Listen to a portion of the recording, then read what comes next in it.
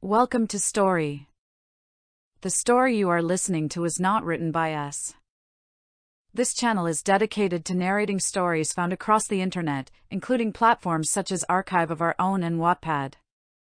Our goal is to provide long-form audio stories you can enjoy while working, driving, or relaxing. We always encourage listeners to support the original authors. Stories are uploaded and updated only once they reach 2 hours or longer, allowing authors time to develop their work and giving listeners the choice to wait or read ahead themselves. Story is not intended to claim credit for these stories. We do our best to clearly credit original creators.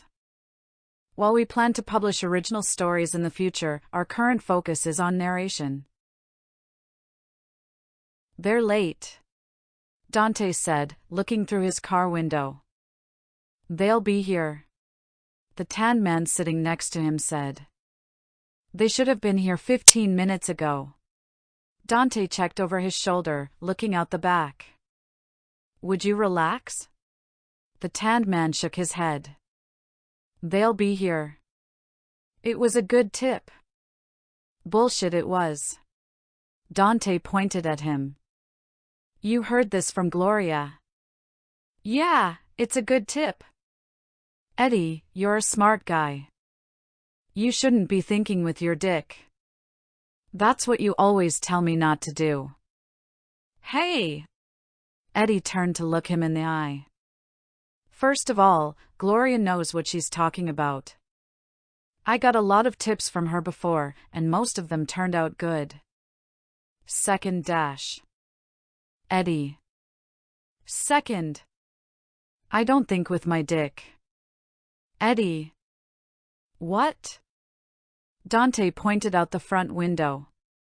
The alley they were parked in just got blocked off by a car on the street.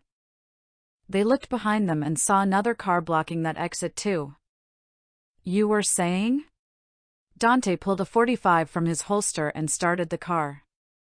Eddie pulled out his 9mm. Tell me you were right when we get out of this. Tires squealed as the car shot forward. The wrong hero. Another dream of days long past, Dante awoke in a similar way he did a few nights before. In addition to the 3 sleeping companions from then, Keel and Jojo joined him. It was more that Jojo wanted to sleep near Dante and Keel was fine with being that close, though that didn't stop the dog boy from ending up over Dante's legs. Jojo, of course, was on top of Keel again.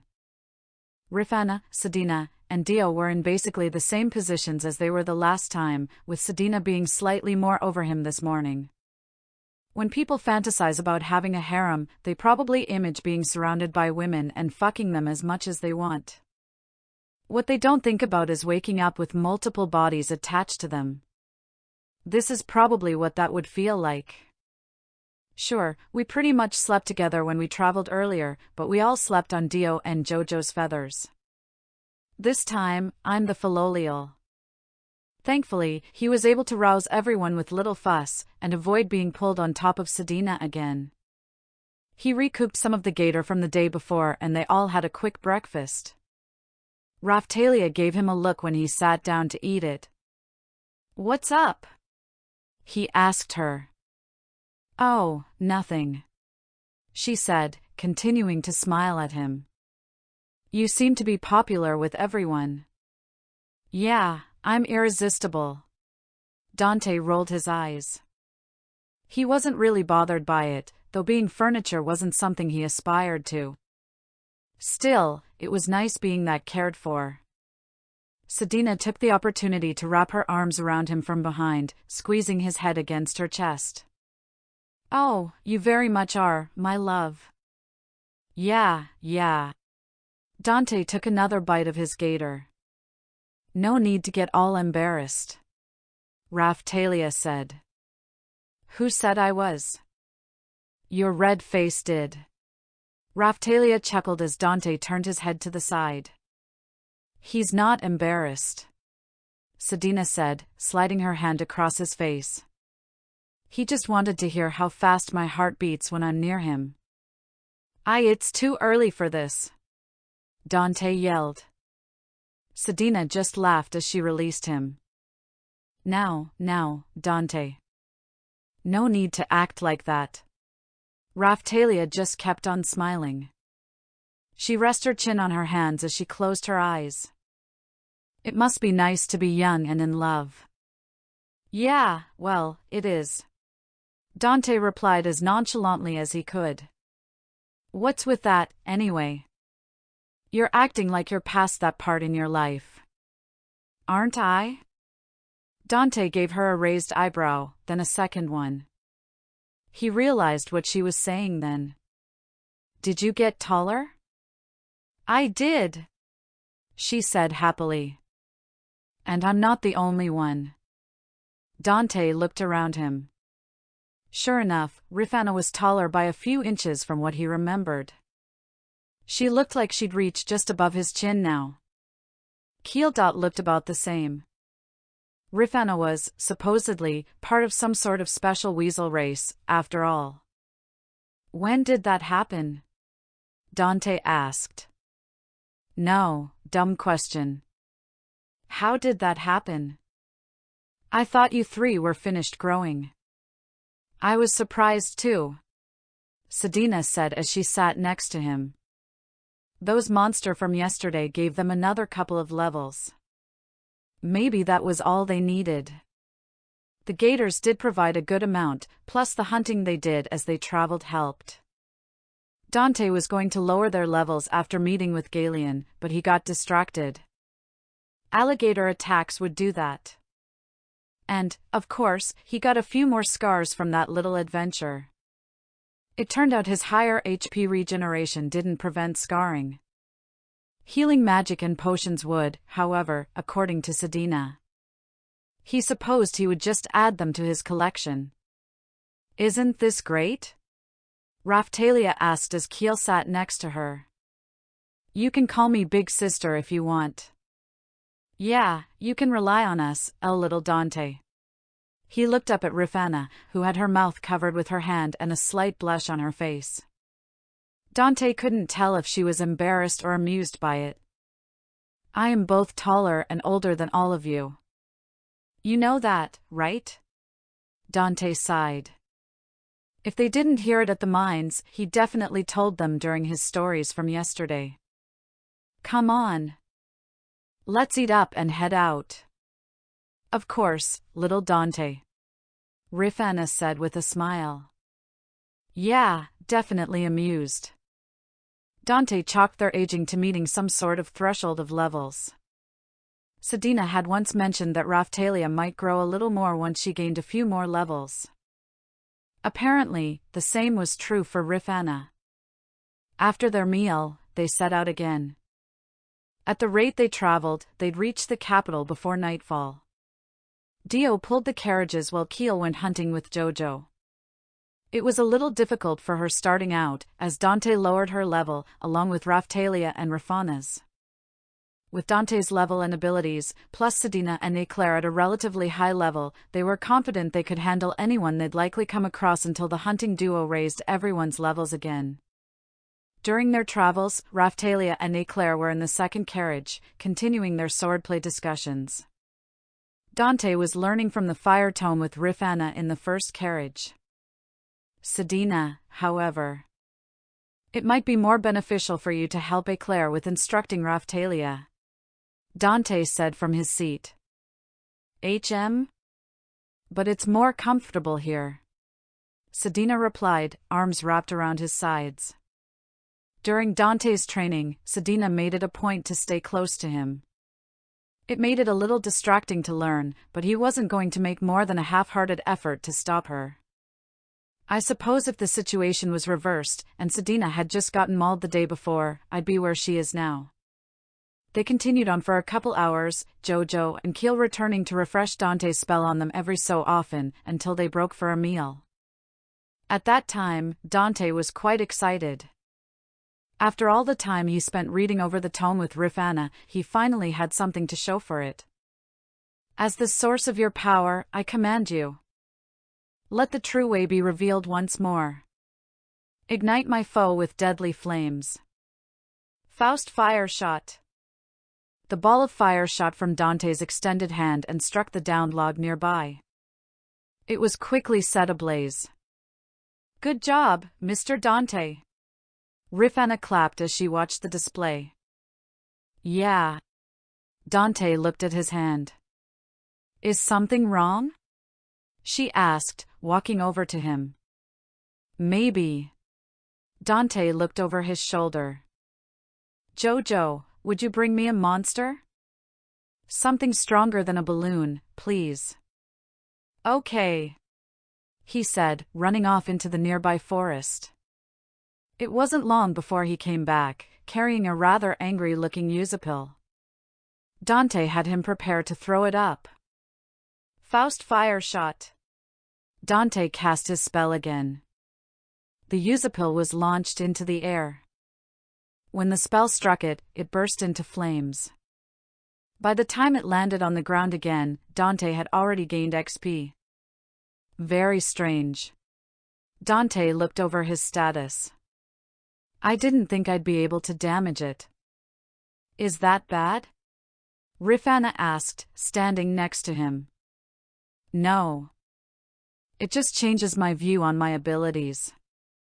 When he thought about it, things started to make more sense. His attack stat was abysmally low, but his magic was fairly good, even without being boosted with the axe's power-up. His defense was, of course, the highest stat he had, but it wasn't unsurmountable. When he trained with Raphtalia or Keel, there were times he'd take some damage, even if he blocked the attack with his reinforced iron shield. He originally believed that was due to their increased stats, but now he thought differently. Yesterday's Indigo Gators was another thing. Even with his high defense, they did some serious damage to him. Even if he was using a weaker shield, half the points from the axe power-up were funneled into his defense. Not only that, but Sedina was able to take them all out with a single casting of her Zweight Chain Lightning spell. It was by no means a weak spell and they were all under the water, but he thought it should have taken more to kill things that wounded him like that. Finally, his thoughts turned to some of the later books in the Shield Hero series.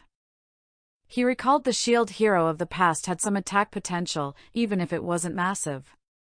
Something else he remembered from somewhere was the reasoning for Naofumi's incredible defense and lack of attack. Didn't the Shield Hero die early on many of the other times he was summoned? I think I remember that being a reason he got such a high defense. The shield was protecting its hero from an early death. So, maybe that didn't happen as much here? He definitely recalled there being an offensive healing spell that Naofumi wasn't allowed to cast. He complained about it during the fight with Tact, and actually used it then. But here Dante stood, not only able to cast an offensive spell, but for it to deal real damage. He could boost the spell further with the staff's power-up, and keep casting it to improve it with the claw's power-up. The MP cost was lower than the cost for Faustguard, even with the proficiency from the claw power-up maxed out for Faustguard. As an aside, he noticed the claw power-up not only reduced the MP for the spell, as well as help him cast it a little faster, but it increased its power and duration. Of course, the power granted by the staff was still more than what the claw provided. He saw the difference between 0% proficiency and 100% with Faustguard, and the difference between a base Faustguard and level 6.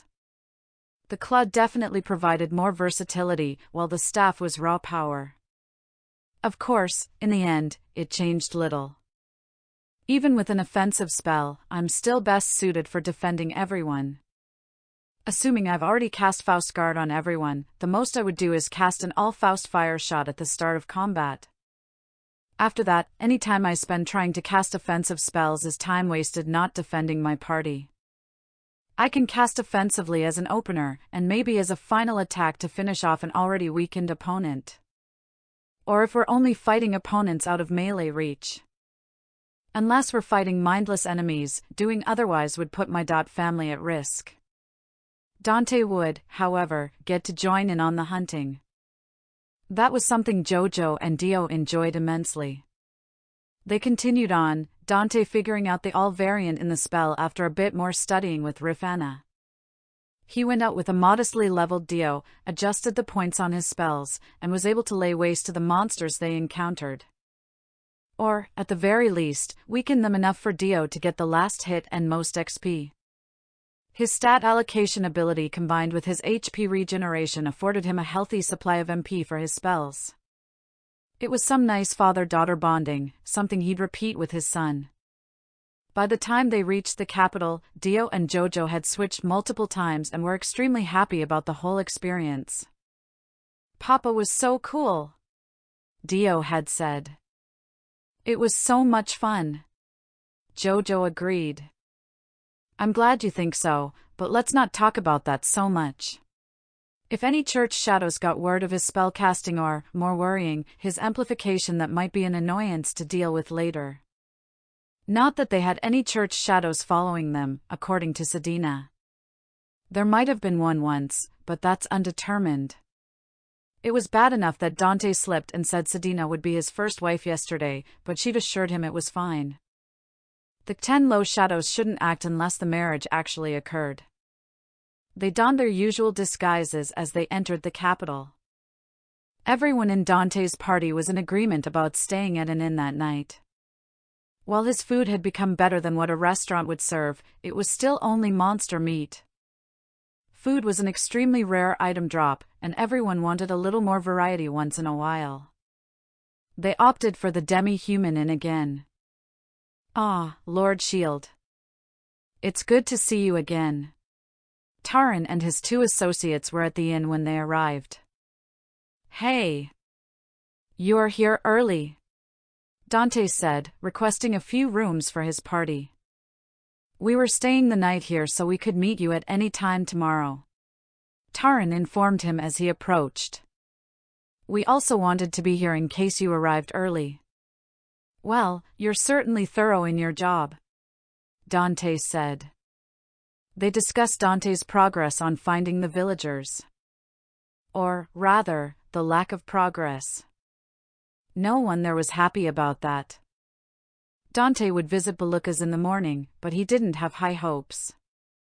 They also talked a little about what he'd been up to since their last meeting. Dante didn't give too many details, mostly because saying anything more about Lord Sieto's territory being attacked wouldn't end well. Knights allowing mercenaries to hold his main town like that might actually lead to war, no matter what Dante did. He was thankful that everyone who knew were either dead, indebted to him, in his party, or had an interest in keeping their activities secret. Incidentally, Dante had asked Eclair why her father had a town of demi-humans as the seat of his power. He was under the impression it was only small villages with demi-humans, and the main area was populated with more humans. That could have been another difference from the books, or Dante just didn't remember correctly. Regardless, Eclair told him her father moved his main residence there to show more support for demi-humans in this country. After that, the emissaries retired to their room, but not before again asking Dante to take better care of himself. Apparently, his eyes continued to look horrible. The party had their supper and went to their rooms. Dante got 3 rooms for them, considering how full their party had become. However, he thought they'd be divided was thrown out the window, as Sedina dragged Dante into one of the rooms. Dio and Jojo quickly followed suit, leaving everyone else to decide the remaining setup. Before Dante could say anything, Sedina pulled him into a fierce hug. "What's wrong?" Dante asked, trying to wrap his arm around her, but finding it somewhat pinned against himself. "You could have died yesterday," she said, not loosening her grip. "That's what this is about?" Dante tried to get a view of her face. "Sedina, it's been a whole day." "That doesn't mean I stopped worrying. We were next to each other for most of the day. It wasn't enough." "What about when I went out hunting?" Sedina pulled at his chainmail. "It terrified me." "It's true, Papa," Dio chimed in. "Whenever I was pulling the carriages, Sadie would sit up front and watch with me for when you got back." "Yeah, Dad," Jojo added. "We kept looking at our status." It was scary whenever you or Dio lost HP. The Philolials clung to his pants as they said this. Why didn't you say anything? He asked. If they were worried, they should have said something. You were having fun, Sedina said. The Philolial kids nodded. With everything that's been going wrong, I thought you could use this. I thought you were being optimistic about things. Not when the people I care about get hurt. What would you do if I had nearly died? Dante sighed. I'd hold you tight and never let go. He wrestled his arm from her hug and brought it around her. Okay. I've been a bit overconfident about my defensive abilities. I'll be more careful in the future. Just promise you'll tell me when something like this is bothering you, okay? I don't like causing you to worry.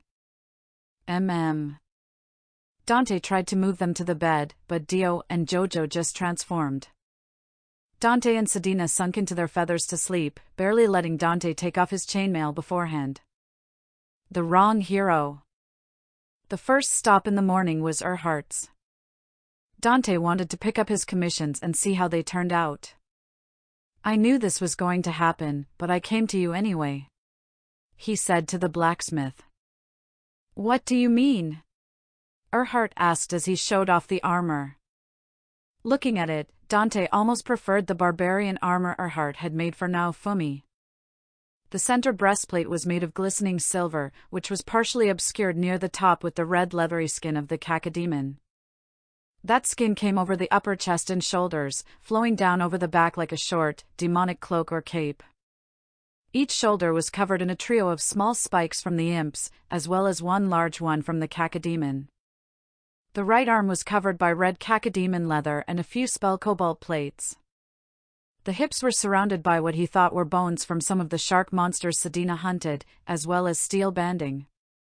The legs were covered in hide looking to be made from the Hell Knight's legs.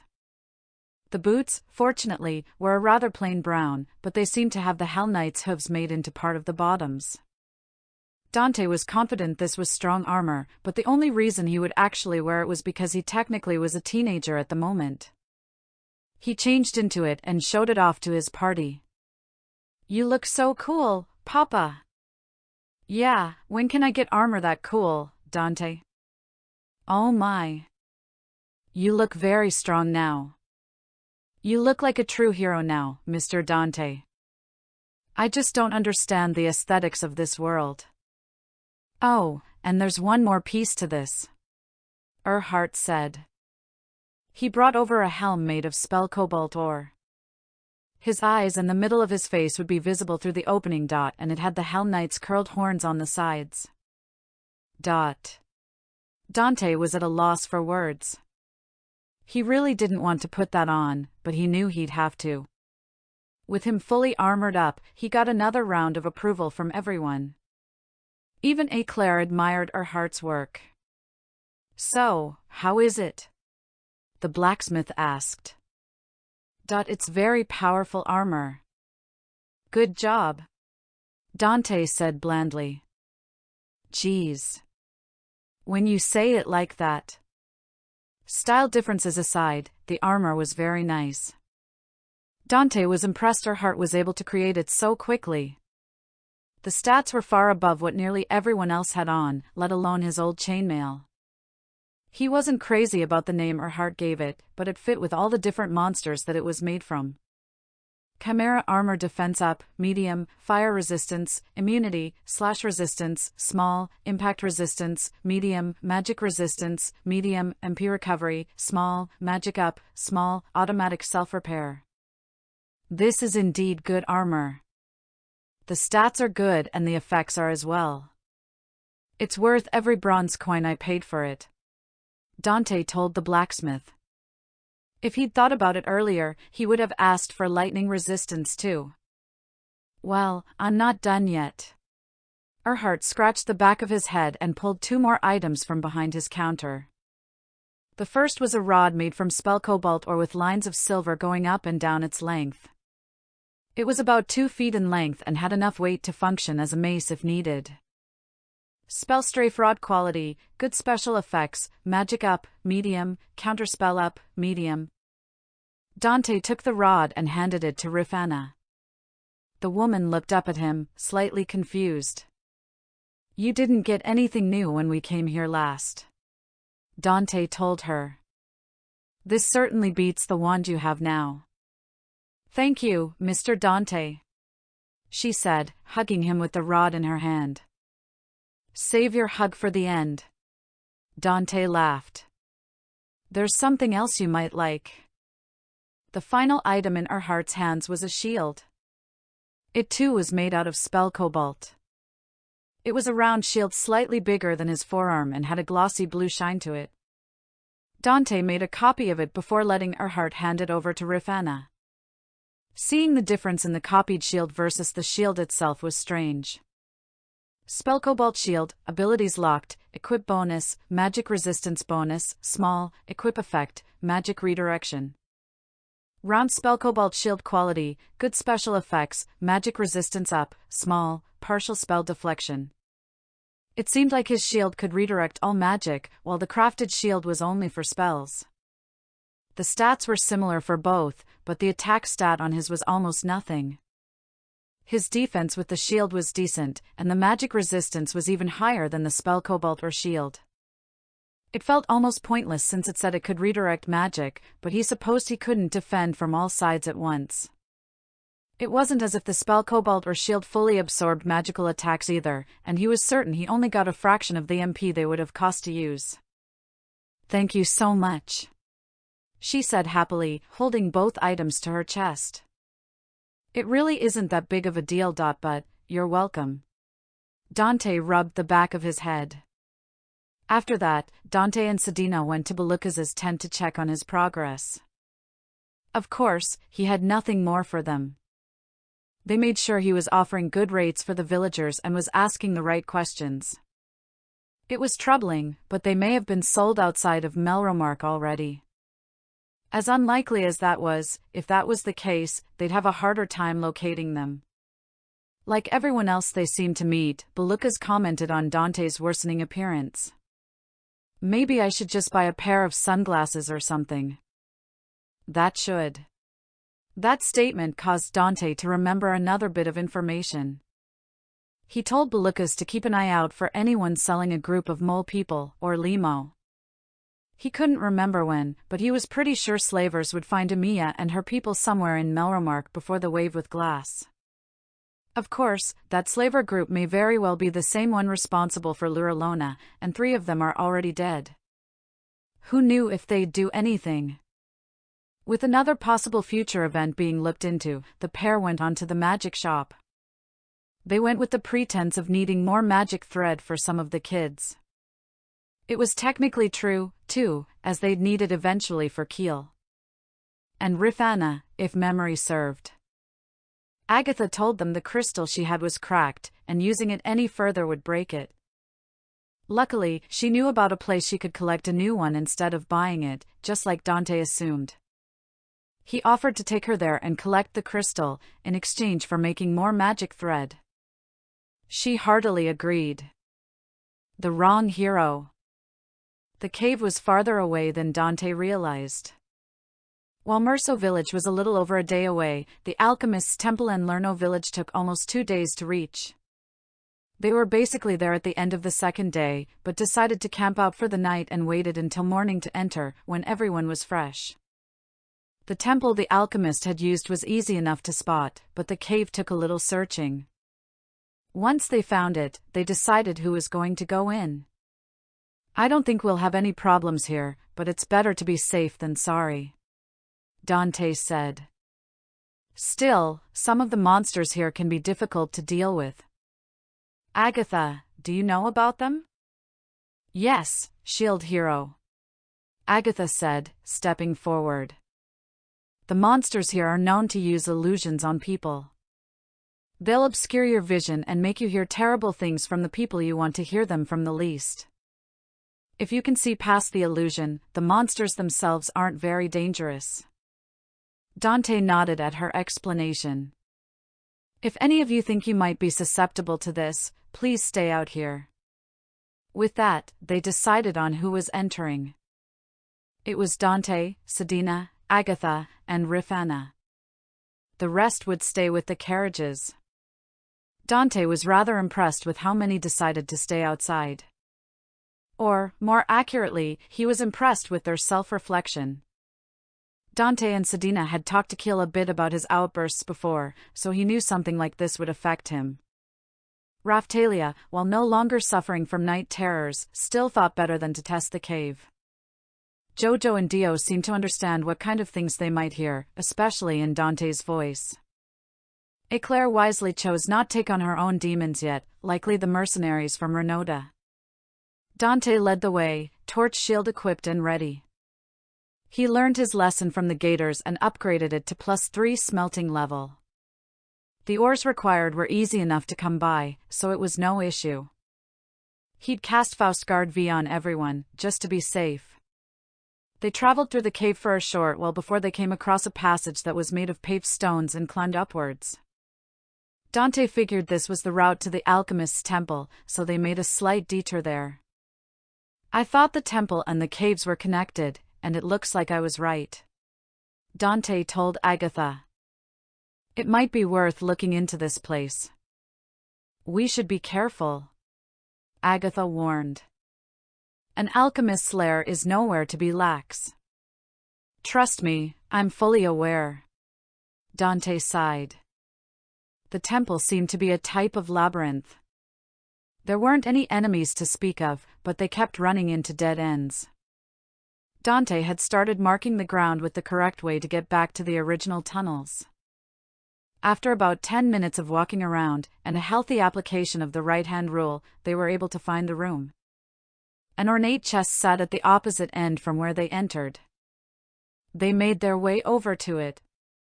Agatha read the inscription on the pillar next to the chest.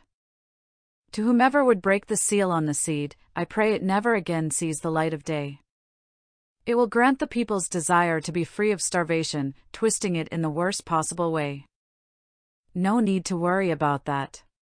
Dante let a lockpick fall from his shield and began his work. I know of a way to alter the seed and make it O. The lock on the chest clicked seconds after Dante started. He reabsorbed the pick. Ha! I thought that'd be more difficult. Agatha hummed as she looked over the inscription. It said there's a seal on the chest to prevent it from being opened. I didn't realize you were a master locksmith. I don't think there was a seal, Sedina added. I didn't sense any magic from the chest. What the? Dante opened the chest. Inside was nothing. It was taken? Rifana asked. Did some adventurers take it? I have a good idea who it was, Dante lamented. He thought he had more time, but he guessed wrong. Still, all that meant was they'd need to keep tabs on Lerno so the bioplant didn't get too crazy. With nothing left to do there, they left the room. Midway to leaving, however, rocks fell from the ceiling. Before anyone could do anything, the rocks quickly clumped together. In the room stood a 10-foot-tall golem. It seemed to growl at them as it brought up its fist. Dante shifted to his reinforced iron shield and met the attack. Upgraded or not, he had no reason to take a physical hit with his torch shield. Besides, Rifana carried a torch in her shield hand, so they wouldn't be blind. Bring it down, quick! Dante called. The 3 women in the group cast their spells. Faust Fire Shot, Zweit Thunderbolt, Zweit Fire Blast. The spells collided with the golem. Though he couldn't see the monster's HP, he could tell it wasn't faring well. It tried to swipe at him again, but its strike was much weaker. Dante didn't take any damage this time, not that he took much before. With another round of spells, the golem fell to the ground. That was unexpected, Dante said as he looked over the golem. A stone embedded in one of the larger rocks glowed, so he let his shield absorb it, gaining a nice shield. You didn't know? Sedina asked. I feel like I might have read about that, but I can't say for certain. Dante rubbed his chin. Was there a golem in that side story? It's been too long, and I don't think it was really relevant, so maybe I just forgot. Well, this has been exciting. Agatha laughed softly. Perhaps we should return to the cave? Yeah. Sorry about all that. Dante said in agreement. A rumbling in the room put that idea on hold. The floor began to quiver before opening up, dropping everyone into it. They tumbled against the carved stones, separating as they went down what seemed to be stone slides. Dante! Sedina tried to reach out, but they were already too far apart. Everyone be careful, and Dante tried to give his last bit of advice while they could still hear him, but he was certain the falling rocks drowned him out. After sliding down for a bit, Dante landed roughly on the ground. The area around him was pitch black. He changed to his torch shield and looked around. There was only one path out, so that's what he took. Dante moved quickly through the tunnels. He didn't want to stay separated from the others for too long. Even weak monsters can whittle them down over time. You were the worst friend I ever made. Dante paused at the voice. Smirking, he shook his head and continued on. Yeah, sure I was, Eddie. I never should have reached out to you as a kid. Dante laughed at the poor attempt. He could still see down the path, so he continued on. He couldn't see where the monsters were, though. You're the reason we're dead. Next was the voice from his dreams. Dante didn't even slow his pace. If he'd come here a few weeks ago, it would have been quite effective. As he rounded a corner, he caught a glimpse of a rat-like creature before his vision began to darken. Fat lot of good that'll do you. Dante raised his hand. I know magic too. Why did you replace me? Dante's voice hitched. That quiet voice, he didn't want to hear that. He shook his head and tried to focus. Is the source of your power, I. Didn't you love me? I command you. Let the true way. Why didn't you protect me? Let the true way. Why did you let me die? Shut up! Dante yelled down the tunnels. With only one hand, he couldn't block out the voice. I hate you. I said shut up. Without a second thought, Dante ran through the caves. He had to get away. He couldn't hear that voice anymore. Are we replacements, Papa? I thought we were your kids, Dad. Who could love a failure like you? In his panic, he slammed into a wall. He fell back on his ass, trying to get his bearings. The passage went off to the right from where he was. You should just die. Having had enough, he leveled his hand in the direction he came from. As the source of your power, the shield hero commands you. Let the true way be revealed once more. Ignite my foes with deadly flames. All Faust fire shot V. 8 orbs of fire shot out from his extended hand. They spread through the cave like a shotgun, impacting all around. All Faust fire shot V. All Faust fire shot V. He cast his spell again and again, trying to hit what he couldn't see. Eventually, the voices stopped and his vision cleared. The light from his torch shield spread throughout the cave. The lightly glowing remains of the charred rats and bats came into view. Dante gasped for air, falling back on the ground. He stared blankly at the ceiling. That was terrible. Knowing what was going to happen and experiencing it were two very different things, a concept that proved itself time and again. Still, the immediate threat was dealt with. Now, Dante had to find the others. He looked at his status. Sedina! He quickly got to his feet. Her HP was still very high, but it kept flashing. She must have taken damage from the fall, because he couldn't even see the difference when it flashed. He hurried along the path to find her. Rifana had all her HP and Agatha had most of hers, so he wasn't too worried. Dante rounded another corner when, "I don't want to marry you at all. I just want you to protect my friends." Shooting Star Shield V. He brought up his barrier. What he thought would happen did. The darkness that threatened to consume his vision was kept outside the field, and no more voices entered his head. If I hadn't panicked before, I could have just done this. He began to walk down the passage, only able to see a few feet in front of himself. As he walked, rats and bats began to bounce against his barrier. Some were repelled backwards while others got to the sides and passed through the openings between his barrier and the walls. If he didn't need to find Sedina, he'd take the time to burn them. As if in answer to that thought, he found her. She quickly came into view, her harpoon thrusting towards him. Shit. Dante adjusted the shield to intercept the hit, taking damage from its lower stats. Sedina. Dante? She took a step back, her harpoon still at the ready. She looked around the inside of his shooting star shield. Is that really you? Yeah, it's me. He extended his hand towards her.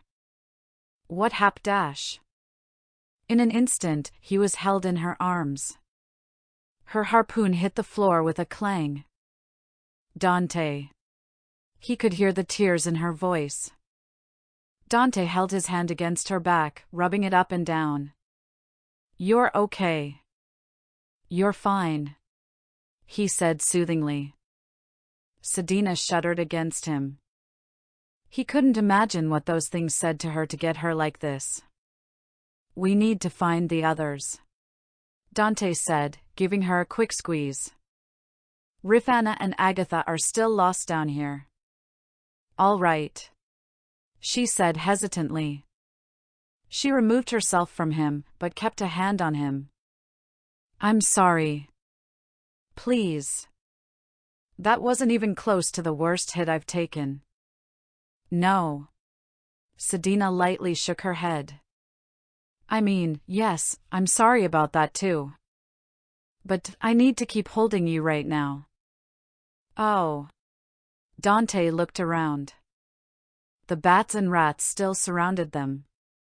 They looked as if they might be trying to use their magic, but it wasn't even close to strong enough to pierce his skill. Dante willed his shield to move a little on his forearm and grasped Sedina's hand.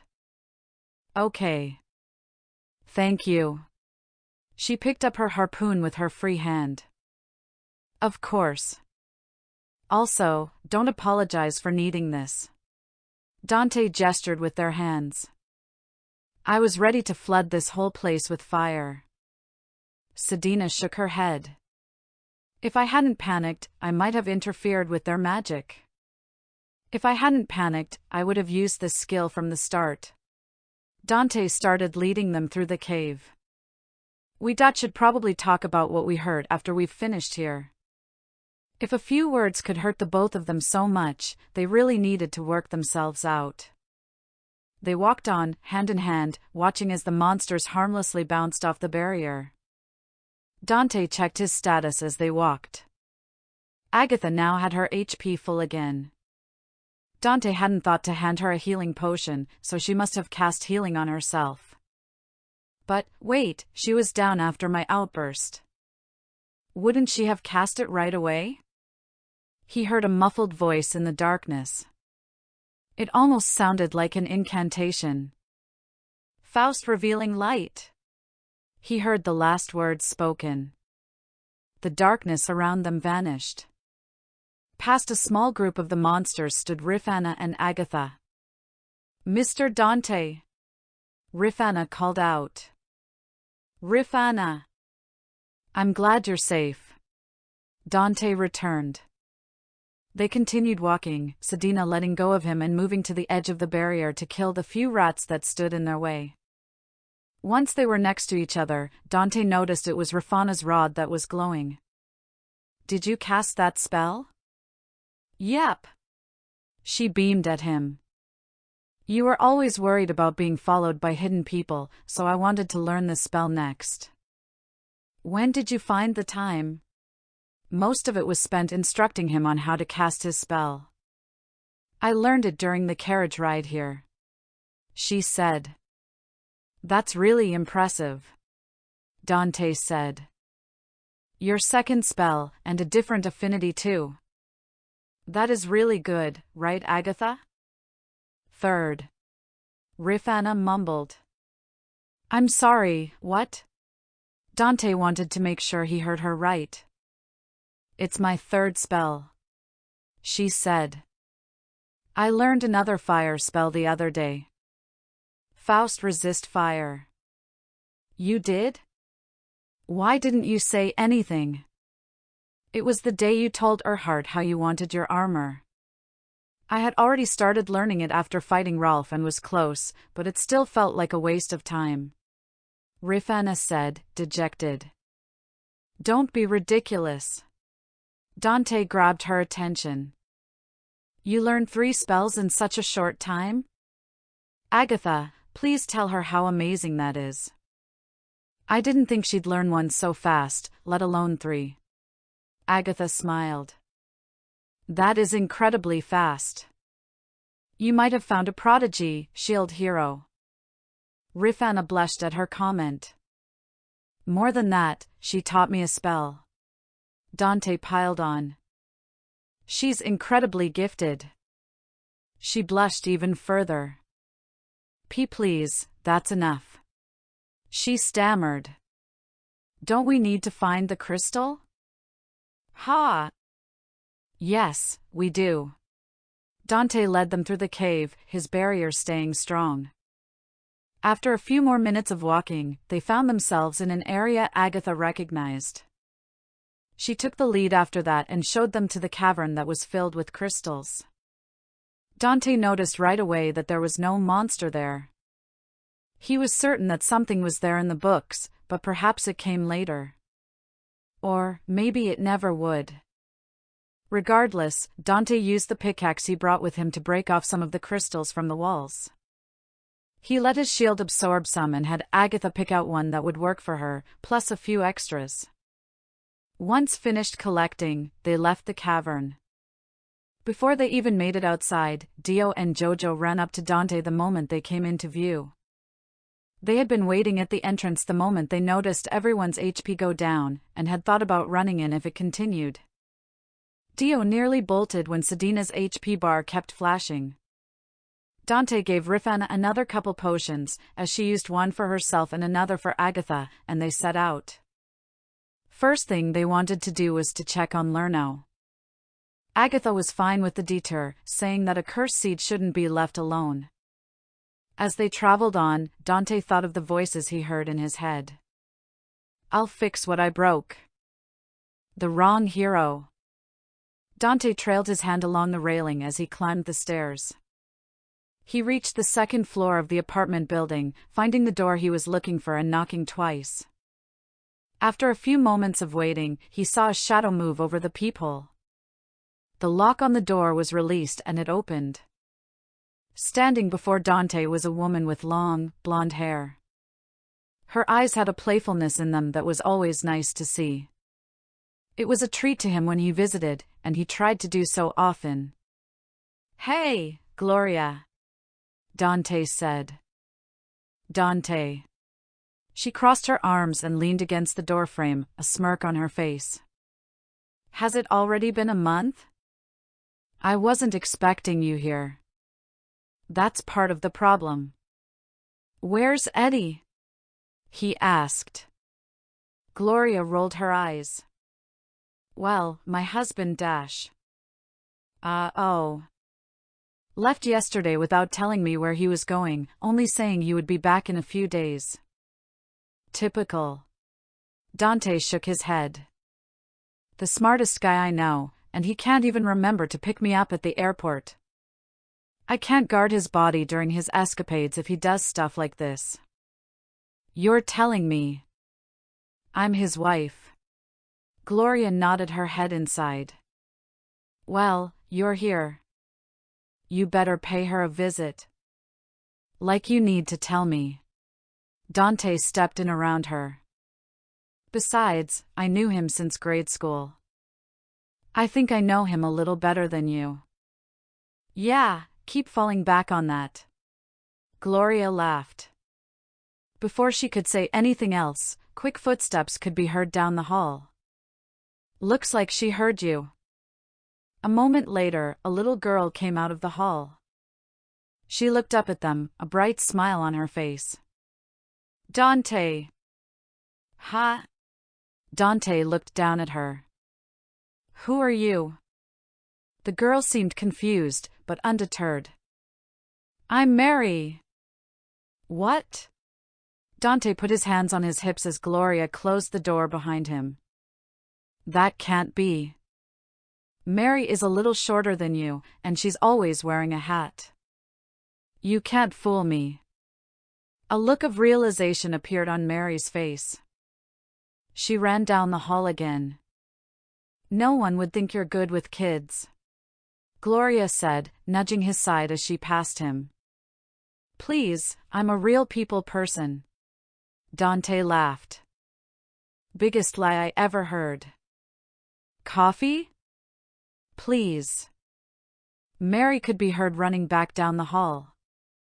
When she came around again, she had a green knitted hat on her head. One side was taller than the other, and it had a face stitched on it.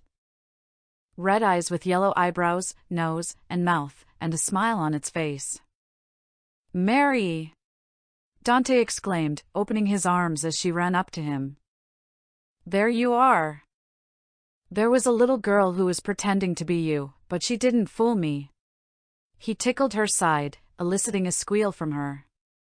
Dante, that was me. She cried out, trying to squirm away. It was? Dante asked, easing off. It's just been so long, I didn't recognize you. You have to tell me all about what you've been doing since last time. Okay, she said. Dante carried her over to the kitchen, Mary talking all the while. Notes.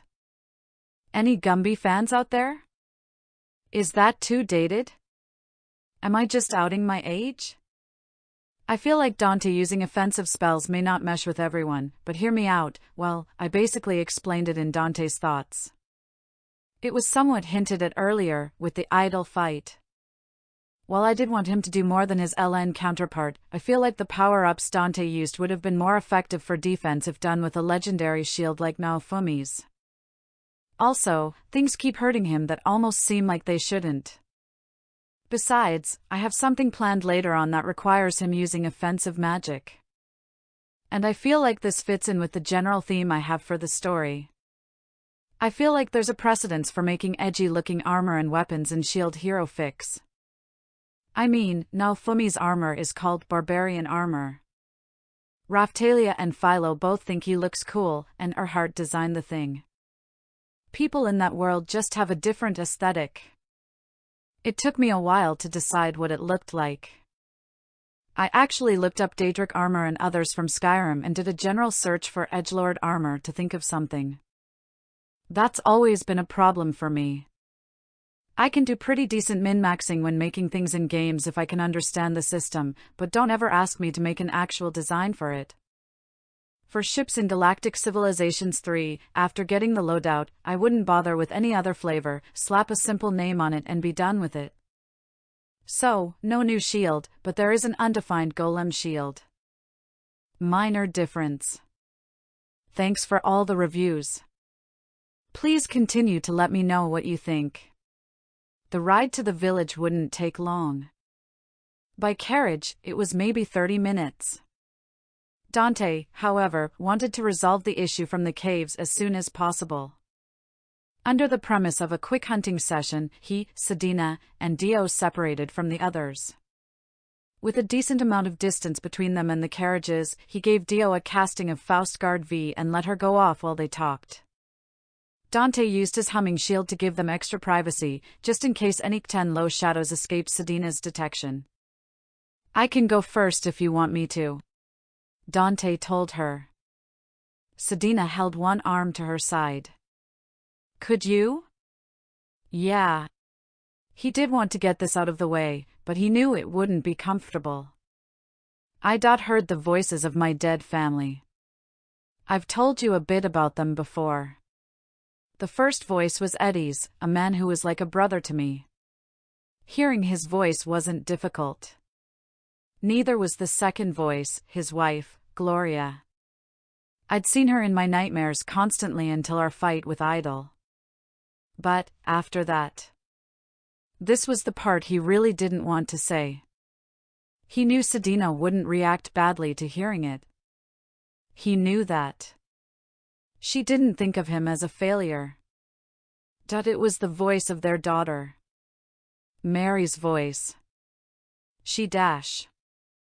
Dante found himself wrapped in Sedina's arms. What? He asked. It was rather sudden.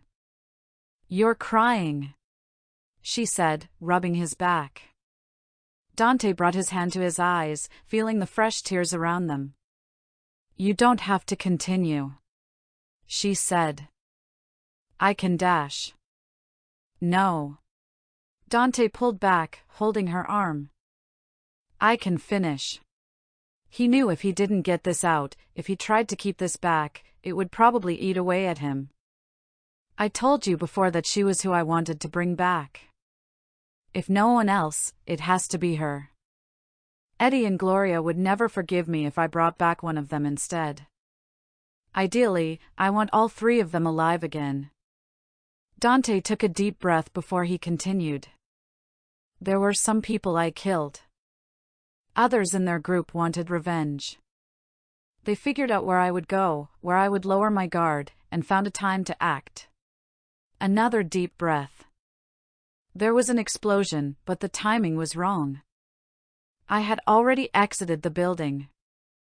Eddie and Mary were killed immediately. Gloria received severe burns, but died not long after. With her dying breath, she blamed me for it. She was right to do so. Dante could feel the tears start again. Mary was 9 years old. Sedina held him close. I'm so sorry. Dante returned the hug. They stood there for several minutes, Dante just letting it out. Am I? Dante tried to speak. The kids. Doi. Sedina traced her hand up and down his back. What is it? Ask me anything. Dante swallowed. Jojo and Diode, I treat them well, right? He asked. I treat them like they were my own kids, right? Not like their replacements? That's. Sedina pulled back to look at him. Dante, one of the first things I saw you do after they transformed was comfort them. I heard the guilt in your voice over Dio's scar. Dante's eyes widened slightly before he gave a soft laugh. You heard a lot of that, huh? Just a little. Sedina smiled. They were your kids long before I had them call you father. You all just didn't realize it. Dante returned her smile. Yeah, I suppose you're right. Thanks. I'm only telling you the truth, Sedina said. Her expression darkened as she let go. I guess I need to tell you what I heard now. Only if you want to. Sedina shook her head. I don't. But, I need to. She held his gaze. Do you think I'm a failure? What? Of course not. Dante held his hand to her face. She leaned into it. Is that what you heard? She placed her hand over his. From my father. I mean, Raphtalia's. I understand. Dante remembered what she said at the grave marker. I'm not weak. He cocked his head to the side at that. No. If anyone calls you weak, they won't be thinking that for long. Even though my level was so low when we met? It was her turn for tears to threaten to break out. If I was stronger, I could have killed Idol Robbie myself. I could have returned from hunting sooner to protect my village from the waves, from those slavers. That wasn't your... He remembered. It was the first time she got mad at him. She thought he blamed her for her level being as low as it was. Dante couldn't remember all the specifics from the books, and the web novel was a little inconsistent regarding Sedina. When she was in Zeltable, he remembered her level was extremely high, possibly north of 90. Of course, that was something like 4 months after the first wave. Who knows how many of those levels she gained there? However, if he considered what happened in the reprise web novel, Sedina would have been able to thrash the knights in the castle at the feast. That was a good reason to believe her level was always high. There was only one real question to ask. It wasn't your fault. He said. The waves happening wasn't your fault. Those slaver bastards attacking your village wasn't your fault. My arm wasn't your fault. I could have done something. She argued. I could have prepared better. Now was the time to ask. How? Dante ran his thumb across her cheek. How do you think you could have done better?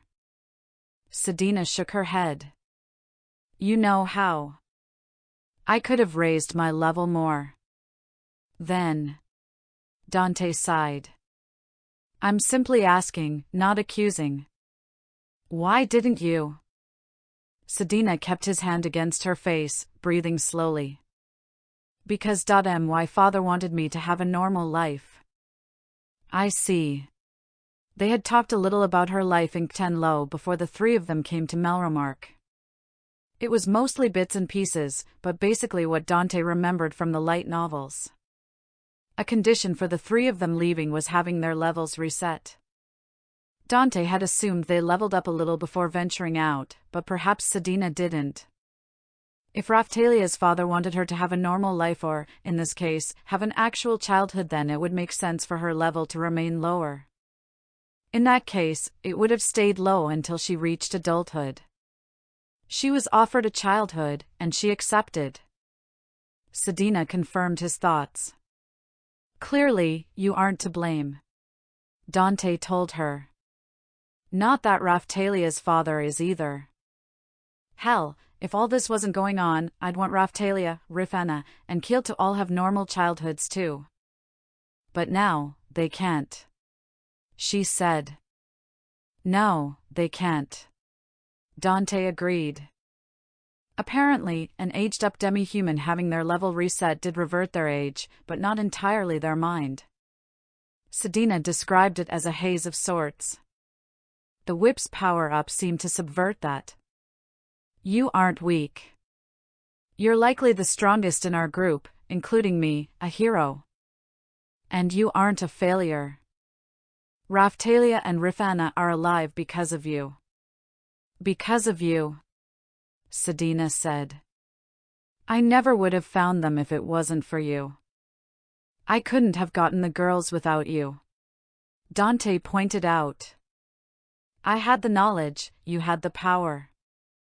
And now, thanks to that power, they are both alive and well. Dante pulled her to him, giving her a quick kiss. You just need to accept that you aren't weak or a failure. I could have been stronger. You could have. Dante said. And the wave could have happened somewhere else, or not at all. And now, you will be stronger. I'll help you become the strongest non-hero in the world. Hell, you might become stronger than the vassal heroes. No one will be able to harm your family again. Sedina nodded. But you're still crippled. Dante shrugged. Could be worse. Could be a leg. Sure, I miss being able to do a bunch of things myself, but it's only temporary. What if it isn't? Sedina asked, her voice gaining a worried tone. What if you can't regrow your arm? Dante smirked. Well then, I guess you'll just have to spend the rest of your life with me. Sedina blinked. Then, she regained her usual smile. So you do know how to flirt. I've done it once or twice, Dante said, fighting the growing blush on his face.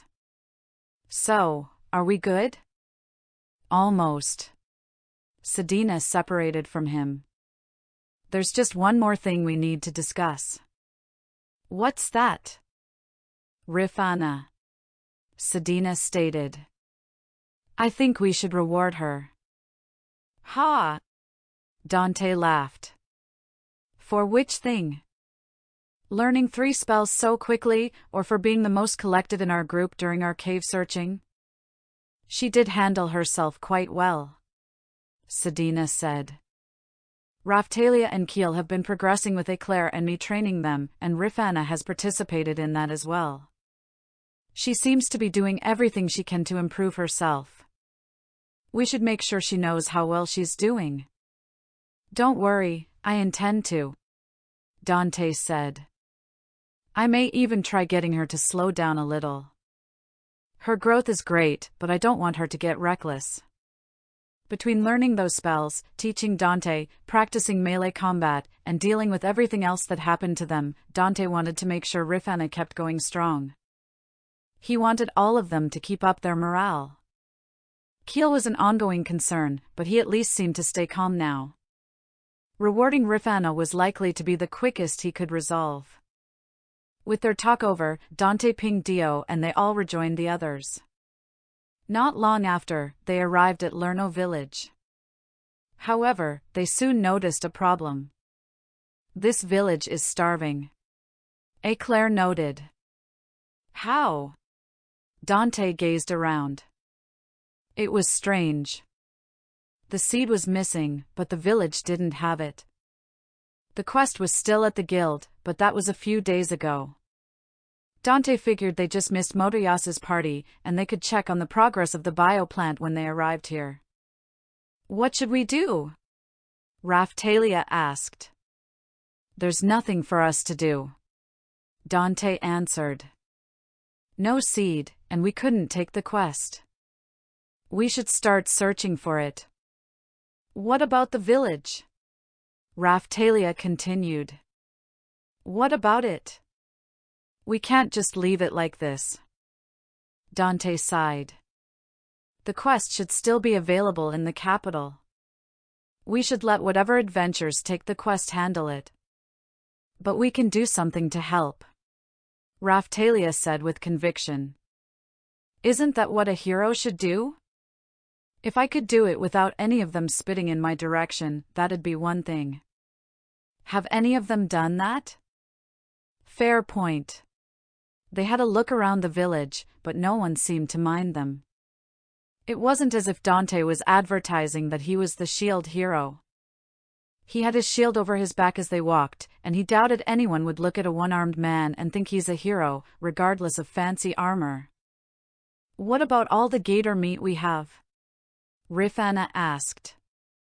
We could give some of that to them. Those are our provisions, Rifana, Dante pointed out.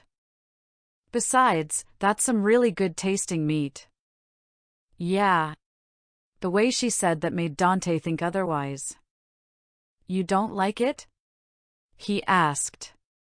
It's not bad, but... Really? Dante looked to his other party members. They all wore similar expressions, and it wasn't positive. Do none of you like it? They, in fact, did not.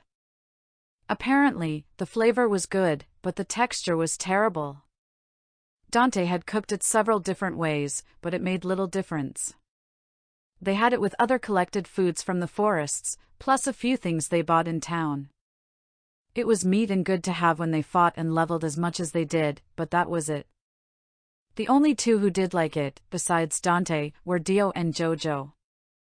Besides the fact that Philolials basically ate anything, they liked the fact that they were eating monsters that tried to eat their father. Dante sighed as he took another look around them. All right, I suppose there's something I can do here. It was simple enough to come to an agreement with the village chief. In exchange for most of the indigo gator meat, the village would give them a small amount of coins and all the monster remains they had. It wasn't anything edible, at least not directly. Bones, rotten meat, anything Dante knew his shield could absorb for shield reveals or power-ups. Dante's party took off as much of the scales as they could for crafting. The villagers were a bit concerned when they saw everything going in and out of his shield, but it wasn't like they had room to complain about where their food came from. After they finished exchanging goods, they set off for the capital once again. They needed to bring Agatha back and get their thread made. Keel would need it for when he learned to transform. Rifana too, as Dante recalled and Sedina confirmed, as well as Raphtalia, though Dante didn't remember that one. He recalled that Ruft had gained a therianthrope form, though that may have been from Raphjohn's influence. During their first night traveling back, Dante took Rifana aside. What would you like as a reward? Huh? Dante wanted to cut to the chase. He figured asking her by herself would get the best answer out of her, so she didn't feel like the others were judging her. Not that that was likely, given they were all friends. For your work in the cave, and for learning so many spells so quickly, Dante informed her. Plus, for teaching me a spell. You've done exceptionally well. I want to make sure you know that. We can tell everyone what you chose afterwards, if you want. I just wanted to hear it from you first. Rifana smiled. That's okay. I don't need any reward. Dante shook his head. I wasn't asking what you needed, I'm asking what you wanted. I already have everything I want. The conversation already wasn't going how Dante wanted. If I don't somehow reward you, I feel like I'll be setting a bad precedence.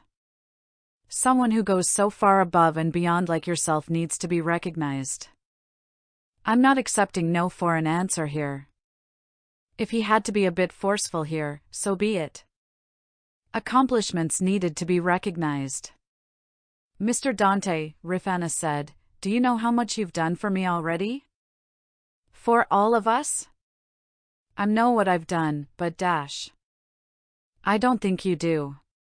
Rifana adjusted the top of her robes, opening the front. What are you doing? Dante turned his head to the side. I wanted to show you what I'm talking about.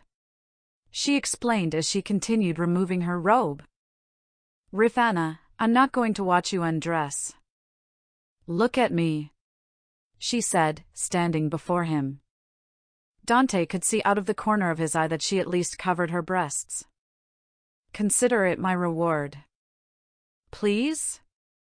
Dante sighed. He slowly turned his face to her. His expression slowly changed from hesitancy to concern. Rifana. He saw what she wanted to show him, her scars. The pair on her face had faded a little, and there were only a few around her wrists and hands, so he hadn't thought much of them. But, all around her stomach, chest, and shoulders were numerous lines. Understanding what he was doing, Rifana turned to the side, allowing him to look her over and see dozens more scars on her back. Had she removed her lower clothes, he likely would have seen many more. Damn it. That doctor said there wouldn't be permanent injuries. Was it the leveling and growth? Or, did he not consider scars injuries? I'm sorry, he told her. For what? Rifana asked, turning to face him again. Your scars, he said. Maybe I should have been the one to apply the healing salves. I had Sedina do it because you were girls, but maybe I could have prevented them. I don't mind them. Rifana stood closer. The wounds were given to me by a cruel man. But the reason they were able to become scars, the reason I'm still alive, is because the shield hero saved me. She looked up into his eyes. If you don't like seeing the scars, I'll take whatever healing you want me to. Rifana. The conversation turned so far from what Dante intended. Their scars. Your scars. Whether or not you want them removed is entirely up to you. If you do, I'll do what I can to help, but you can't possibly think I'd want you to keep them. Even if I did, you shouldn't listen to what I dash. His voice was cut off. Rifana had moved next to him and wrapped her arms around him. It was hard not to think about how her large chest was pressing into him. He already had Sedina help him out of his armor for the night. Can I tell you a story? She asked, the side of her head pressed into his chest. There once was a girl who dreamed of marrying the shield hero. She lived in a peaceful village with her family and friends. One day, disaster struck. Monsters fell from the sky and killed so many of her friends. Her mother was killed by one of those monsters. When it was over, the people who remained tried to rebuild. Before they could, evil men and women of the kingdom attacked her village. Many of the adults were killed, including her father. The women and children were sold into slavery. The girl and her best friend were sold to an especially cruel man who would torture his slaves every night. The friend tried to keep up hope, but the girl had already given up. One night, it was the girl's turn to be tortured. She had seen how the cruel man did it. On the first night, he would beat his slave extra hard. On the second, he would force that slave to eat another demi-human with him, and then kill the slave after. After she was beaten, she knew the end was near.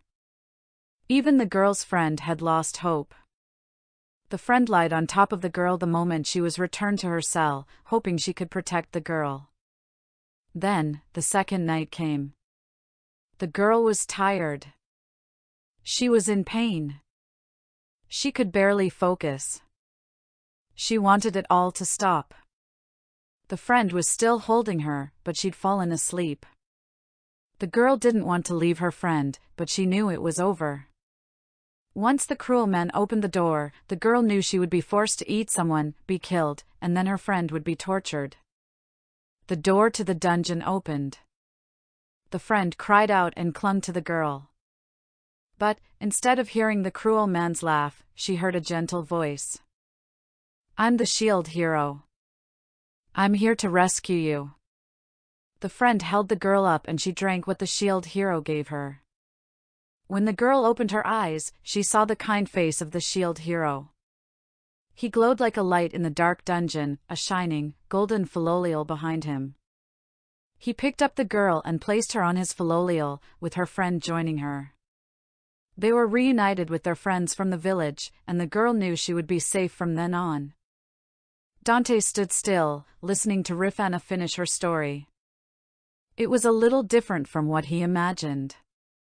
But, so was her interpretation of events. Rifana, don't you think a little too highly of me? She squeezed him tighter. You're the man who saved my life. How could I think less of you? Because I nearly left you and Raftalia to your fates. Dante admitted. With my knowledge, I knew Idol was strong. I wasn't sure if Sedina and I would survive a fight with him. We almost didn't. I almost let Sedina go off on her own to get killed. But you didn't. Rifana refuted. You, Sedina, and Dio fought Idol to save us. If anything, I still have to thank you and Dio. You both got badly injured. Dio's scar is fading. Dante said. That injury he had been treating himself. If anything, she thinks I'm too worried about her while I'm still missing an arm. That, of course, will be fixed eventually too. Still, I dash. Didn't I once tell you and Raftalia not to worry about that? Dante was certain that came up once before. Okay. Rifana leaned back slightly to look up at Dante. He turned his head to the side, not forgetting the situation they were both in. Good. Now then, get dressed, Dante said. If you're truly satisfied with your reward, then we can move on. Just, maybe don't mention this to the others? Sedina would have a field day with her teasing, and he felt Raftalia may join in too. She seemed pretty invested in him getting with Rifana. Before that, Rifana moved her hands to Dante's face, turning it to have him look down at her. Would you hug me? Dante gaped at her request. I dot like this? She nodded. This is a bit much, don't you think? Is it more than what you did with Sedina before? She asked. She had kiss marks all around her neck and going down dash. Okay, I get it. There would be no winning this discussion for him. I assume this will be part of your reward, yeah?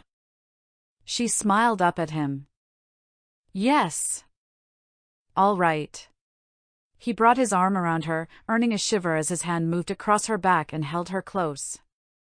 She let out a tiny squeal as her arms wrapped around his neck. I was making this out to be worse than it is. It's just a hug, after all. Besides, it's not like she's a child anymore. I wonder if Keel is jealous, since he still looks 16, while both of his friends look older. Hey, Mr. Dante? Rifana brought him out of his musings. Yes. Can I be a bit more selfish? How so? Can you? She barely spoke above a whisper. What is it? Dante couldn't hear what she said at all. It was mostly mumbling. However, given the situation, he had a pretty good idea what it was. He brought his hand from her back to the left side of her face. He tilted her head back so he could clearly see her face. Her cheeks were flushed from her trying to speak her request. Dante smiled, leaned down, and kissed her on her forehead. He gave her a grin as he pulled back up. Next time, say what you want properly, otherwise I might misunderstand your dash. Rifana instantly slumped down, barely held up by Dante's quick movement. Her eyes basically swirled as he set her down. Rifana? You okay? He asked the weasel girl. She couldn't even talk right. Well, I guess you've been properly rewarded now, Dante said. He picked up the robe from the ground and draped it over her. He made sure she was covered up. So, maybe don't mention this to Dash. Oh my. He heard the voice he didn't want to right now. He looked over his shoulder and found Sedina standing there, her hand barely covering her massive grin. Like a deer caught in headlights, Dante didn't know what to do. Unfortunately, Sedina did. She immediately turned around and started running back to camp. Hey, everyone! She called as she ran. Guess what Dante just did? Are you a fucking child? Dante yelled as he chased after her. The wrong hero. The rest of the night and the next day went about how Dante expected it would. Raftalia congratulated her friend on her progressing relationship, while turning around to tease Dante about it. Everyone but the Philolials got in on it. Even Agatha and Eclair chimed in. The old witch found the whole thing amusing. While they weren't teasing Dante, he had Sedina, Eclair, and Agatha look over the map with him. If the bioplant seed was out there somewhere, his party needed to find it. However, they couldn't devote all their time to it. He had the three of them mark every village location they could think of. There were a lot. Of course, being a medieval-esque world, there would be many farming villages. The most Dante could figure was there was some hidden quest Motoyasa knew of for the seed. Of course, that was assuming he was the one who found it. For all Dante knew, that seed had been gone for years. Still, they could search for it a little while they leveled. Dante still had the areas the other three heroes told him about. He had them marked on the map as well. They could travel around to those areas, grind XP, and search for the seed nearby. For the places away from monster hunting areas. Well, hopefully the seed wasn't there. Once they made it back to the capital, Dante had the former demi-human kids spin their thread. They could take it to and to make clothes for them. Sedina had been teaching Keel how to transform, and she knew he was close. Of course, they'd leave the clothes there for a bit to continue grinding. They stopped by the slaver trader's tent again. Of course, there was still no news. They could expand to other slave merchants, but Dante didn't know where to find them, and Belucas wasn't about to help his competition. After that, it was time for Dante to do what he probably should have done earlier. "You must be the shield hero, correct?" a nun at the church said. "That's right. I'm here to register with the hourglass," Dante replied. He and Sedina went to the church. He figured he should have an accurate time until the next wave, just in case they accidentally missed it. The nun didn't seem too pleased as she looked him over, but she did smirk when she saw his missing arm. "Right this way," the nun said with little emotion in her voice. She led them deeper into the church until they were before the giant hourglass. It was over 20 feet tall and looked about as gaudy as Dante imagined it would. He held his shield up to the hourglass and a beam of light went into his shield. Then, a clock with a timer appeared in his vision. 15 hours 1 minute and 23 seconds. From what Dante could tell, it looked like the wave would be a little after noon when it arrived in 15 days. Plenty of time to level up an acceptable amount. There was only one thing left to do here. "Excuse me," he said, adjusting his footing as he looked to the nun. "I understand the dragon hourglass has other uses besides predicting the waves." "What did you hear?" the nun asked. She clearly didn't want to say anything that Dante didn't already know. "That people can get something called a class up once they reach a certain level," Dante told her. "Ah, yes, that's right," the nun hummed. "You can get a class up as early as level 30. "I see," Dante nodded. "Is there some sort of limit to the class up?" "You won't be able to level up past 40 unless you receive a class up," the nun said. "Some adventurers like to class up as early as possible so they can continue to grow without interruption." "That's good to know," Dante said. Of course, he already knew that getting a class up earlier would stunt your growth, as confirmed by Sedina. "And, if we wanted to have that done, how would we go about it?" "Your companion is level 30? She asked, clearly not happy about it. "Oh, no, not at all," Dante said, lying through his teeth. "We still have quite a ways to go." "I see." The nun seemed to look around a moment, as if searching for an answer. "The class-up ceremony will cost 15 gold coins." "That much?" Dante asked. "Even though I'm a hero?" "I'm afraid so, even for a hero." Dante could hear the obvious tone shift when the nun said that. "I see." Dante felt a light pinch near the bottom of his leg. "In that case, we'll be off. Thank you for your time." The pair left the church, their task there complete.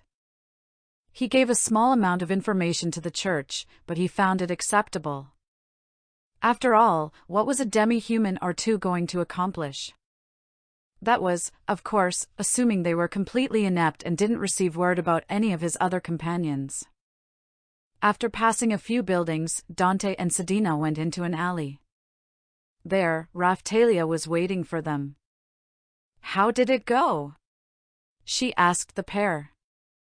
"See for yourself," Dante said, adjusting the armor on his legs. A soft plop sounded. With a wave of Raphtalia's hand, her spell was dismissed. Dio stood there in her chick form. Chirp. Dio flapped her tiny wings before she transformed into her child form. Well? Dante looked down at her. Did you get it? Yep. Dio beamed, producing a small bag for Dante. He knelt down next to her and she poured the contents into his shield. Dragon Hourglass Sand Shield, LV locked, abilities locked, equip bonus, skill portal shield. Dante smiled. Good work, Dio. He gave the girl a head rub, which she greatly appreciated. You know, I could have done that too. Raphtalia said. Too risky.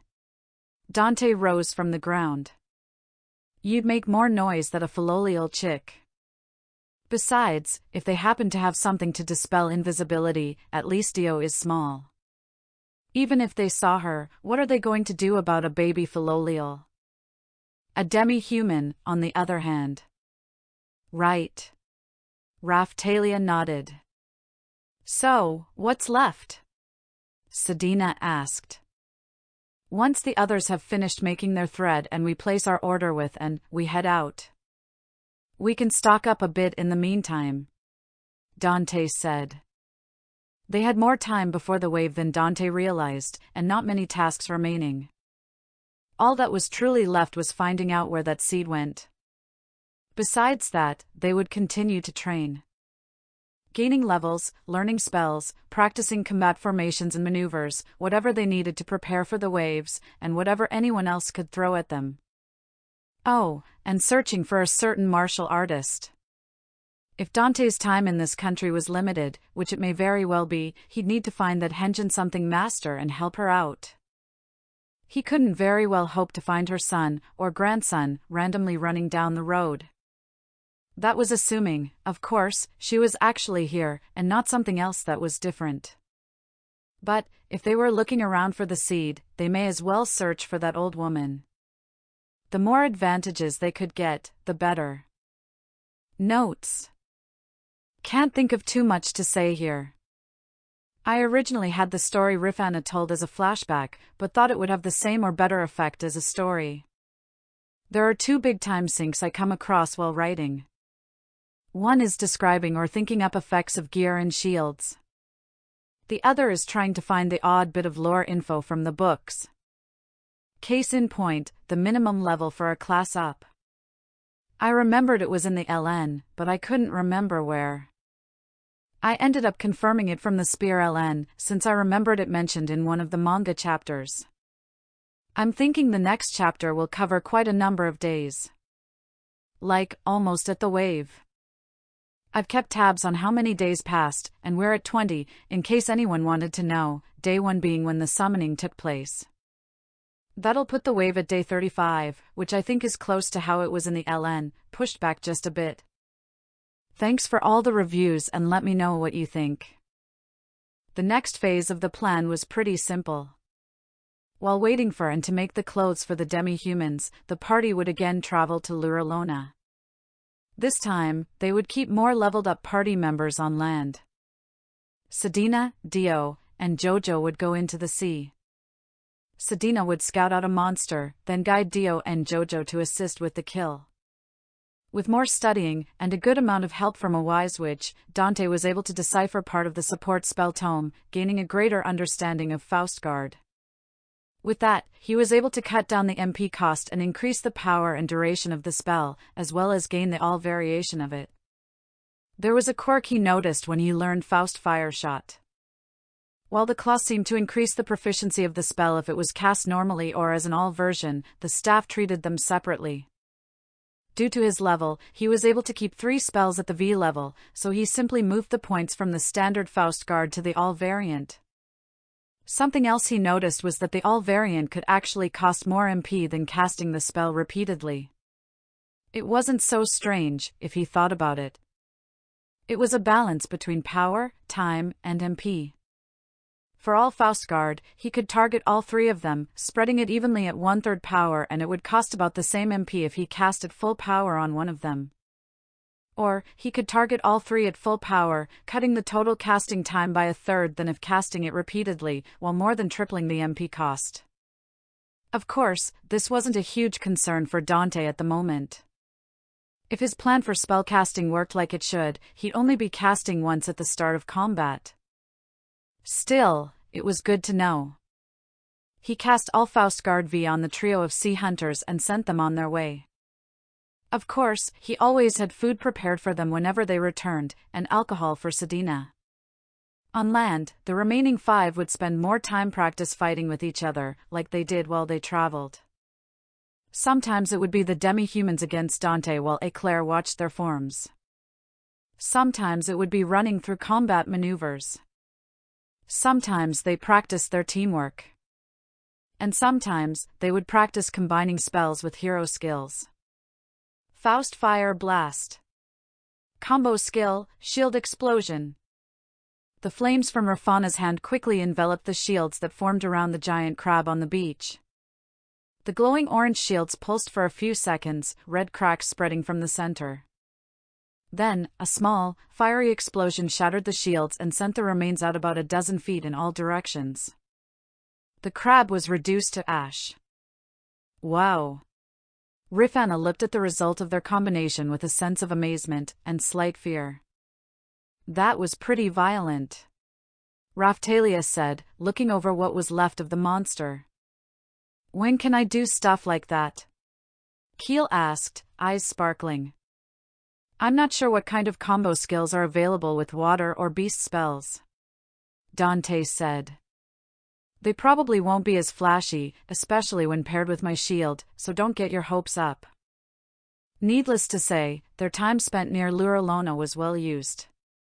It wasn't all directly related to combat and levels, however. Eclair had some very specific training in mind. You want me to what? Dante had to make sure he heard her right. I want you to hug me, Sir MacRory, Eclair said. Would you care to explain? She was pretty straightforward in her reasoning. Whenever she interacted with men, she didn't handle it well. She'd mostly gotten used to Dante, but she found herself acting too defensively with other men. If they found themselves in a situation where they were surrounded by men, something that seemed all too likely, given Dante's predictions and track record, then she needed to prepare herself. Therefore, getting over her trauma was paramount. It's not like I don't understand, but are you sure this is how you want to go about it? Dante asked. I must be able to act when around men, especially with the wave approaching, she reasoned. Well, I did promise to help however I can. Dante accepted her request. The first time they tried it, however, didn't go well. Eclair couldn't move closer to Dante, and she continued to back away at his approach. She suggested he come at her from behind. When he did, he managed to wrap his arm around her stomach. Immediately after, she did everything in her power to remove him. Elbowing, headbutting, she even tried to bite him, not that any of it would work. He did end up releasing her, much to her relief and annoyance. They would continue to try many times throughout their stay. Dante asked if she should start with Jojo or Keel, but she declined, saying Dante would be a stronger hurdle for combating her trauma. He wasn't particularly offended by that. Ignoring all he did before coming to this world, she did witness him devouring numerous people with his shield. Sedina asked why he would agree to something that looked like it might worsen her condition. Of course it's a bad idea, he told her. But, it's a bad idea that I would have come up with, so of course I'll help her with it. It was similar to his own issue with his missing limb, though it was under entirely different circumstances. They spent 3 days there. They trained, earned XP, lowered their levels, and earned it again. On the morning of the 4th day, they traveled back to the capital. They would complete a few tasks there, then be off to search for the seed and old martial artist. They first went to Urhart's. With a new surplus of monster materials, they could get some nice things made. Sure, they would have a bit of a nautical theme, but that was fine. Some of the item drops were pretty good, so they only needed to get things they were lacking. Really, they were only there for estimates, given that and was making clothes for them. Once the others learned to transform and got their measurements, they could get outfitted. However, the moment Dante entered the shop, an issue presented itself. "Hey, Erhart!" Dante called to the man. Instead of being greeted back, Erhart stepped from behind his counter and started shooing Dante and the others. "Get out," he said. "Ha!" Dante watched as the blacksmith approached. "What are dash?" "Out!" he yelled, pushing Dante. With his defense and strength, even Erhart would have some trouble, but Dante let himself get handled anyway. Once they were out of his shop, Erhart held his shoulder for a moment. "Sorry," was all he said before he went back inside. Dante looked between Raphtalia, Kiel, and Eclair. It was a bit strange.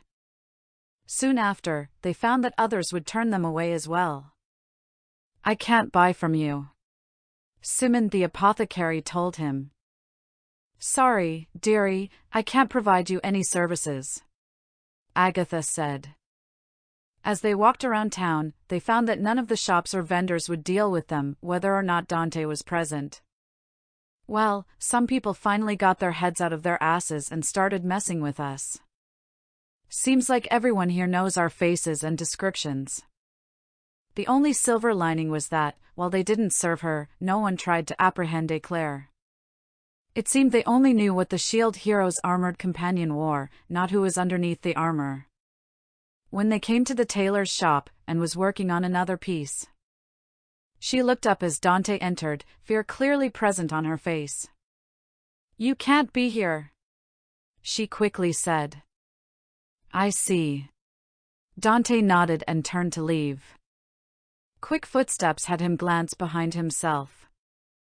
"After sunset," and whispered, "Knock at the back door." Dante nodded again and left the building. He was glad she would at least give them what was already paid for. With no more reason to stay separated, Dante's whole party traveled down the road with the carriages. They stopped at the alley that led to the slaver's tent. Dante hopped off and went in with Sedina, leaving the others to guard the carriages. When they entered the tent, they saw Belukas, still with his signature grin. "Ah, Sir Shield Hero. It's good to see you," the man said, rubbing his hands together. "Well, at least someone's happy we're here." Dante sighed. "What the hell happened?" "We were gone for 3 days. "Why, whatever do you mean?" the slave trader asked, still grinning. Dante groaned and pulled off his pack. He pulled a silver coin out and tossed it to the slave dealer, who grinned even further. Belukas pocketed the coin. It appears that many knights went around warning various shop owners not to conduct any business with the shield hero. A rapist shouldn't be allowed to live decently, or so they say. 3 heroes knights or castle knights? Dante asked. I wouldn't speculate to their religion, but they all wore Melromark's sigil, yes sir. Dante thought about that, though he didn't need to think too deeply.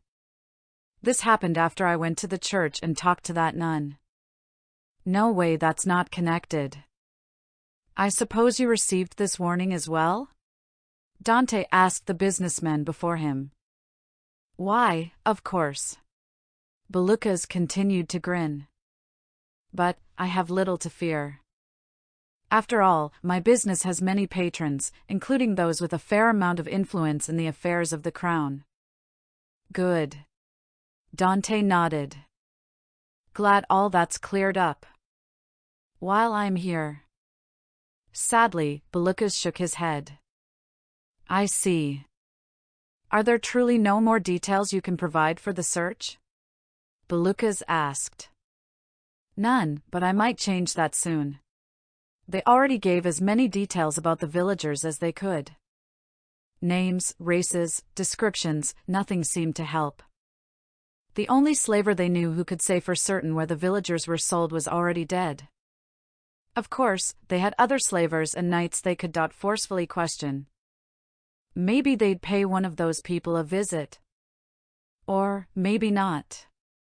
With people on higher alert for Dante and his party, problems arising in town might lead back to them.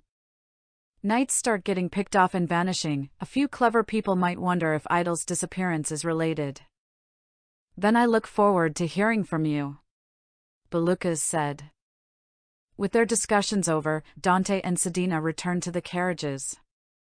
With a lot of time to spare, they went to the demi-human inn to hopefully meet with the emissaries.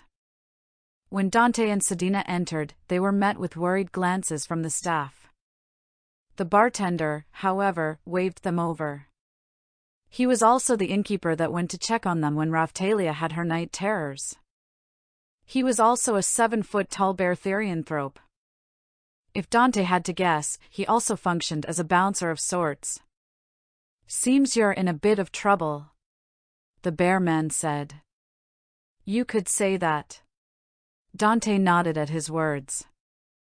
"We don't want to cause you any trouble. There should be a few travelers here. A male Hakuko, a female cat demi-human, and a female dog demi-human. If you could tell them to meet us at Dash." "No," the barkeep said. Before Dante could say anything, the man jabbed his thumb to the stairs. "Third door on the right." Dante looked to the stairs before turning back. "Is that okay?" The bear man placed his hand paws on the counter. "Son, I've had to deal with a lot of things in this country. I'll be damned if I'm going to let some humans in metal suits tell me who I can and cannot serve." Dante gave a short nod at the man's words and headed to the stairs with Sedina. "We'll try to keep it short," he said. Once on the second floor, Dante knocked on the emissary's door. The Hakuko, Taran, greeted them. "Lord Shield." The man sounded ecstatic to see him. "Taran." "Dyla, Nero." Dante greeted him and his companions. "Seems I've caused a bit of a stir in town. This is all that Melromark Vixen's doing," Taran proclaimed. "You think the princess did this?" Dante asked. That wasn't necessarily the vibes he was getting. He knew the church wanted to pin things on Malti, but they weren't doing that good of a job. He was confident that was the plan, seeing how he got that information from a knight he had tortured. Well, that also depended on what exactly that knight knew. "No, Lord Shield, it's the Queen," Taran clarified. Ah. Dante understood. They probably would see it that way. Her country did hoard all the heroes and started discriminating against their enemy's god almost immediately. "Please, Lord Shield, Dyla cut in, allow us to take you to Siltvelt." "I'm sorry, but I'm still looking for the villagers from Luralona," Dante reasoned. "Please reconsider," Nero said. "There are lords in Melromark that have good relations with Siltvelt. Let us contact one of them. Perhaps they can take over the search." That's not such a good idea. Dante had thought of that before. The only lord he knew of that cared at all about demi-humans was Rieknot. Even then, Rieknot didn't seem particularly wealthy, at least for a lord. Would any of them actually be able to keep them safe? Most of the survivors are children. "Forgive me, Lord Shield, but where would you have them stay?" Taran asked. It was a fair question. After all, he was going to have them stay on Rieknot's lands for a while. The Lord had agreed to it before they left. Dante would make sure to check in to make sure everything was fine. It all depended on his teleport skill. This, among other reasons, was why Dante wasn't a diplomat. He couldn't always think of the right thing to say. Well, there's no real point in worrying about that now. Dante tried another approach. "We haven't found any, aside from the initial 3. All the more reason to leave this country and expand your search," Taran said. "I can see why he's leading the negotiations. The man's quick with his words. Even if I wanted to leave, there's a problem. Dante said. I've recently registered with Melromark's hourglass. When the wave comes, I'll be teleported to the wave with my party. He verified that with his help menu. Dante had a look at the map with Sedina and Eclair before. They might be able to reach Siltveld before Melromark's wave, but that would be without any real leveling. Assuming they got past the border wall without conflict, which was highly unlikely, Dante wouldn't realistically be able to get back to Siltveld again until their wave pulled them there, whenever that was. At least, not without meeting the level requirement for Portal Shield first. Something he couldn't do without hunting. Registering at a new hourglass may override the old one, but his help menu didn't say, and he could only really recall that happening in the web novel. It was shaky information at best. Once Melromark's wave passes, I'll be in a better position to leave. I'll have abilities that let me travel quickly to where I've been. Once he could use the teleport shield skill, he would come and go as he pleased. He couldn't remember if the carriages could be teleported too, but that was an issue for later. If you think that's best, Lord Shield, we won't argue any further. Taran gave him a short bow. Good. Dante didn't really have any other arguments he could make at the moment, aside from simply refusing. With that said, I don't want you three coming back to the city. What? Taran had concern clearly written on his face. Things are getting a bit more serious here, Dante reasoned. Regardless of who's doing this, associating with the shield hero is clearly dangerous. I don't want you three getting yourselves arrested or, more likely, killed because someone gets wise to what you're here for. So far, Dante's party didn't have to deal with assassins from the church or anyone with any real power. Idol was the exception. The mercenaries from Renota were still a bit of a mystery, but they were entirely incompetent. Things could change, but Dante wasn't worried, considering all the leveling they were doing. The item drops also helped quite a bit. Taran sighed. If that is your wish, Lord Shield, then we shall stay away. Thank you for understanding, Dante said. The wave is in 12 days. I'd be fine with meeting with you all then. They finished their discussions and Dante and Sedina left the group. They returned to the party to plan things out. What do you all think? Dante asked everyone. They met in the least packed carriage to plan, with Dio and Jojo still attached to the carriages in their average filial forms. Of course, his humming shield was equipped to silence their talks. Seems like there's no point in returning to the capital, Eclair said, shaking her head. Well, we still need to find that seed, right? Raphtalia asked. That will probably take a while anyway. Searching around is a given, Dante said. I believe we're more than ready for the wave. My concern is what comes after. What are we looking at? Sedina asked. Dante knew what she meant, and figured he should divulge a bit more. From the knowledge I have, looking too powerful to the church causes problems, Dante said.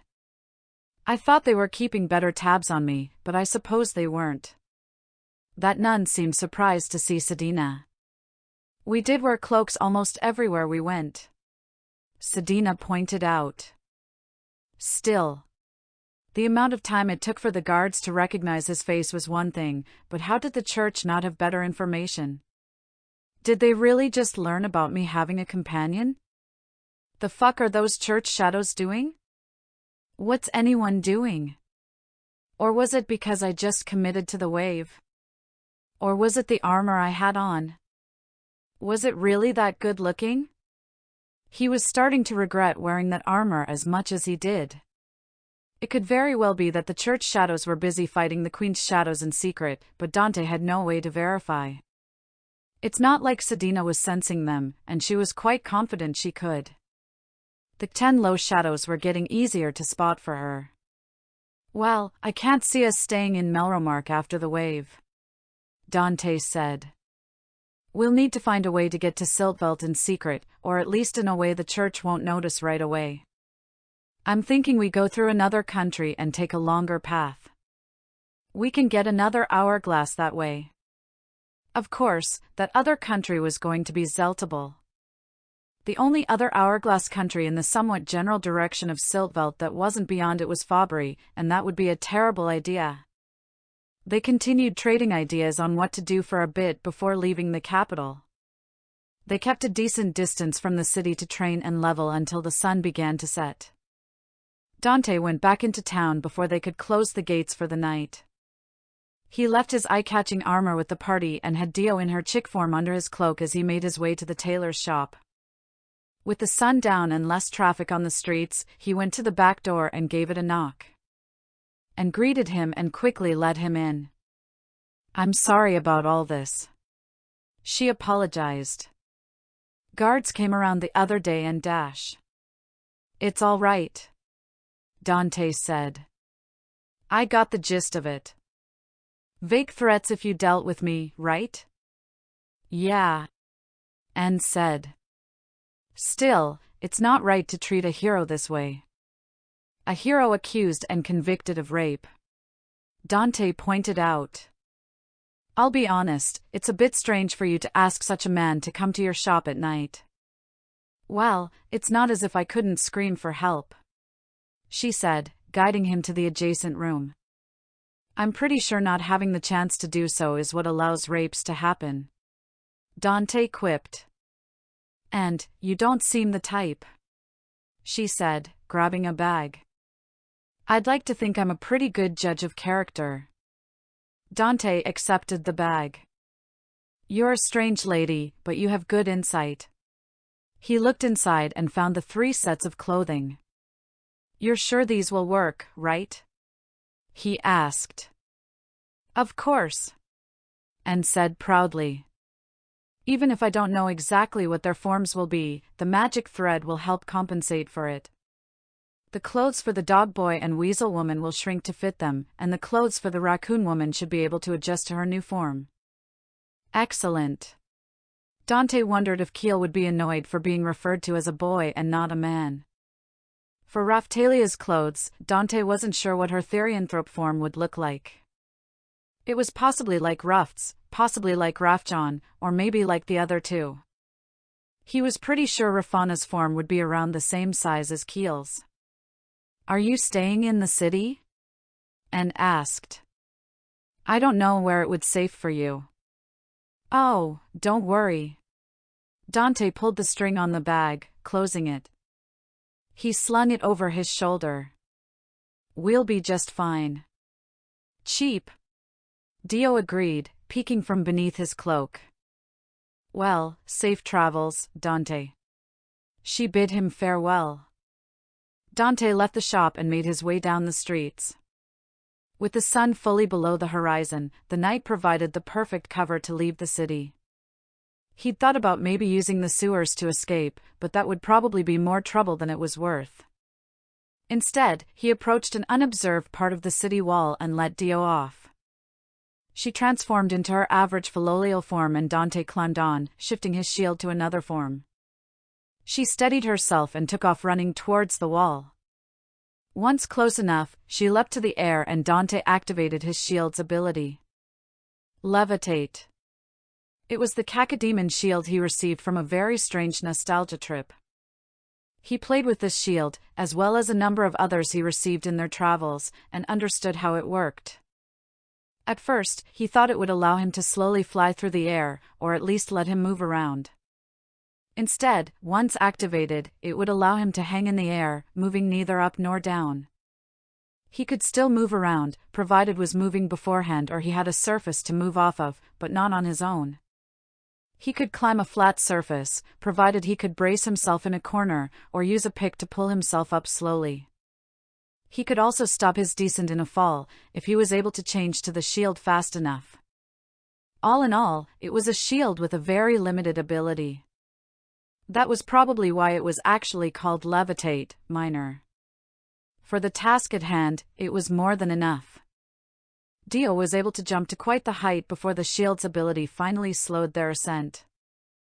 Once above the wall, Dante allowed their forward momentum to keep them going until they passed over it completely. He deactivated it to quickly descend and activated it again once they neared the ground, and then stopped it entirely. They made it out with no sign of gaining attention and continued on. "Good job, Dio." Dante scratched the side of her neck. Dio transformed into her queen form mid-stride. "Thanks, Papa," she said happily. They made it back to the others some distance from the capital, camp already made for the night. Dante handed out the clothes to the 3 demi-humans. They made sure their designs could all be used with their current armor. Keel's was similar to how he had his clothes before growing. An open-collar white shirt with exposed midriff, and shorts that went just below his knees. Jojo was quite happy they still matched. When he was told what his therianthrope form would likely be, he did what Dante half expected and wanted it to transform into a loincloth. Dio wasn't the only one who wanted to emulate Sedina, and who could blame them? Raphtalia seemed fond of the colors and style of the clothes Dante first got for her, because her clothes looked pretty similar to those. It was a red and brown tunic with a slightly lighter brown undershirt. The skirt part, however, went farther down, a little above her knees. Her transformed clothes would basically be the same as they are now. Rifana surprised Dante a little, and almost made him groan. Her clothes consisted of a dark blue shirt with a matching skirt. The shoulders were left exposed while the sleeves went all the way to her wrists. The bottom of the shirt reached mid-stomach, while the skirt went down just above her knees. The shirt also clung to her chest a bit, and combined with the exposed shoulders left a fair amount of cleavage showing. She did also have a hat similar to Agatha's, adding a nice touch to it, as well as a short, hoodless black cloak. What do you think, Mr. Dante?" Rifana asked. She was clearly embarrassed wearing it. Keel and Raphtalia were a bit embarrassed looking at her, Eclair even more so. Sedina kept on smiling like she always did, but it was clear she was highly amused. On the plus side, neither Dio nor Jojo seemed to react much. Dante didn't think she thought out her outfit through enough, or maybe the tailor misunderstood something. Whatever the case, he wasn't about to make it worse.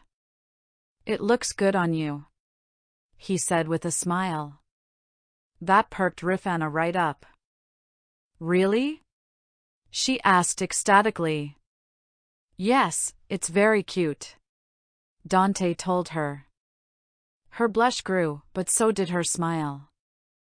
After trying on their clothes, they turned in for the night, taking their shifts like normal. The wrong hero. The next several days saw them falling into a decent pattern. Like Naofumi had, Dante opted to sell medicine as they traveled for the time being. It was a decent way to earn money, which they should still do, and it allowed Dante to use up his otherwise useless supply. The merchant Passe Claire got them worked without issue. He had been selling to Simond in the capital, but that arrangement got squashed. He wore some decent clothes he got from his item drops and kept his shield on his back and under his cloak while dealing with customers. It was a decent way to unlock shields. Raphtalia, having liked using the bow against the Cacodemon, continued to learn from Eclair. She'd gotten the basics down before, and was more working on consistency. Plus, doing that repeatedly was going to really work out her muscles. That sort of training did improve one's stats a bit.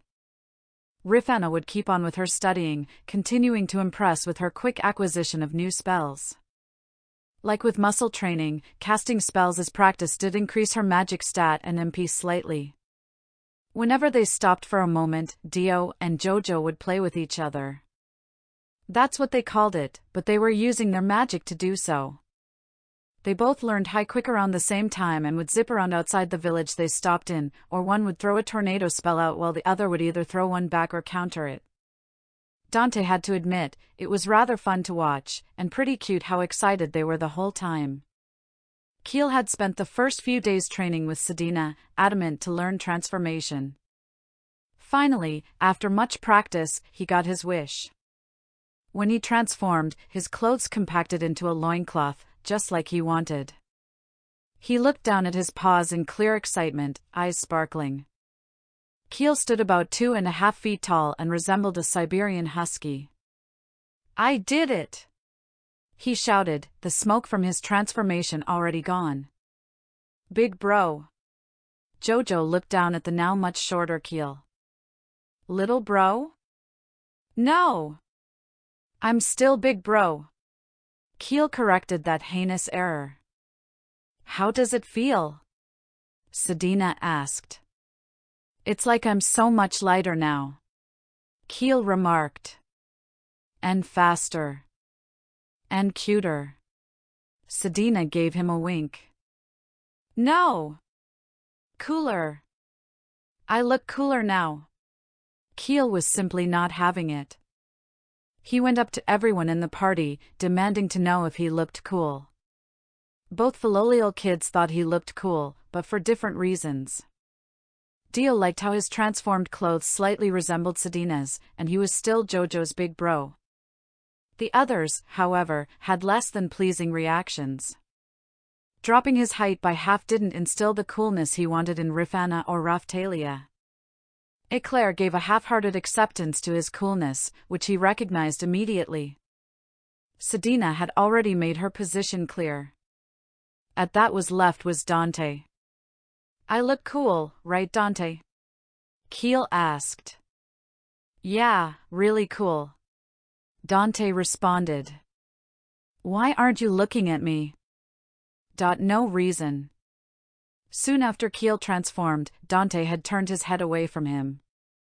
Even now, he refused to look. "Look at me." Keel darted around him, but Dante kept swiveling around. "I already did." "You look cool," Dante said in a monotone voice. "I don't believe you." Keel kept circling him. "Come on." They kept it up, Keel trying to get in front of him while Dante continued to spin. "Are Keel and Papa dancing?" Dio asked. Eventually, Keel double-backed and leapt up at him. He stood on Dante's chest and clung to Dante's cloak as he stared at the man. "There!" Keel yelled, trying to get into Dante's vision. "Now, look at me." "I did." "You're cool," Dante said plainly. "Say it like you mean it." "You're cool." "Do I look cool or not?" "Yes, you're cool." Keel latched onto his face, trying to turn it. "Then why won't you look at me?" Finally, Dante faced Keel head-on. His eyes widened as he spoke. "Because I don't think you look cool. I think you look cute. You look adorable. The moment I saw you transform, I wanted to scoop you up. I want to pet you and scratch your ears." Dante huffed as he finished his tirade. Keel stayed where he was, eyes vacant as he continued holding on to Dante. No one said anything. Oh my! Except, of course, the one person who dared. Sedina slid up next to Rifana. "It looks like we have a bit of competition, Rifana." Shut up!" Both Keel and Dante yelled at the orca woman. Keel jumped down while Dante turned away. "So I really like animals, so what?" Aside from their little comedy routine, their travels were peaceful. Keel did, however, bring up the question of why he didn't get a nickname. Dio told him his name was already cool, and Jojo agreed. Despite not being called cool in earnest by anyone else, he was quite happy with the answer. They kept at it for several more days, until they reached a certain village. The wrong hero. Sir MacRory. Eclair looked around the village. "I didn't think it would be this bad," Dante said, standing next to her. They had found the village with the bioplant. Dante wasn't even sure it was given out, but here it was, in a village they hadn't even marked on the map. The village was actually nestled near a forest that was home to some strong monsters. All the other heroes had warned him not to go there, being a shielder and all. Despite their concerns, the party was able to handle the monsters. That, of course, was beside point. The village itself was covered in vines. Numerous plant monsters roamed the streets, plantrio, as they were called. They were killed with little effort, but they gave no XP, much to Dante's annoyance. He prepared a decent amount of weed killer in case they needed it, but that didn't seem necessary, except for maybe the bioplant itself. What caught Eclair's attention, however, were the things moving around that weren't plantrios. They moved about with vines wrapped around their appendages. Gaunt faces stuck in an expression of deep hunger looked their way as the bodies lumbered forward. Their eyes were stuck open, tiny vines spilling around the eyeballs. These were the former residents of the village. They came up as plant puppets in Dante's appraisal. The name fit them well. They moved around jaggedly, as if something else was forcing their bodies to move. When they did manage to shamble up and strike at Dante, they did no damage to him. Here. Dante put his arm around one that got near him, holding it down. Sedina came forward with one of his weed killer potions. When she poured it on the entangled man, the vines quickly broke apart and fell to the ground. The man dropped too, as if his strings were cut. Dante held his fingers to the man's throat, confirming what he thought. "He's dead," Dante announced. It was pretty bad. Dante only vaguely remembered the bioplant infecting people, but nothing to this extent. He was glad Eclair convinced him to search for the seed. If they waited, and the bioplant had spread, who knew how many more would have died from it? They tried the same thing to a few more plant-infested people, only to find the same result. After the fifth attempt, they no longer bothered. They cleared the way of plantrios, mandragorous stationary plants that spat poison and plant puppets, making their way to the center of the infestation. Once closer to the large tree-like bioplant, they found something else disturbing: pods. They were still far away enough that the bioplant didn't look at them, so they were able to investigate. Sedina and Raphtalia pulled back some of the plant matter near the top of one of the pods, revealing a woman inside. Based on how she and the plant puppets looked, she appeared to be in the later stage of becoming one of them. Dante reached in and felt her neck. She, too, was dead. "It feels like the pod is taking her energy," Sedina pointed out. It seemed the bioplant took nutrients from the ground and people alike.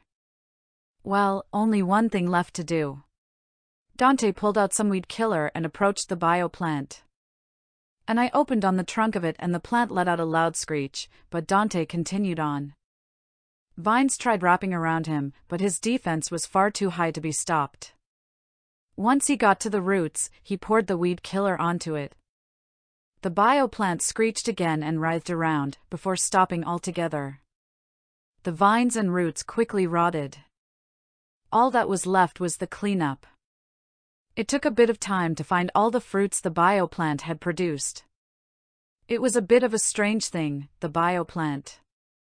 While it wasn't truly a monster giving no XP and allowing Dante to damage it like he had, the fruits and plant creatures it created could be absorbed into his shield as item and monster drops.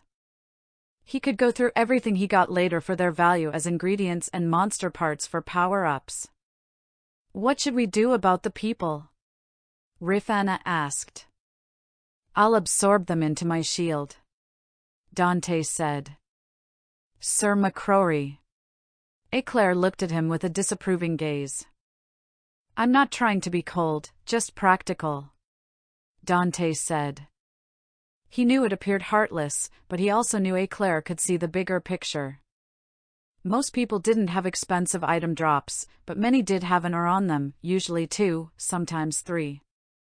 They were random, and their value seemed to depend on the level of the person. Higher-level people did drop some good gear, like the knights. As a whole, for their levels, people were middle of the road in terms of valuable drops compared to monsters. Eclair sighed. "I suppose this is just another thing I'll need to overlook. I'm pretty sure I know who's to blame for all this. You can chastise me with him when the time is right." It was most likely Motoyasa's doing, though Dante supposed Itsuki might have been the one. There was no telling what else was changed from what he knew. Honestly, after everything else they've gone through, seeing this wasn't so bad.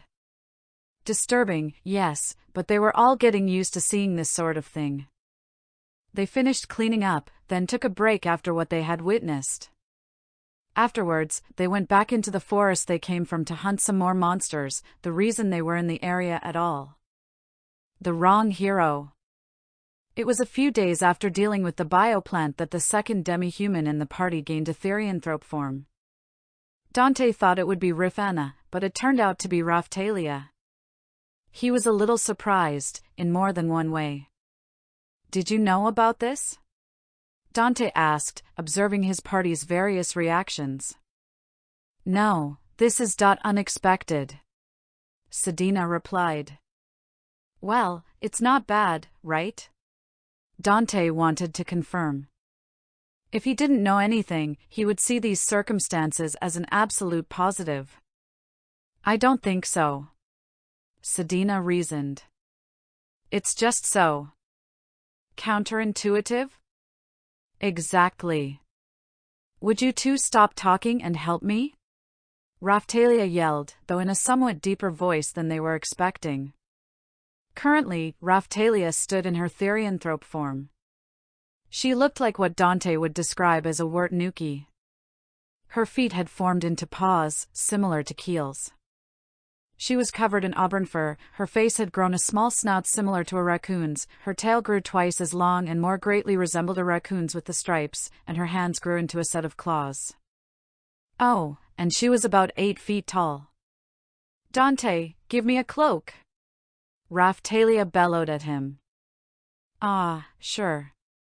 He swung his arm, ejecting a cloak from his item drops towards the giantess. Rifana and Eclair helped her. The reason for her current duress wasn't because she didn't like her transformation. At least, not directly. Her problem was that her clothes were not equipped to handle her growth. It turned out that magic clothes needed to be treated for whatever transformations they would undergo. Keels would compact into his loincloth once transformed. Since they became large and didn't require clothing, the Philolial's clothes would shrink and change into bands and a collar. Sedina's actually would expand, but it was designed to do so. For Raphtalia, both Dante and Sedina had thought she'd either stay the same size or get smaller. There was the possibility she would get a little bigger, from what Dante recalled of Ruffed, but not to this extent. Needless to say, her clothes were greatly torn, close to being considered shredded. "So much for transforming clothes," Dante said. "As long as they aren't completely destroyed, little Big Raphtalia can repair them with her magic." Sedina couldn't seem to help herself. "This isn't funny," Raphtalia called out, still trying to wrap the cloak around herself. "It's pretty funny," Dante said. Aside from the wardrobe malfunction, it wasn't like Raphtalia had much to complain about. Dante could clearly see the muscle growth on her, and her stats complemented that greatly. Some of her other assets were enhanced as well, specifically her chest. "Stop looking at me!" Raphtalia snapped at him. Sorry. Dante turned his head and held up his hand, a smile still on his face. "Oh." Sedina slid around him. "I'm surprised you aren't gushing about how cute she is. Don't get me wrong, she is still quite beautiful. Stop talking," Raphtalia interrupted. "But I don't usually consider people who tower over me like that to be cute," Dante explained. "Ah, not even me?" Sedina draped her arm over him. "Sorry." Dante shrugged with a smirk. "Not cute while transformed." "Does that mean you don't think I'm cute, Papa?" Dio asked. "You and Jojo are exceptions," Dante said, patting her head. This wasn't terrible at all. If anything, it gave Raphtalia more versatility. Her attack stat was good before, but it couldn't compare to Jojo, Dio, and Sedina's. With her transformation, that changed. Raphtalia was higher than Sedina in her demi-human form, roughly the same as Dio and Jojo in their royal philolial forms, but still hedged out by Sedina in her therianthrope form. All of her other stats saw a modest boost as well, except for agility. If she wanted to sneak around or be casual, her demi-human form was the way to go. For pure combat, her therianthrope form. Dante did vaguely remember something from one of Motoyasa's time loops from the web novel, for whatever that was worth now. He was pretty sure people of Raphtalia's race could transform into something like a tanuki. That would most definitely increase her agility, and possibly her magic as well. It also didn't hurt that she'd be a tanuki. Having another cute animal companion in the party did make him happy. "I can see you thinking something rude over there," Raphtalia called out. It seems her new form increased her perception and insight. I don't think she called out any of my thoughts until today. Either that, or she's just gotten used to me. Just transform back, Dante pointed out. I don't know how. Besides, if I do, then you'll see. I can see a whole lot of you right now. Shut up. With all the work they were putting in, their preparations were coming along nicely. It wouldn't be long until the wave. Notes. Sorry if the style is a little off. Trying something out, more broad strokes that don't need as much detail. A little fast-paced, but I didn't have a lot to say about most of it. The more I write, the more I understand about leaving things unsaid, or skimming over things to revisit later. Aniko had the right idea there. I couldn't count the number of times something was talked about happening before, off-screen, and was only brought up when something relevant was happening. It wasn't just randomly beneficial either. More like it was something that could have been implied to have been happening anyway. I digress. I've chatted with someone about a few things my story could improve on, as well as a few oversights I've made. Thankfully, this gave me a few more ideas to work with, and how those oversights could come back on Dante, so I'm thankful for their input. Next chapter is the wave. It's happening. Over 140k words and it's finally here. Friggin' took me long enough. Thanks for all your reviews. Please let me know what you think. Dante yawned as he awoke. He felt well rested. Much more than he had for a while. He'd been feeling better these past few mornings. A slight movement caught his eye and he looked to his chest. A pair of weasel ears twitched. The owner of those ears stretched herself out before turning to look at him. A pair of golden eyes gazed at him from a furry face. Good morning, Mr. Dante, Rifana said with a smile. Good morning.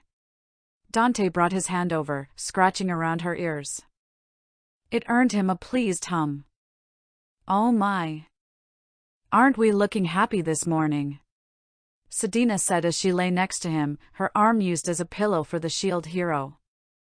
Both women were in their therianthrope forms. Rifana had gained hers just a couple days ago. Dante's reaction to that was 2 days earlier. Rifana stood there, the puff of smoke quickly dissipating. The clothes she got from the tailor had shrunk a little to fit her new size. The shirt and skirt actually came together now and the skirt reached past her knees, appearing more like a short witch's robe.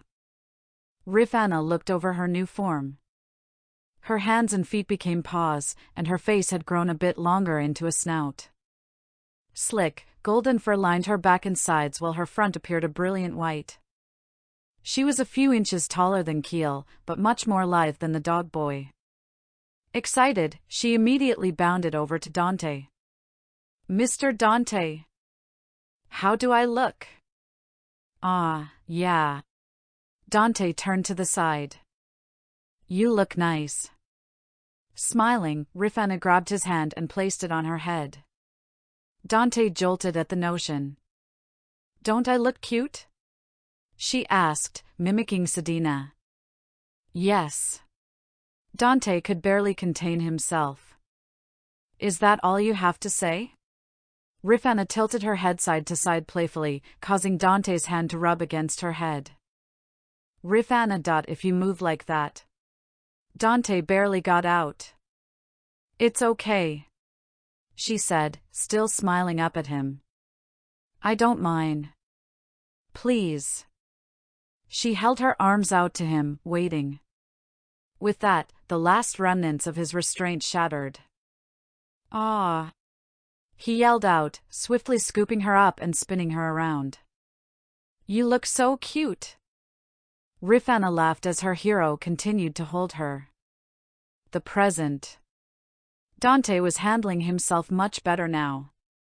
As they got up, Sedina held Dante's head in her hands. She looked over his face, turning it from side to side. Your eyes look normal now, she said, letting him go. Seriously? Dante felt around his eyes, trying to find a difference. Yeah. Sedina transformed back to her demi-human form. I really don't understand your condition. You're telling me. Yesterday morning, they had found that Dante's eyes were in much better condition than they had been. Really, closer to how they were before they rescued Raphtalia and Rifana. They had a few ideas as to what it was. The day before, Rifana had slept with Dante and Sedina like she had been before, except she stayed in her therianthrope form. That's when his eyes improved. With Sedina transformed too and his eyes even better, there was no denying the treatment. Sleeping next to therianthropes helped. It was strange, but no weirder than some of Dante's other conditions. After all, having his shoulder stump touched didn't get a reaction out of him unless Sedina did it. Even then, it was when they were being at least somewhat intimate. That one was getting a bit better, thanks to Sedina, though it still got a reaction out of him. This is a strange condition. Was the only symptom really bags under my eyes? No wonder Reignat's doctor didn't notice it before. Hell, neither did Simond or Agatha, or the apothecary in Renoda. If I could, I'd ask them what the hell this is.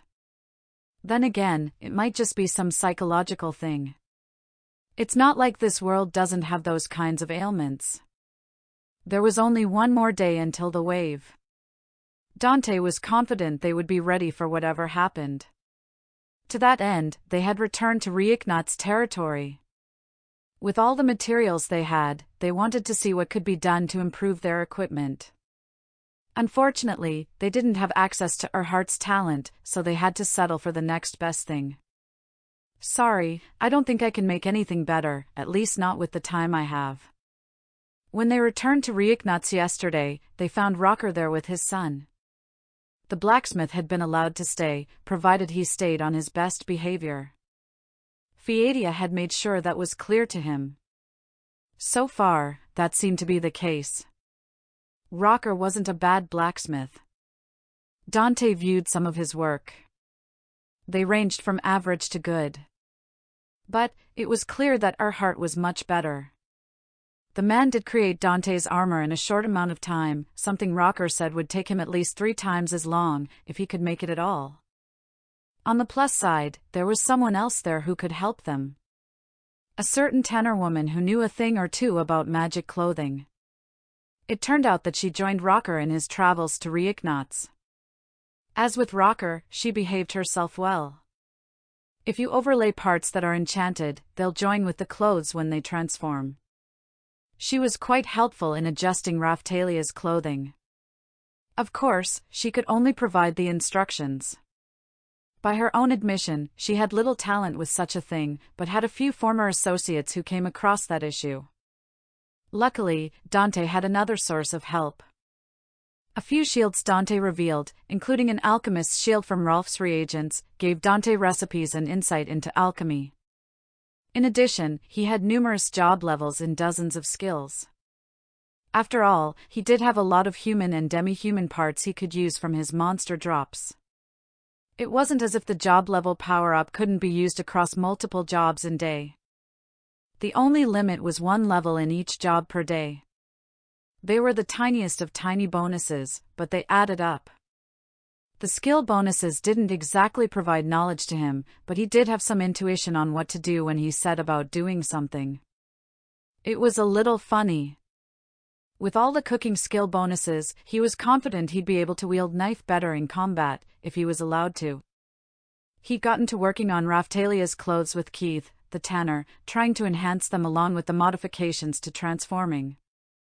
Dante would do the enchanting while Keith attached the pieces. "How does it look?" Raphtalia asked.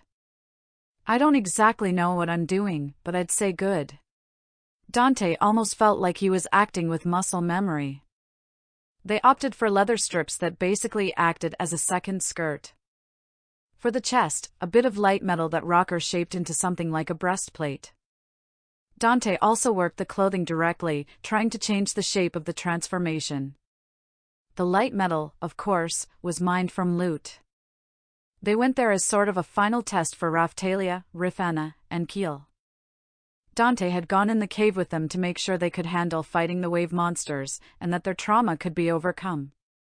When the two-headed dog appeared, they were a bit worried, but they fought all the same. In the end, the monster posed no threat to them. He was quite proud of them. When he was done adjusting her clothes, Dante had Raphtalia change into her therianthrope form with them on. Of course, they did so in private. The clothes seemed to hold well. The leather strips combined with her skirt, somewhat reminding Dante of Roman armor, albeit a little short. Her shirt moved about a little, exposing her stomach but still covering her chest. The light metal breastplate provided protection over the top of her chest, like it should. "What do you think?" Dante asked. It looks good," Raphtalia said. Dante couldn't see it under her fur, but he was confident she was blushing. "We can get you some proper armor for you once we get where we're going," he told her. This was a patch job at best. It wasn't as if she would be using her therianthrope form a lot anyway. Both she and Rifana preferred their demi-human forms in combat for now. Keel had a strong but light breastplate from Dante's item drops. Rocker resized it for him. Rifana continued to wear the armor piece from the mercenary. Anything much heavier would actually lower her magic stat. They mostly spent the rest of the day relaxing. They'd been on the road, hunting monsters and fighting often. With all the work they did, now was a good time for a break. The same wasn't true for Dante, however. With so many shields revealed and unlocked, he had a lot to go over, and a lot to plan for. One of the biggest things was how to keep improving his party's strength. He did unlock a shield that allowed him to craft some accessories, but it wasn't at all like his brewing shield. No matter what he tried, the quality wouldn't be any better than slightly poor. When he tried to enchant them, they would break half of the time. The other half resulted in a very poor accessory and an enchantment that did almost nothing. Not all was lost, though. The alchemist's shield, brewing shield, and another shield he unlocked revealed a potion maker's shield. Like the brewing shield, he could use the potion maker's shield to craft potions he had recipes for, make adjustments to those recipes, and they could be made better than average. He'd already done so a few days prior. While traveling and selling medicine, they found a village that happened to be home to a sick old woman.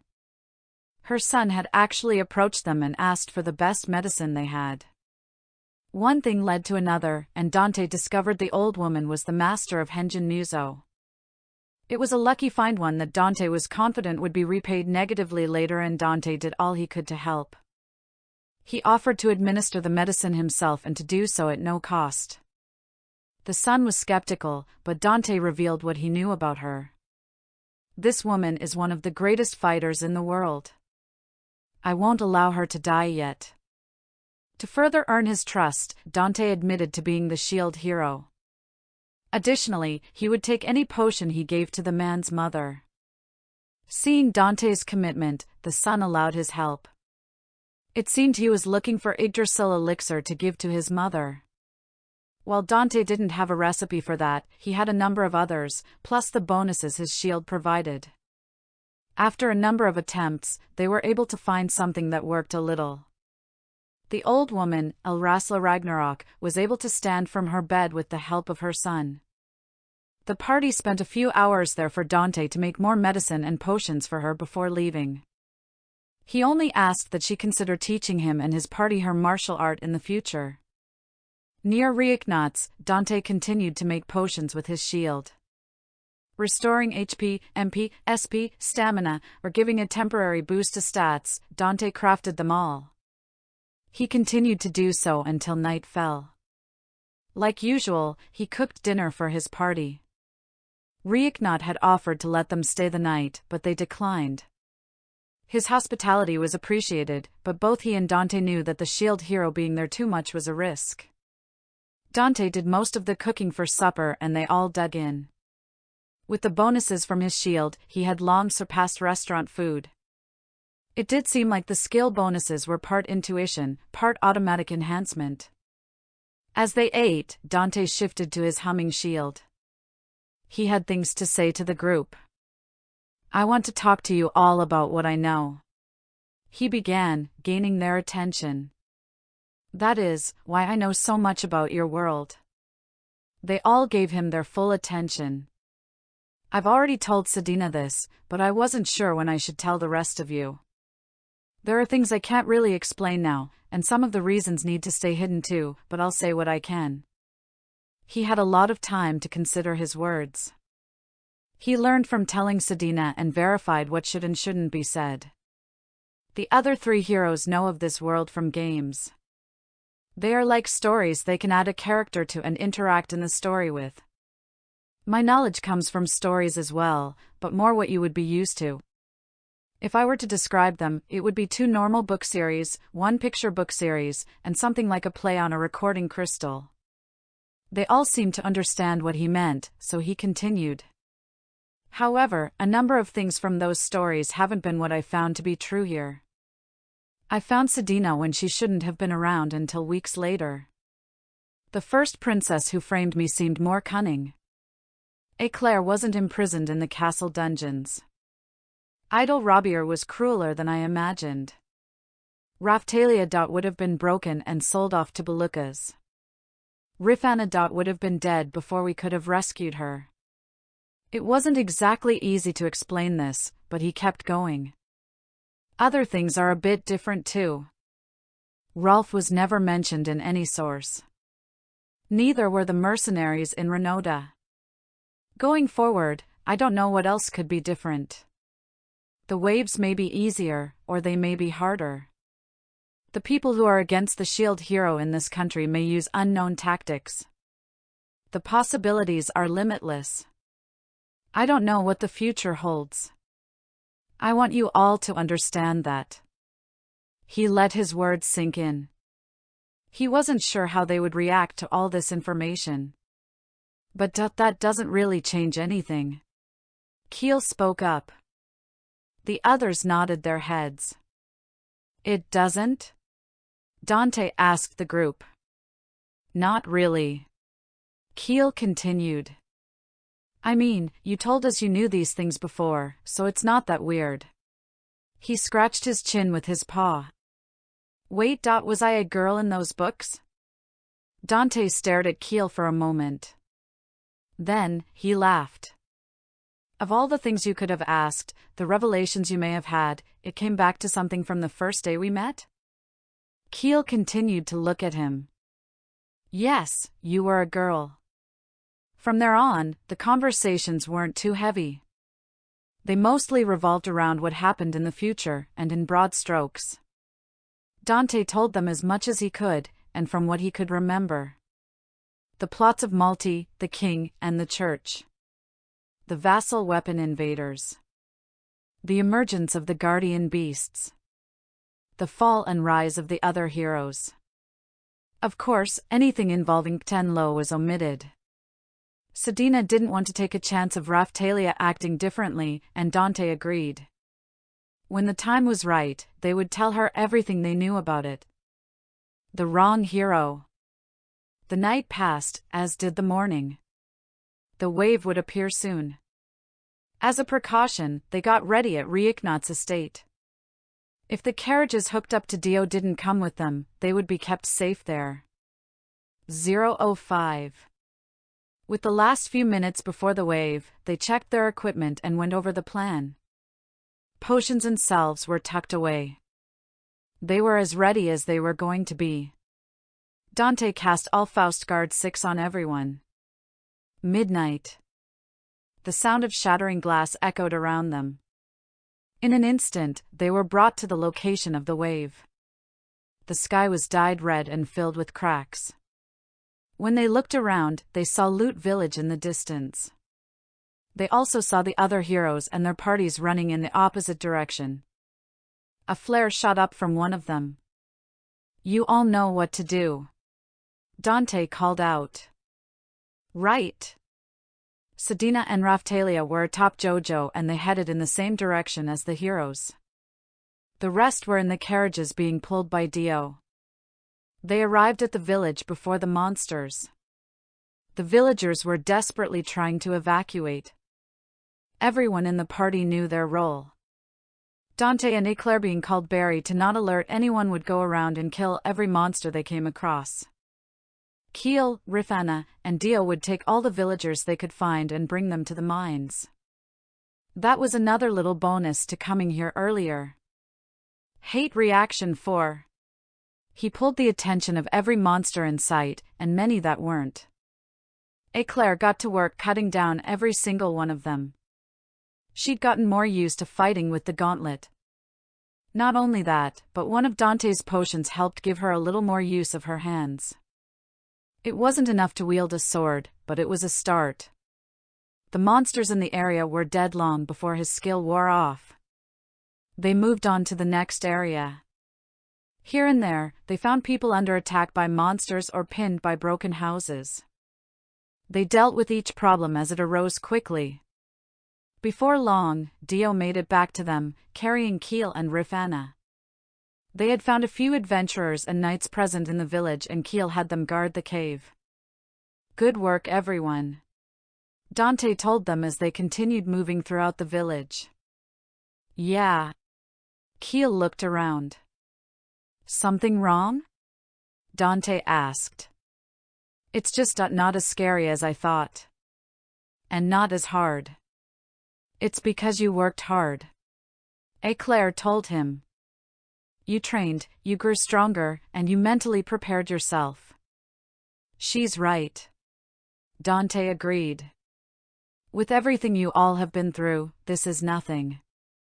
Still, Eclair looked in the general direction the others went off to. "They'll be fine," Dante told her. "If she doesn't think they can handle it, Sedina will have them all pull back." For people in their position, the waves weren't that dangerous. At least, no more so than everything else. This wave demonstrated that. If they got careless, they could get swarmed, but even that wasn't an issue when they had a sturdy hero to take all the attacks for a time. If Dante had to liken this to something, it was completing a bunch of side quests before working on the main story. Not a good mentality to have, but not entirely inaccurate either. Bright lights from above caught their attention. "Ah, here we go." Dante shifted his shield to the spell Cobalt Shield and held it up. "Tower Shield 3. He called out his skill and the others gathered close. Dio transformed to get smaller, not that it was entirely needed. The shield spread out quite long, easily covering everyone. Fire rained down on them and the scattering of nearby monsters, as well as the houses. When it stopped, they looked around. What had been minor damage to the village became a disaster in this section. "What are you doing?" Eclair yelled at the approaching knights. The knight commander clicked his tongue as he drew near. "I see that the shield hero bothered to show up. What a warm reception I'm being given," Dante said, looking over the knights. He dismissed his skill, shrinking his shield. "Dante." Keel shook his head. "What? Oh. He just realized that he made a pun. Anyway, the hell are you idiots thinking?" You. The commander grit his teeth but regained his composure. We are here to fight off the monsters of the wave.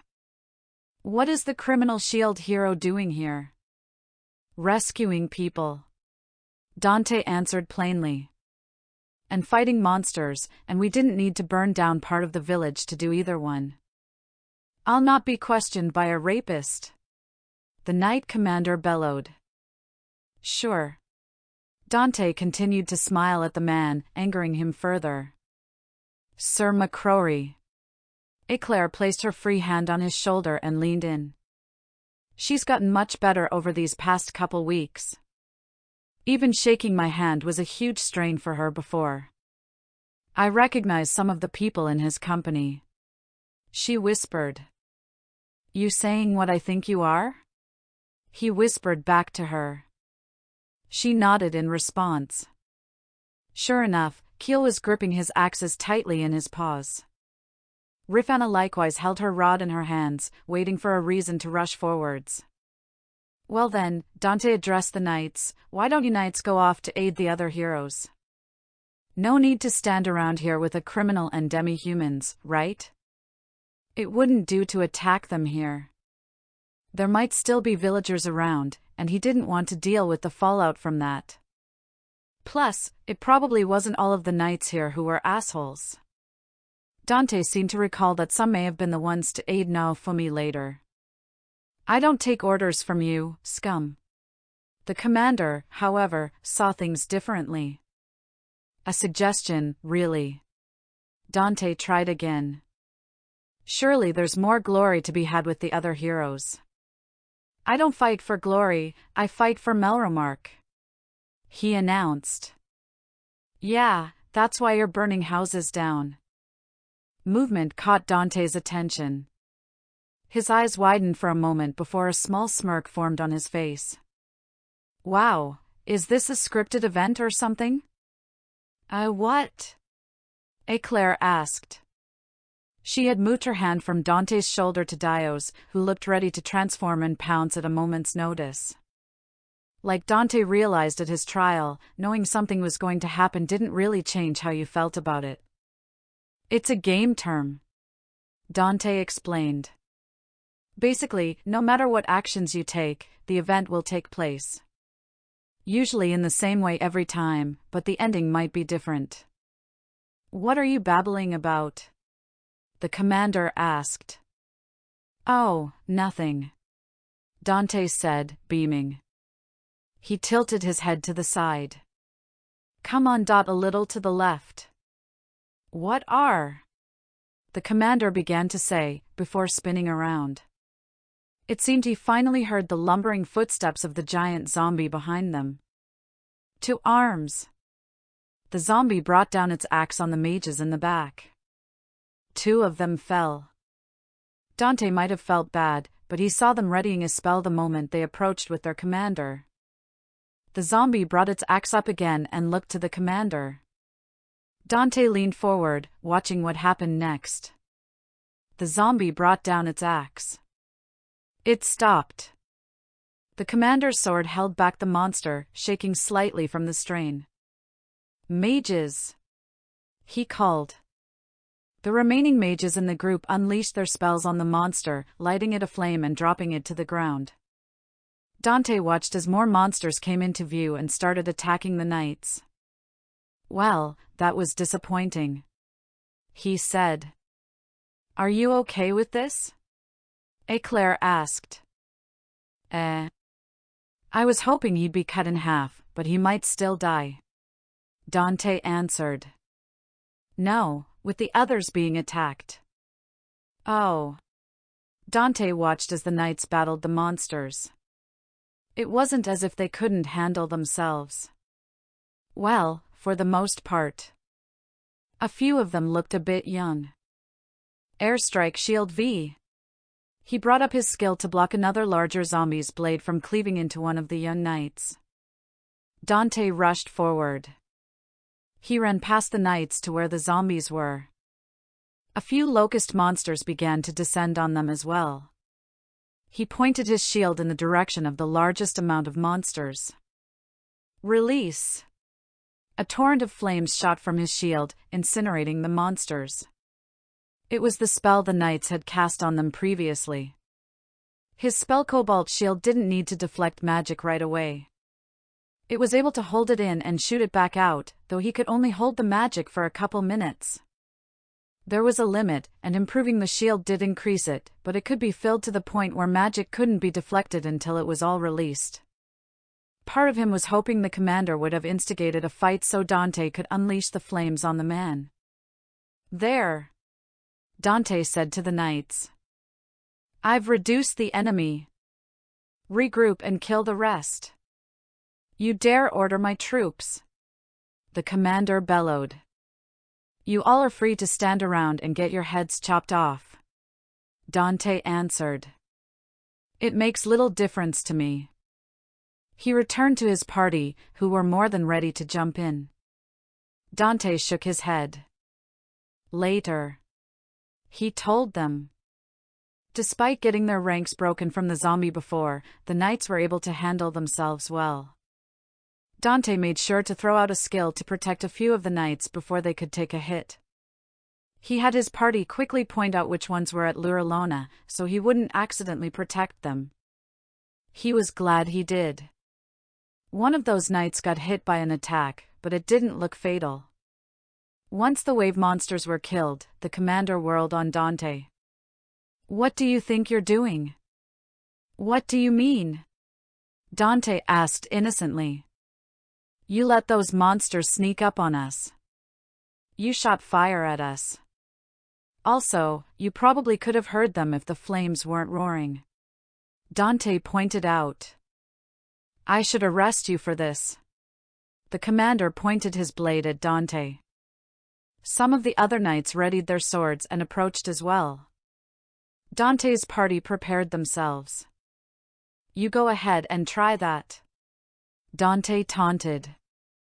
He wasn't looking for a fight, but he wasn't about to hide from one either. Not that his earlier interaction indicated as much. Thankfully, they wouldn't get the chance. Dante spotted a green fireball hurtling toward him. He brought up his shield to absorb the blast. A second fireball slammed into the commander, knocking him to the ground and melting part of his armor. He screamed as the molten steel spread over him. Several more fireballs came at them, prompting Dante to cast his Shooting Star Shield V. He cast Airstrike Shield V in front of the knights and mages that stayed back. The fireballs impacted against his barriers with little effect. The same couldn't be said for the knights that stood next to their commander. One by one, they fell to the ground, green flames pouring over them. The remaining knights and mages had gotten in a defensive formation. Dante turned to face the source of the attack. Approaching from the village outskirts were half a dozen monsters that stood nearly 7 feet tall. They had cloven hooves, green flames surrounding their hands, horns sticking out the sides of their heads, and muscular torsos made of pink flesh. Dante instantly recognized them. "Oh shit." The voice that said that wasn't Dante's. Behind the Barons of Hell stood the hunchback demon with an orange-haired fox boy sitting on top of it. "Rolf?" Dante stepped forward, moving around the knights so his barrier didn't push them back. "The fuck are you doing here?" The boy seemed to shrink back on his mount. It was clear to Dante that Rolf hadn't expected to see him there. Dante gave a short laugh before he turned to the remaining knights. "You all should get out of here," he told them. "We can't leave our commander," one knight said, never removing his eyes from Rolf. This knight had a horizontal scar across his nose. He almost seemed familiar. "He'll be dead soon anyway," Dante said. He looked over at the commander, who had already stopped moving. The man didn't even appear to be breathing. He did suffer a few more fireballs, after all.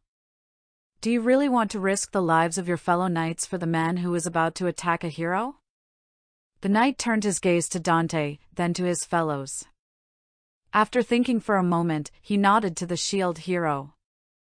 "We're moving out," he called, signaling for the remaining knights and mages to follow him.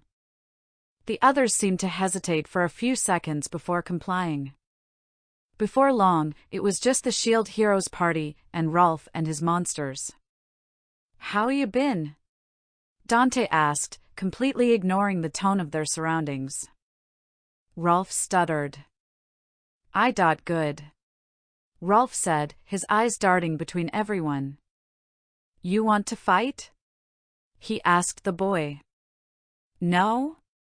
Rolf looked around, as if Dante was asking that question to someone else.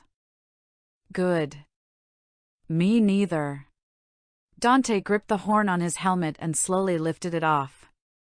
"You like the armor?" Rolf shifted on his demon a bit. "Seems a bit extra. Right?" Dante laughed. "The aesthetics of this world are strange." "Sir MacRory?" Eclair stepped in, sword still at the ready in her locked gauntlet. "What are you doing?" "Talking," Dante said. He gave the helmet to Dio, who held it in her hands. "Shouldn't we be trying to capture him?" "We could, but I'm in a good mood," Dante said. He looked over to the other three with him. "You all did finish evacuating people, right?" "Yes, Mr. Dante," Rifana answered, still keeping an eye on Rolf and his monsters. "Good." Dante gestured to the fox boy. "Tell me, what is it that Pahadran wants you to do?" "Ha?" Rolf shifted on his mount again. "The god that reincarnated you. What does he or she want you to do?" Dante had thought about what he'd do if he saw Rolf again. He wasn't expecting it to happen this soon, but he still had a few ideas he could put into place and get some information. Rolf tilted his head to the side. "Pahadran didn't really tell me to do anything." Then, what can you tell me about him?" "Nothing." Dante gave him a hard look. "Really?" "He gave me that power and said I could do whatever I wanted. Nothing else, I swear." Dante looked over to Dio, who nodded. "He's telling the truth." "All right then." Dante walked closer to the fallen knights, signaling for his party to come with him. He even waved Rolf closer, who did so slowly with his minions. "Just to verify, of these 5 knights, which ones were at Luralona?" The 3 witnesses hesitantly looked over the bodies as Dio stood close to her father. Rolf stopped about a dozen feet away. "These 3," Eclair said after confirming with the other 2. "Were there any that left in that group?" Dante asked. "Yeah, 1," Keel said. "She was the one closer to the back." Dante turned to Rolf again. "I think you can have these 5 bodies, plus the 2 mages." "Sir MacRory!" Eclair yelled. "Did you forget what this boy has done?" "No, but like I said, I'm in a good mood," Dante said. "But we can't just allow him to do as he pleases. He already has 6 more monsters under his control. You know what that means, right?" "That he killed up to 6 people, yeah." Dante looked at the fox boy. "Be honest. How many people did you kill?" Rolf shook his head slowly. "No one." Dante watched Rolf's movements. He turned to Dio, who nodded again. "He's not lying," she said. "Really?" Dante faced Rolf as the boy nodded. "Damn. I'm impressed. You show restraint against killing people? Is this really what we should be doing right now?" Eclair asked. "The villagers are safe. We did our job. Right now, we need something done, and we have someone with the skill set to do something about it." Dante dismissed his shooting star shield and stepped closer to Rolf. "And, the one with that skill set just killed a few more people I needed." Dante stood before the fox boy, his minions ready to attack should he give the signal. How are you going to make this up to me? Rolf sat there, trying to make his body as small as possible on the demon. What do you want? Dante smiled. Let's make a deal. The wrong hero. The cracks in the sky disappeared as it returned to its normal blue color. The wave was over. Of course, the large XP notification and level up were good indicators of that. It seems Sedina and them landed the killing blow on the boss. It's weird, I'm far enough away from the heroes to not lose out on XP, but close enough that I gain the party XP. I'm sure there's a documented distance for all these things, but so long as it works, I don't really care. They brought back the villagers from the cave. The village chief went around to find who was left.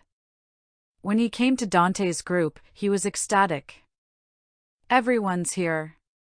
He rejoiced. Thank you, shield hero. You're welcome, Dante said, waving his party members forward. The Lord took his time thanking them all. Jojo came back carrying Sedina and Raphtalia. How did it go? Dante asked as they dismounted. I think I've been spoiled, Raphtalia said. Oh. You being in combat to draw the enemy's attention really helps. Dante smirked before he turned to Sedina. I think she's flirting with me. Oh, shut up. Raphtalia gave him a light push, a smile on her face. No issues then? Dante wanted to make sure. Sedina hummed as she handed Dante a small sack. The other heroes were well about how you said.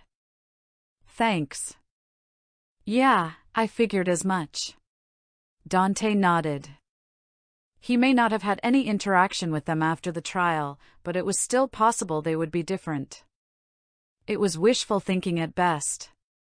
The spear hero wanted Sedina and I to stay back while he fought. Raphtalia crossed her arms. And the sword hero wanted us to stay out of his way. Sedina added. Yeah. Dante set the sack on the ground and looked inside. Parts from the chimera were inside, already butchered for him. He held his shield to them, absorbing the parts and revealing a number of shields. The prize shield was the chimera viper shield. Odd. I can't change to this shield unless I unlock a few of the other chimera shields first. The third and fourth slave user and monster user shields were the same, and the potion maker's shield and reinforced iron shield were kind of similar. Most shields don't have a requirement like that. Maybe it's an advancement thing? It was a good shield, but not outright the best one available to him at the moment, even ignoring the upgraded ones. That might change when he improved it.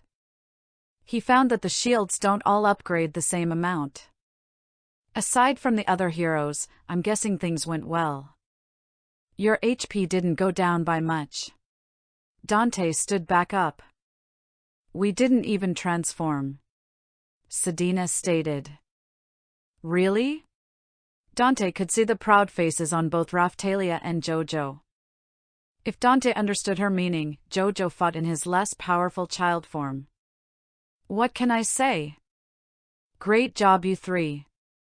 You've trained hard. That's not the only reason. Sedina approached and wrapped her arms around him. You've played quite the role yourself. Sure, but I wasn't going to mention it. Dante smiled at her. Because you knew I would? Sedina leaned into him. What I knew was irrelevant. Dante took a quick kiss from her. Do you two really need to flirt right now? Raphtalia covered her eyes with a hand. She didn't even look embarrassed. More like she was done with them. Dante just smirked at her. Well, after a hard battle, there is something that people tend to do, and it's a bit more than flirting. Dante. Raphtalia just shook her head as she walked toward the others with Jojo. Oh my. Sedina laughed. So, is it finally time? Will we be having a bit of fun at the castle tonight? Yeah, that's still not the castle? Dante nearly missed what she said. Sedina nodded and continued. One of the knights said there would be a banquet for the heroes and their parties. Rewards would be given out in the morning. He figured someone would have to tell everyone that. The commander was dead and gone, so he couldn't. There were a number of ways this could go, and a number of things that could be shown to everyone by going. You think we should? He asked. I think we can manage, Sedina said, breaking from Dante after giving him another peck. It can't be more difficult than the wave. I suppose you're right. They had discussed some of what Dante remembered from the books and show. Combined with Eclair's knowledge of Melromark politics, it would probably be better to go. The king might try to spin Dante not showing up as a slight of some sort, and he didn't want to give the man any reason to be in the right. Besides, they still needed to figure out how involved he was in the whole threatening shopkeepers thing. They might get a hint about that. Plus, the king needs to act like an asshole if he's going to get removed from power later on. They had one battle down, and one to go. The wrong hero. After a short trip back to the capital, they arrived at Melromark Castle. Eclair opted to stay away for the evening, concerned that someone might recognize her. Dante agreed. She went to the Demi-Human Inn for the evening. Will you be all right? Dante had asked. I'll be fine. I can set the gauntlet on my own now, and use a dagger if necessary, she'd told him. Aside from not wanting to be recognized, she wanted time to think over Dante's latest actions. Strictly speaking, letting Rolf go like that wasn't the worst decision he made. Besides, what had Rolf done that Dante hadn't? He killed a few people who probably deserved it and defiled some bodies. The mines Rolf took over were already abandoned, considering the deadwave monsters that were found there. He tried to kill some people that weren't supposed to be there, and then fled to avoid being enslaved. Nothing Rolf did were things Dante hadn't or wouldn't do. Raphtalia decided to go with Eclair. Sedina was a little worried about Raphtalia going off, but she accepted it. With her illusions, they'd be able to avoid any problems that sprung up. Now, it was time to enjoy the party. Well done, heroes, the king announced, holding a goblet in his hand. He stood on slightly raised section of the hall, his long table in front of him. The damage from this wave was far less than the last. The people cheered as the banquet began. Musicians played as nobles surrounded the heroes to congratulate them on their victory. Most of the heroes, anyway. Dante and the rest of his party stuck together near the side of the room. They shared a couple plates between them, but none were particularly enthused about it. Even Dante had noted the difference between what he was making and what was here. Dio and Jojo, on the other hand, kept returning to the food tables to pile more onto their plates. This is pretty boring, Dante complained as he surveyed the room. Most of the nobles that weren't talking to one of the other heroes were whispering to each other. If Dante had to guess, it was probably about him. A few of them definitely were, since they were snickering and slyly pointing at him. The food is pretty bad too, Keel said, biting into something that resembled beef. I think we just eat Mr. Dante's cooking too much, Rifana said. She had put her fork down a while ago.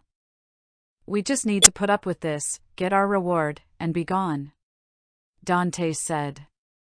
He told them what he expected would happen here, and to not worry about it. It was just a matter of time. Of course, Dante had thought about what would actually happen here. It all really depended on Maltese' relationship to the church, and how vicious she actually was. Even if she knew they are her enemy, she might still instigate a fight. Looking like a potential pawn was much better than looking like an enemy. It wasn't like she had much to lose by harming Dante, at least from her perspective. Sure, the queen coming back would be bad for her, but if she could pull off whatever she was planning, it wouldn't matter. Soon enough, a hero did approach the group. But it wasn't who Dante imagined. Dante, Rin said as she stood before the shielder. He looked at Dante's missing arm, but didn't comment about it. Ren. Dante greeted in kind. Rin didn't have any of his party members with him, though Dante thought he saw one or two around. I see that really is your party member there, he said, gesturing to Sedina. That's me. Sedina gave him a wink as she bit into another piece of food. She seemed to handle herself well when fighting the boss monster. Rin said neutrally. Really? Dante asked. I heard they were in your way. Rin stiffened a bit at that. I was mistaken. Even if she didn't use any skills, it was almost like fighting next to another hero. He admitted. Dante was surprised to hear that. He didn't think Rin or any of the other heroes would admit to something like that. What about the others? Dante asked him. The raccoon woman didn't seem as strong, but she was pretty fast. As for the whatever he was a lot stronger than he looked. Ren said. Ha! This was not at all what he thought Ren would be like. Well, I'll be sure to tell Raphtalia and Jojo that. They were all pretty proud that they didn't need to transform. Transform? Ren asked, looking to Sedina. Yeah. Some demi-humans can do that. Jojo and Dio are actually Philolials. They just gained a child form they can change into. I see. Ren held his hand to his chin. He seemed to be thinking things over when. You! A voice yelled out. Dante looked over and saw Motoyasu and Itsuki walking over. Itsuki was the one who spoke, pointing a finger at Dante. Dante raised an eyebrow. Can I help Dash? You're using slaves, Itsuki declared, gaining much of the attention of the partygoers. Dante just stared at him, blinking. Ha! Is Itsuki going to be the one to challenge me? I see Motoyasu here too, but he doesn't look enraged. More like disappointed? What are you on about? Dante asked. Don't play dumb. Itsuki looked over at Sedina, quickly sweeping his gaze to Rifana and Keel. All your companions are slaves? Dante slowly nodded. I mean, technically speaking, Dash. Don't even try to get out of it. I know it's true. Itsuki yelled. What of it? Dante asked. You admit it? Sure. Dante said simply. But it's completely legal here, so what's the problem? How can you be so heartless? Itsuki crossed his arms. You're a hero. You shouldn't have slaves. Is that it? Dante asked. Itsuki stood there, mouth trying to form words. Dante continued on before he could. If you have a problem with slavery, take it up with the ruler. Complaining to me won't solve anything. He doubted anything would come of that. Itsuki would probably be fed some reason that justified it, though Dante didn't know what. It's not like Itsuki really did anything about demi-human slavery in the country, at least what Dante recalled from the books. Here, though, he may actually do something, so Dante probably shouldn't instigate too much. Motoyasu, on the other hand, would just be told by Malti that there was nothing that could be done. He'd believe that in a heartbeat. Speaking of, where is Malti? Dante quickly glanced around and saw her standing next to Altcray. She had on some fancy-looking armor, leaving her upper chest exposed. It looked like she just finished saying something to him. I can already see how this is going to end. Luckily, I planned for it. What about you? Dante looked to Motoyasu before Itsuki could gather his wits. Motoyasu looked more upset now, but still not as angry as he thought. You have to know that slavery is wrong, even if it's legal, he said. There are other ways to have companions than to use slaves.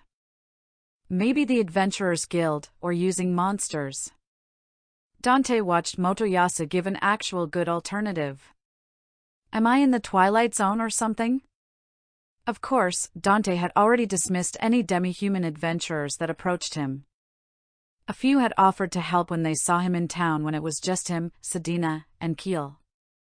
A few more came after the Philolials hatched, and more again when they returned with Rifana and Raphtalia. After that, with an already good-sized party, no one else approached. That's fair, Dante conceded. A few of my companions are actually monsters, not demi-humans. Liar! Itsuki yelled. Really? Which ones? Motoyasu turned his gaze to the party members behind Dante. He must not have seen Jojo transform after the battle. Motoyasu did look a little too lecherously at Sedina, something that irked Dante, but he held it back. As a matter of fact, you actually believe him? Itsuki yelled at Motoyasu before quickly turning back to Dante. It doesn't matter. Even if some are, he's still using slaves. That can't be allowed. Itsuki pointed at Dante again, striking as confident a pose as he could. Duel me. Ha! It's not that Dante didn't expect to be challenged. It was just done in a very strange way. Duel me. If I win, you set free all of your slaves. I see. Dante nodded along. And, if I win, you can keep things how they are. He said so confidently, Dante wanted to groan. Why would I agree to that? He asked. I stand to gain nothing, and what I'm doing is perfectly legal. Besides, it's more for their protection than anything. Unbelievable. Itsuki shook his head, clearly disgusted. Dude. Motoyasu was in agreement. It's true, Dante said. Demi-humans are highly discriminated against in this country. Outside of adventurers, demi-humans have hard lives. Slaves, however, are more protected. Hurting someone's slave is damaging property, and they care more about that than them as people. That was something he'd asked about before. Belukaz was very forthcoming in that regard. While murdering a free demi-human was punishable, if the right guards responded to the situation, it could be overlooked. Even if it wasn't, it usually wasn't as bad as killing a slave. I don't believe you at all, Itsuki declared. Dante recalled him being more stubborn than Motoyasu in the books. I don't care, Dante said plainly. He turned to the other hero confronting him. What about you? I mean, Motoyasu began, actually seeming to give it some thought. Whatever he was going to say, Dante wouldn't know. I've heard enough. Altcray called out. For a hero to use slaves is unthinkable. A number of knights had already begun to approach them. Altcray stayed at his table, Malty still standing next to him. I didn't realize you felt so strongly about slavery, Dante said to him from across the hall. Surely, you could outlaw it, no? That is not the matter at hand. Altcray swept his hand to the side. I will not permit a hero to use slaves so freely. Right. A hero. Dante shook his head. Legalities about demi-humans wasn't the only thing he got out of Belukaz. He assumed as much, but the royal family did indeed use a large number of slaves. Even if he couldn't wield his staff right now, Altcray was still a hero and a member of that family. There didn't seem to be any slaves working in the castle itself, but it wasn't as if this was the only place under their direct control. You will accept Sir Itsuki's duel. If you refuse, your slaves will be taken from you by force. The knights got close to the demi-humans, but Sedina had already taken her harpoon from her back and loosely pointed it at the knights. Rifana had her rod out, as well as Keel with his axes.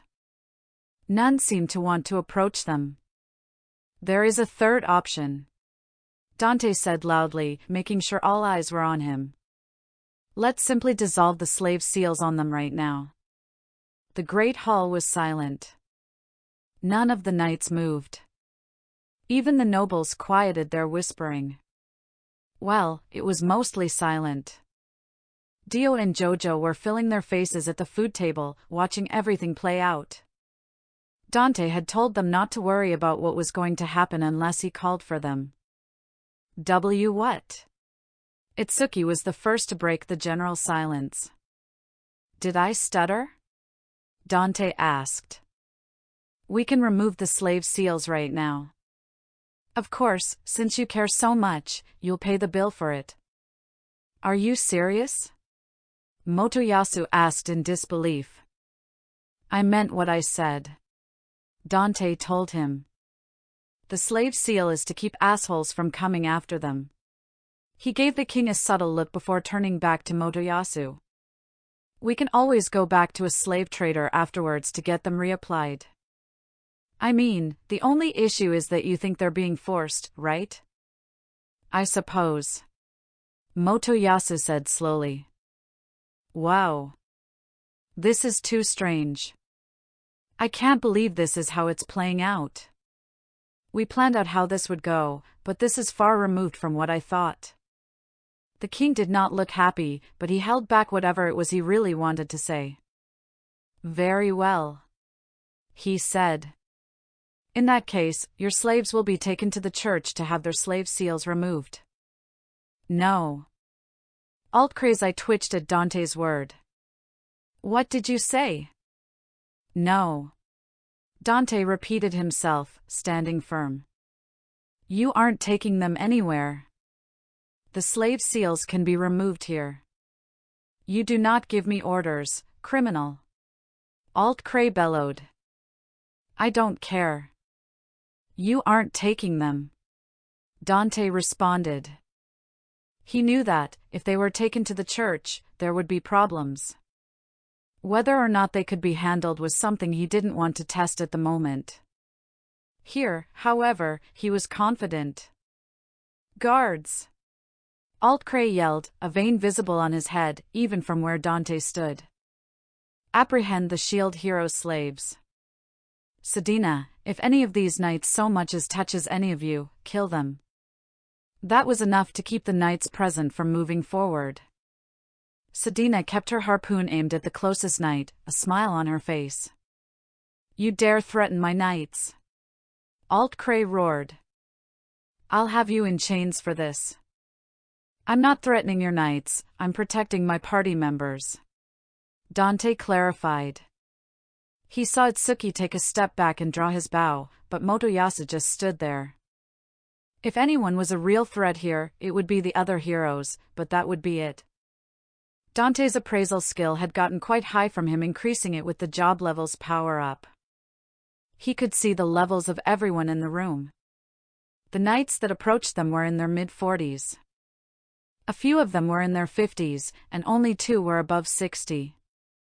Meanwhile, the 3 heroes were spread across the 40s.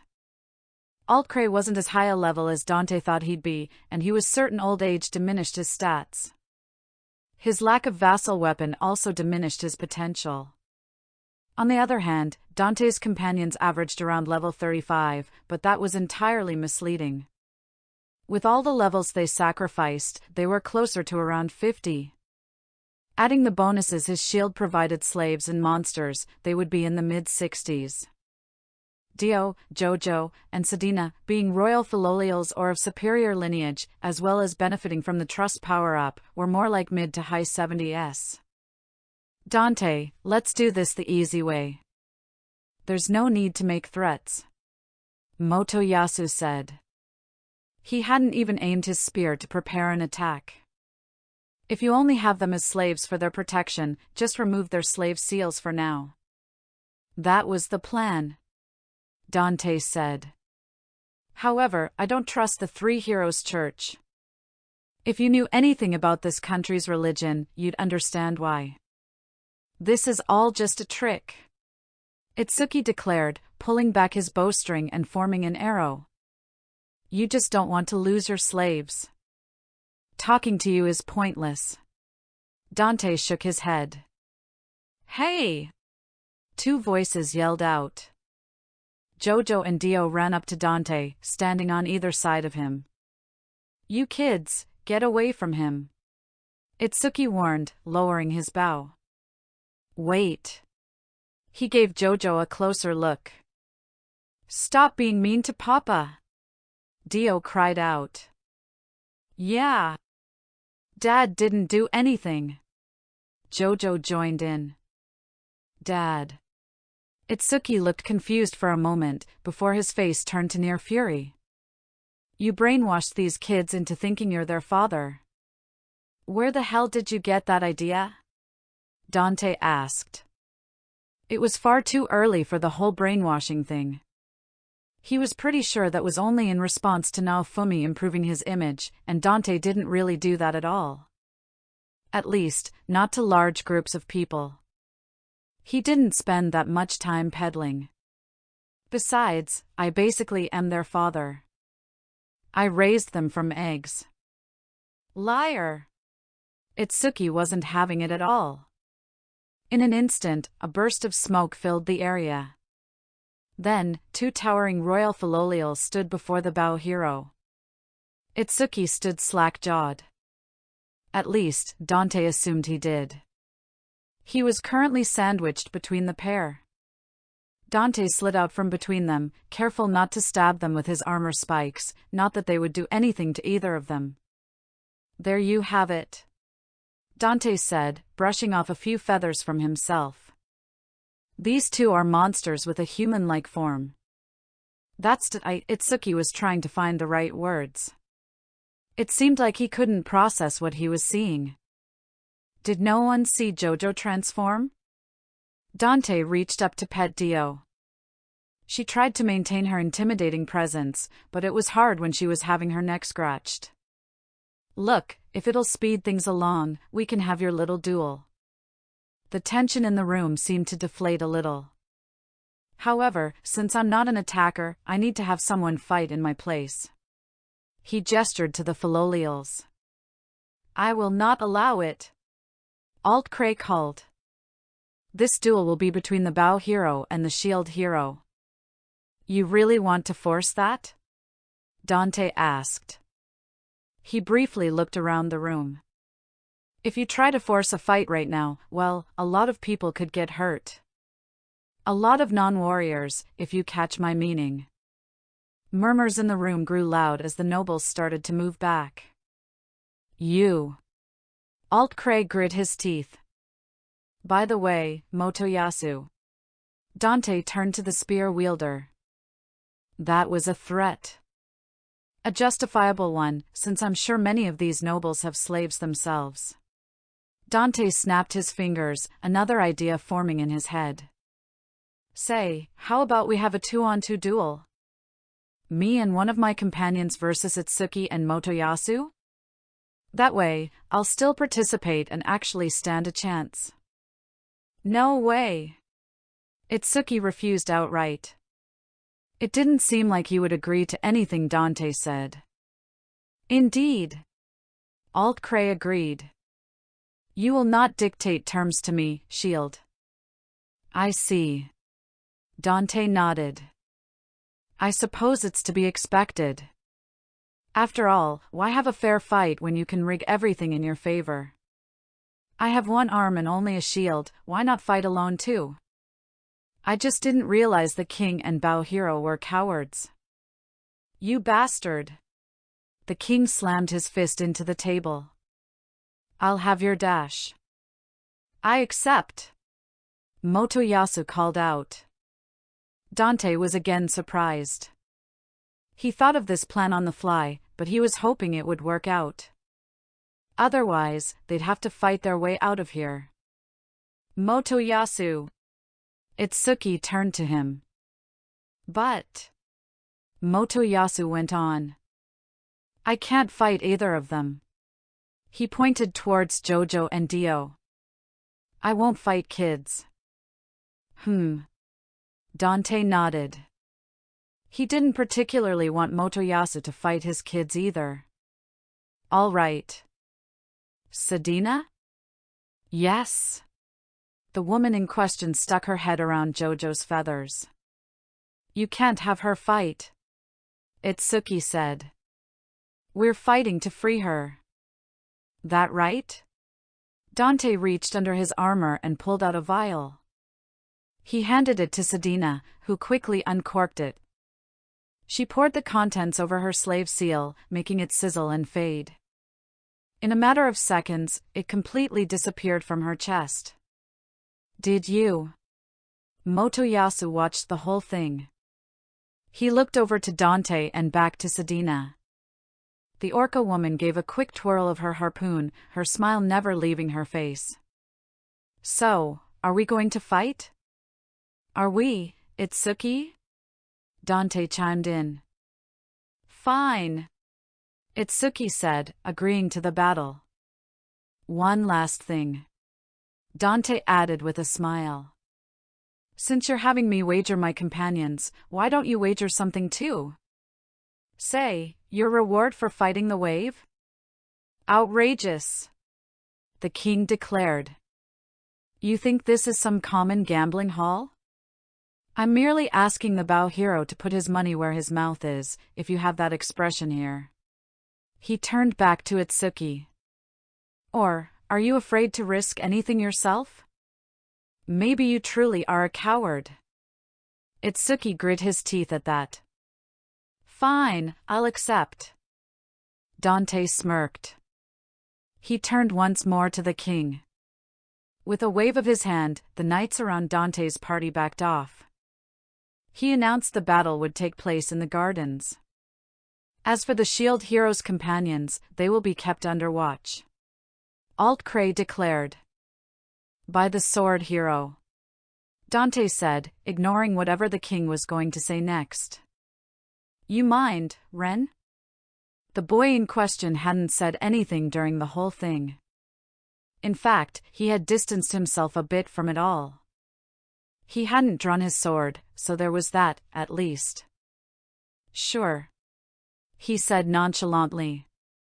The knights, not having been given orders and not looking to get into a fight, left Dante's companions.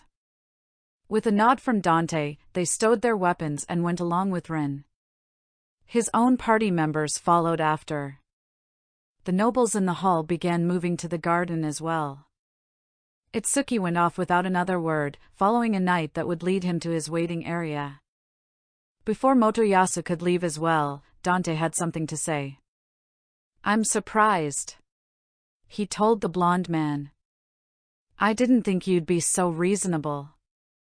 Don't think this is something it's not, he replied, a certain edge coming to his voice. Just because mine is willing to work past what you did doesn't mean I've forgiven you. Really? That was even more surprising. What did she say? That got him a very hard look from Motoyasu. He held up his hand passively. Motoyasu shook his head. The heroes should work together. That's what she said. He turned and left with the knight. Dante and Sadina likewise followed a knight to their waiting area. Ha! This is nuts. What the hell is Malti doing? It looked like she set up the fight to happen, but she asks Motoyasu to be civil? And Itsuki was completely belligerent. What is this? The words of the knight Dante tortured came back to him. The church wanted Dante to kill Malti. If she knew about their plan, having Motoyasu act civil makes sense. Then she wouldn't appear as a target for me, or at least as much of one. Maybe it would get me wondering why she framed me. Well, it is, but for different reasons. But, then, why was Itsuki there? He and Motoyasu came together. Did she pass information to Itsuki about me having slaves? Did she plan for me to lose my slaves while looking like she tried to help? But she was talking to her father when those two came over. Who is she acting for? Is the church involved in this? I have no idea what's going on. God, I hate this 4D chess bullshit. Notes. Boy, that escalated quickly. Nothing like something totally unexpected happening to throw off your execution of a plan. Yeah, when you level as much as Dante and crew have, some things just aren't that intimidating anymore. Like wave monsters. Or pissing off a king consort. This chapter was going to be shorter, likely around the end of the wave. Then I thought I'd end it right before the duel, then I kept writing words to get there and changed it from how I originally was going to have it go, and oh look where we are. 10K word chapter. How about that? Kudos. Mystic Soul, Lokiwalam, Benita, Marissa Altamari, Enerno 2077, Pathaduk, Mornintron, Demon Damocles, Regnolam, Medical Shoe, Sven 10, Kirifton Games, Jabraz, Zenwalker, Poke Music 28, Nuo 17342. Tin Sparrow, Mr. Black 8965, Sorain, Godkazuma, Skundworks, Hi People, Destroyer 78901, Chaos King 23, Speedfire 2, ISM, Moonkiller 24, Seaprince 49, Ace Omega, UCBWX3 UUZRVTMQ, Novisium. Toby Off the Gods, The Dead Goddess, Phoenix, Euclean, Sigimans, DiGiorno, Orange Glass, Thester Destroyer.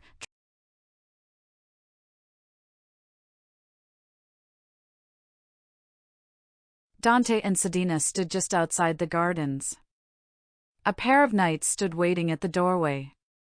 They didn't really look at Dante and Sedina, but they didn't look away either. Dante was tapping his foot, waiting for things to be prepared.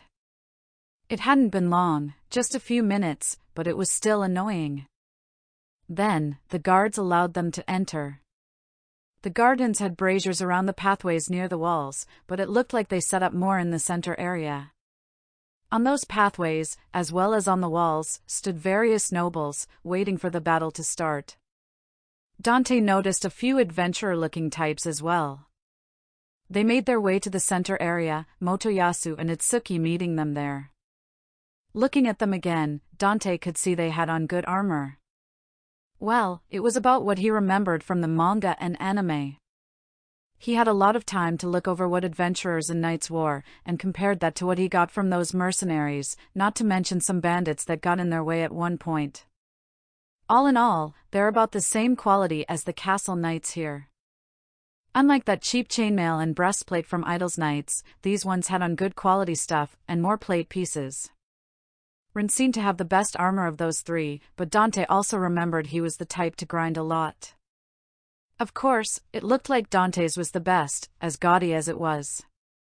The Battle of the Spear Hero and Bow Hero versus the Shield Hero and his companion will now take place. The king announced.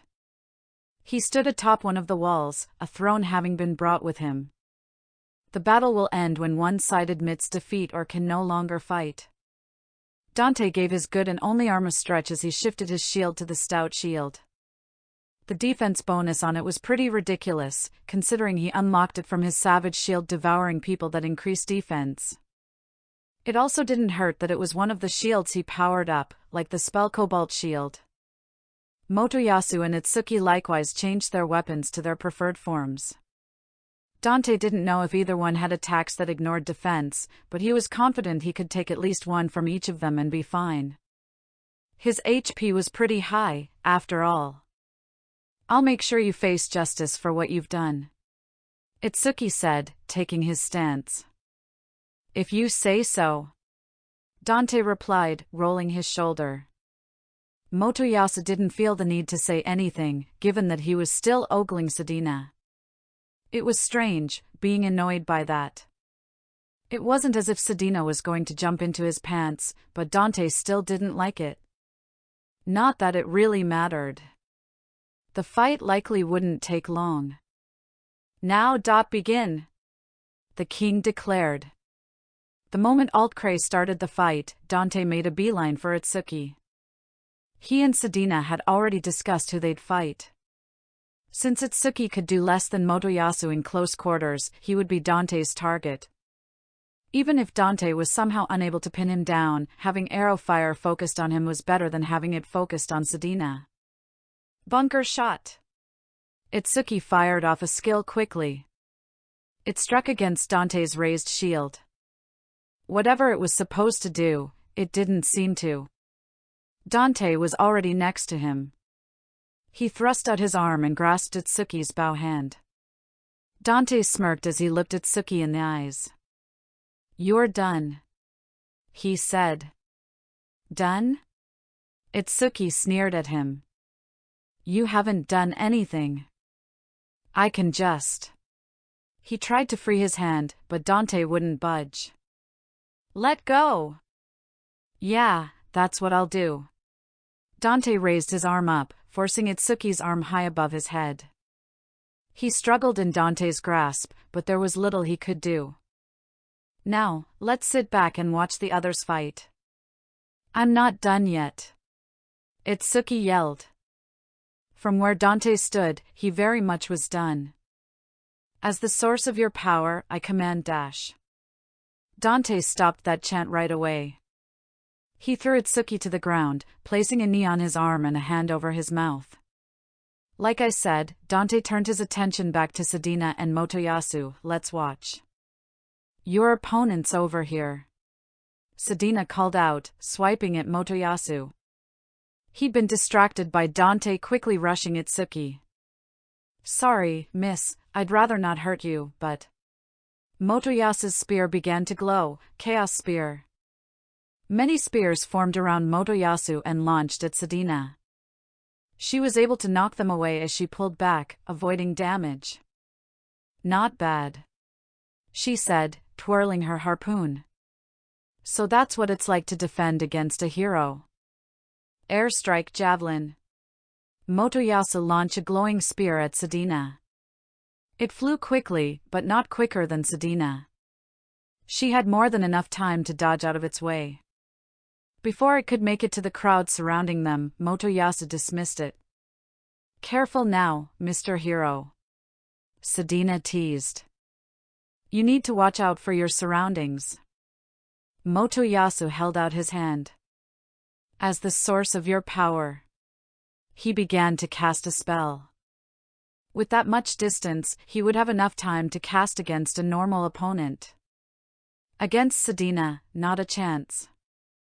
Of course, she didn't move from her spot. Faust fire shot.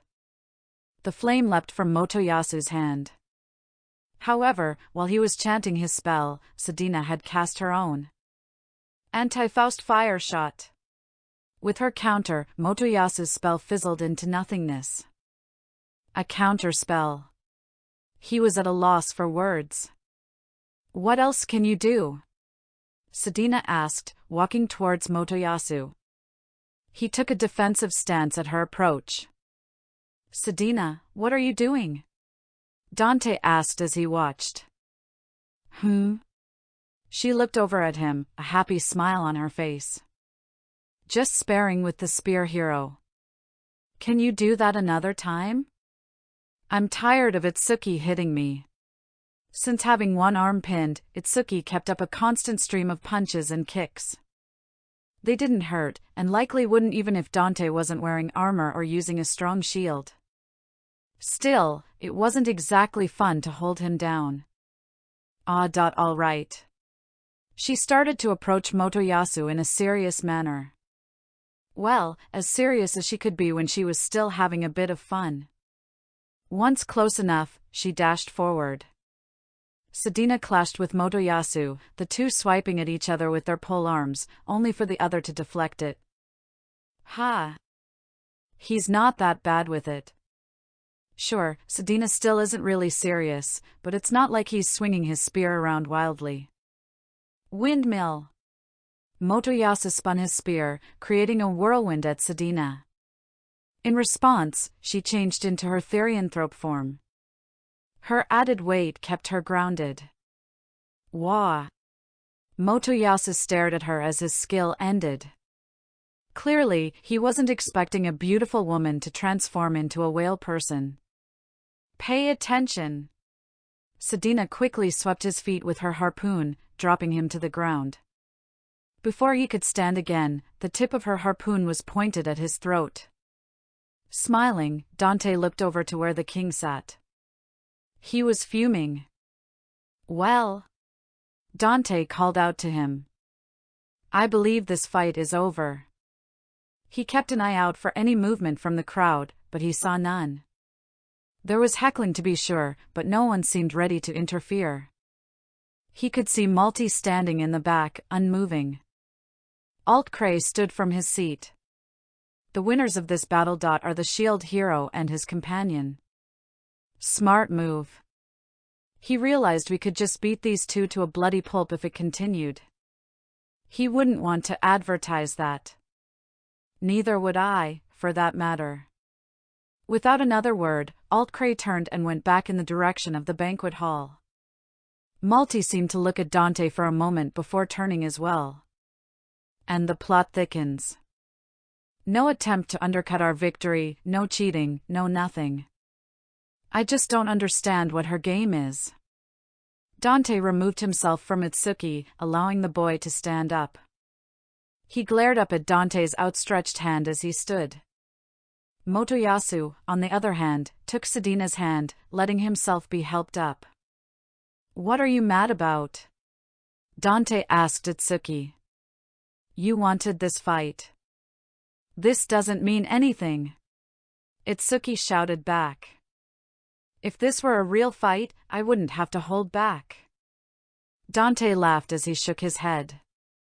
If this were a real fight, you wouldn't be around to say that. Even if it was one-on-one, I could have held you until you passed out, then drowned you in a river. Not if I kill you before you reach me. Assuming you could. Dante wasn't impressed with his single attack. He had no clue what it was supposed to do, only that Itsuki used it when he was right next to him. You shouldn't have challenged me anyway.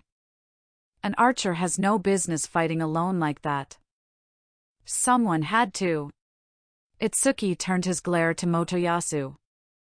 Dante watched as he seethed for a moment before stalking off. The other nobles and guests had already filtered back to the banquet. Interesting. So Motoyasu really wasn't going to do anything? I almost feel bad for dragging him into this now. Mr. Dante. Rifana called as she ran up to him, giving him a hug. The rest of his party was right behind her. That was so fast. Keel said as he watched Itsuki leave. Yeah. Faster than I expected. Dante nodded along. He meant what he said to Itsuki, but he thought he'd have some skills to escape a grapple or keep better distance. With any luck, he'd take what happened here as a learning experience. Dante could have played things a bit better here. A lot better, in fact. He really didn't expect Itsuki to be the one to challenge him like that. Of course, the king trying to bring his companions to the church was another wrinkle in the plan. Dante was a glorified thug, not a tactician or diplomat. Planning ahead was one thing, but redoing a political or social plan on the fly was a bit difficult. Well, no sense in worrying about that now. We have a party to finish, then we get to sleep in the castle. That was another thing that Dante had found a little strange. While he assumed the other heroes and their parties would have rooms here, he didn't expect rooms for his own. Then again, if Malty wasn't constantly trying to mess with him and egg on her father, that might explain it. Truthfully, he just didn't know. You fought quite beautifully this evening. Dante heard Motoyasu say. He turned to see the man holding Sedina's hand in his own. She'd already changed back to her demi-human form. Maybe you'd like to join my party going forward? Oh my. Aren't you the charmer? Sedina said with a laugh. It wasn't exactly the pitch Dante was expecting from Motoyasu, but it was close enough. He would have thought more about it, but he was too irritated at what he was seeing. So, would you consider joining me? I'm sure it would be a pleasing experience. Motoyasu put on his best smile. Well, you make it hard to say no, she said teasingly, laughing into her free hand. However, I'm afraid she's with me, Dante said, wrapping his arm around her waist and holding her close. Motoyasu gave him a displeased look. Sedina, on the other hand, smiled at Dante with half-lidded eyes. Yes, I'm with little Dante, she told Motoyasu. Are you sure? He asked, concerned. You know what he did, right? Seriously? Dante shook his head. You just fought her. Do you really think I could force myself on her? I also saw you take Itsuki's attack like it was nothing, Motoyasu pointed out. To be fair, it was a good point. Besides, maybe she has a reason to stay by your side, like them. He pointed to Dante's remaining party members. They had just come up beside Dante. That's actually another fair point, Dante conceded. Motoyasu was really using his brain here. Dante had him figured as a gullible idiot from the books, but he kept finding reasons to ignore those sources. The slave seals on the others was something Dante brought up with Sedina before, and how she could kill him in his sleep if she thought he was a danger to them. Of course, that was completely irrelevant now. You all mind if I show him? Dante asked his party. With nods of agreement, Dante opened his status. With a few quick changes, their slave seals began to crackle with lightning. What are you doing? Motoyasu yelled as he took a step back. Proving a point, Dante said. He let go of Sedina and gestured to the seal on Rifana. Right now, these are supposed to be causing intense pain. However, they're barely doing anything. That's because basic slave seals don't work much past a certain level. He turned off the slave seals. With all their leveling and sacrificing, they could hardly even feel the seals anymore. They'd know they were going off as long as they didn't close their eyes and cover their ears. All those levels also showed Dante another limit to the seals. Where before he could lower their levels without any input from any of them, now he had to get their permission. He imagined that's how it was for non-slaves. It didn't take long for that to start happening, especially when he let their levels grow too high. Their stats really overpowered their seals. Interesting. Whoa, shit. Dante whirled around to the source of the voice. Ren was standing behind him, watching the display. He had jumped back too at Dante's exclamation. When did you get here? I came with your party, Ren all but yelled. He looked a bit irritated at being forgotten. Right. From there, the rest of the banquet went by peacefully. Motoyasu wanted to talk with Dante's companions about how he's been treating them, but when they were away from Dante, he must have figured that anything they said near Dante could just be lip service.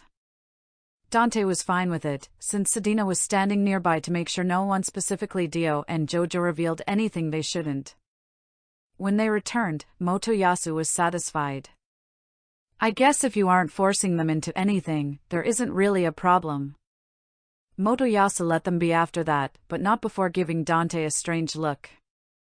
He didn't understand it, until Sedina told him why. Dio, Jojo, and Rifana all told him that Dante liked to pet them while they were transformed. Even when not transformed, Dante would basically preen Dio and Jojo's feathers a bit. It was something both of them asked him to do, but it still sounded weird when he heard it out loud. Rin chatted with Dante a little about how he'd gotten strong enough to block Itsuki's attack. He didn't want to tell him about combining the other power-up methods yet. There was still a decent chance he might have to fight them all, though who would be leading the charge would change. Dante did end up telling Rin about fighting powerful monsters in the sea, but Rin stopped that conversation immediately. Dante had forgotten that Rin didn't know how to swim, at least until the boy got all anxious about the mere mention of water. Itsuki would steal hateful glances at Dante throughout the night, but would turn away in a huff when Dante saw him. Altcray looked over every so often, more to keep an eye on Dante, it seemed. Malty didn't seem too invested in Dante's presence. Dante did look around at some of the hero's party members. He didn't really recognize most of them, but he did find armor. Dante only remembered the man's name from the web novel, but he was easy enough to pick out. A large man with shiny armor acting like he was top shit, boasting about Itsuki and his heroism. He didn't seem to consider Itsuki's loss to Dante as relevant, since Dante only held him and didn't really attack. A cowardly tactic, the man claimed. If armor was anything like his book counterpart, something Dante suspected was very likely he would enjoy watching the man die. One of the knights from the village, the one with the nose scarred, had approached Dante. He asked about the remains of the other knights, and Dante told him that nothing remained after the fight. Dante didn't think he fully believed it, but he didn't pursue it further. Dante did save his life, and the lives of his fellow knights. As the banquet came to a close, servants showed the heroes and their parties to their rooms. Dante's was shown to a more remote section of the castle. When they looked inside, the two rooms were still well furnished, but not nearly as well as Dante remembered on his first night here. "This should be big enough," Dante said as he looked around. "We don't even really need to move things around." "Actually," Sedina said, grabbing his arm, "I think you and I should be in one room." Ah. Dante had almost forgotten the signal Sedina chose. It was almost never used. "Do you think they'll be fine by themselves?" "We can all take turns watching," Rifana said with a smile. "And it's not like anyone can sneak up on you, little Dante," Sedina added. She wasn't wrong. With the two-headed dog shield unlocked, he had alert shield active almost all the time. Since it wasn't a skill, he couldn't upgrade it, but it didn't cost anything to keep active, so it was a nice extra layer of defense for both hunting and resting. "All right then," Dante agreed. The other four left the room, leaving Dante and Sedina. He shifted to the humming shield as Sedina began taking off his armor. "So, what did you want to discuss?" he asked. There weren't too many things they had to talk in private about anymore. "How do you think tonight went?" Sedina asked, finished removing Dante's chest armor. The helmet was already on a nearby table. "A bit mixed on that one," Dante said. Itsuki took Motoyasa's place, and things were a lot less crazy than they could have been. Sure, the guards tried to apprehend them momentarily, but the duel went off pretty well. There was no interference, no outcry, and Dante's side was declared the winner without issue. "Still, I could have gone about things differently." Sedina hummed as she removed the bone pieces around Dante's hips. "You probably could have shown off the slave seals when the bow hero challenged you." "Yet, I wish I'd thought of that. That might have gotten Itsuki to back off a little." It was entirely possible that Itsuki wouldn't have believed what he was seeing, thinking it was some sort of trick. Sedina finished getting him out of his leg armor. He usually kept that on during the night, seeing as they didn't bother him too much. He was left in his undergarments, which were basically a pair of shorts and a shirt. "What else?" he asked. There were a lot of things to think of. Figuring out Malty's plan, the kings, the churches, any outside forces.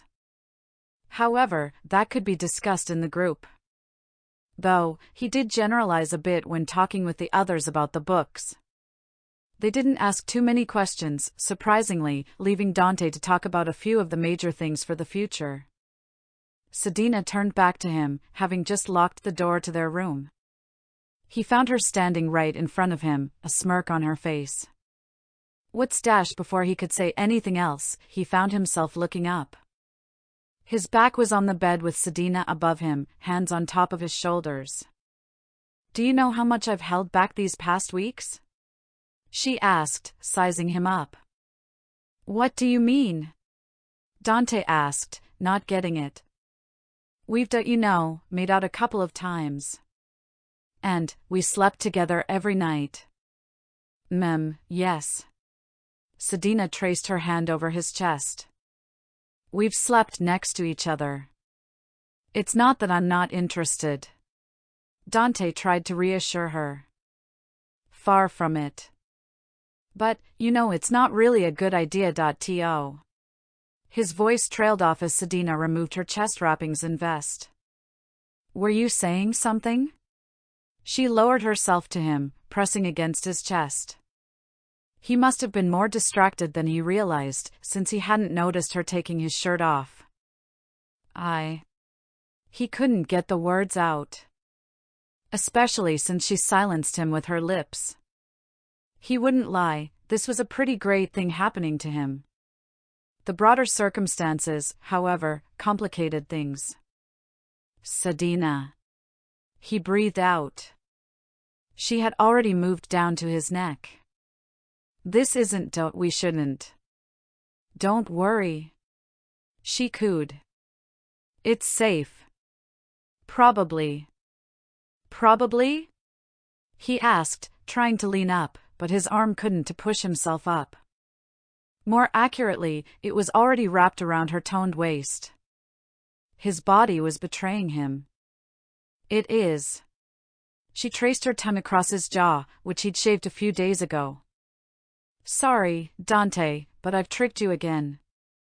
I used our more intimate moments to find out what you like, and... She trailed off, biting lightly on the side of his neck. Even through the fog his mind was quickly falling into, he knew that would leave a mark for a while. Even if he had a powered-up shield, which the humming shield was, if only slightly, Sedina's attack was more than enough to get through his defense. Even if it wasn't, he'd found that his shield thought it was funny to let these sorts of things leave marks on him. That was his theory, anyway. We shouldn't do this. Dante whispered. He could barely hear the words in his head. I'll stop if you tell me to. Sedina said into his ear, giving it a quick bite. This was a bad idea for a number of reasons. Dante, however, couldn't think of any of them at the moment. He was sure he did before, but they didn't come to mind. But really, was this such a bad thing? He mustn't have thought so, since he found himself on top of Sedina, instead of the other way around. Oh my. Sedina looked up at him, a massive smile on her face. Dante just looked down, still not quite sure how that happened. After a moment of thought, he lowered himself to her. Fuck it. So Romana. Dante returned Sedina's bite with one of his own. His shield gave him so little attack, but it still allowed him to do things like this. I'm not the only one who likes that. He said. Dante pulled off his shorts while Sedina pulled down her loincloth. Damn, you really were waiting for this. Dante observed her discarded loincloth, the undergarment having a bit of her juices on it. Sedina slid back on the bed, beckoning Dante. Take me already, little Dante. Not wanting to keep her waiting any longer, Dante obliged. He moved over her, positioning himself right above her. She wrapped her arms around his waist, resting just above his ass. You ready? He asked, though he already knew the answer. More than ready. She replied. When he slid into her, she let out a soft wince. Her arms tightened around him, pushing him further in. Once and fully, she leaned up and gave a harder bite on his shoulder. It took all he had to not pull back and thrust in. You okay? He asked, not expecting that reaction. Yeah. She whispered back, moving her arms up his back. Can we stay like this for a bit? Sure. Dante said, glancing down. Was that Are you? I was. Sedina gave him a small smirk. You knew I was waiting for someone to outdrink me, but you still thought I was that kind of girl? Sorry. He didn't really know what to say. It was a bit of a disconnect in his head, seeing how she normally acted. Well, I did say there were things I'd be willing to do for my family. Sedina said, reminding him of what they discussed at Reichnacht's. She fully admitted she intended to use her body to get Dante to keep them safe. But that doesn't matter anymore. No, it doesn't. Dante gave her a kiss, which she returned. Her tongue played with his lips, before his danced with hers. When they parted, Sedina held his gaze. Her left arm had moved over his. I'm ready. Okay. The wrong hero. The night passed by rather quickly.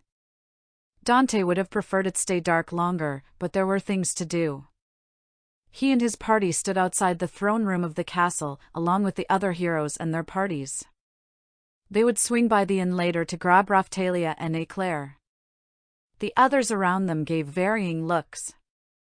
Itsuki would glare at him and turn away whenever Dante looked at him. Rin kept glancing at him and turning away too, but it seemed far less hostile. Motoyasu didn't turn away, but he kept a look of disapproval on his face. It didn't take a genius to figure out why. Sedina was hanging off of Dante's arm and was practically glowing. Do you really have to do this? Dante whispered to her. They decided to change the signal for the day. It could be worse. Sedina reminded him. That was true. During their night of fun, Dante had left a number of dot blemishes on her skin. Far more than he realized at the time. Sedina didn't share his shield's impressive healing abilities. They had a water basin in the room to clean themselves off, and Dante still had plenty of healing salve to help. She insisted he apply it himself, not that he was complaining. When they went to get the others, Rifana had an amused smile on her face. She showed them how the others were sleeping. His two kids slept in their angel forms on the bed. Between them, Keel slept on his back in his therianthrope form. Dio and Jojo both held onto him like a stuffed animal. It was another picture-perfect moment. With no issues during the night, they had a light breakfast in the dining hall. The guards had tried to turn them away, but Dante wasn't having it. It wasn't as if they could really do anything to him. They saw how Dante and Sedina beat two of the heroes. That was another thing Dante hadn't really thought through too well. They didn't really need to announce how strong they were, even if they planned on leaving Melromark. It wasn't just in the capital that shopkeepers weren't buying and selling with them. By the end of their leveling, every town they went to had that problem, and a good number of villages too. Reichnacht was a bit of an exception, though a few bandits did show up there. Dante and his party handled them quickly. When the doors to the throne room opened, Sedina released Dante. Flaunting their relationship right in front of the king would only add to the bad decisions they made. The four heroes stood before the throne with their parties behind them. From the left side of the hall to the right, it was Motoyasu, Rin, Itsuki, and then Dante. Malti was in Motoyasu's party, something Dante mostly expected. It was possible she had gone with Itsuki instead, but this showed otherwise. In a sense, it was a good thing. That was one less irregularity he had to think around. As thanks for battling the wave in your work in my country, the heroes will now be rewarded. Alt-Cray announced from this throne. Four attendants held bags in front of them. One bag was noticeably smaller than the others. Each of the heroes have performed valiantly during the wave. Additionally, they have strived to safeguard my country from other threats. For these acts, they are each awarded 3,500 silver. 3 of the attendants stepped forward and presented the bags to their designated heroes. That was a little unexpected.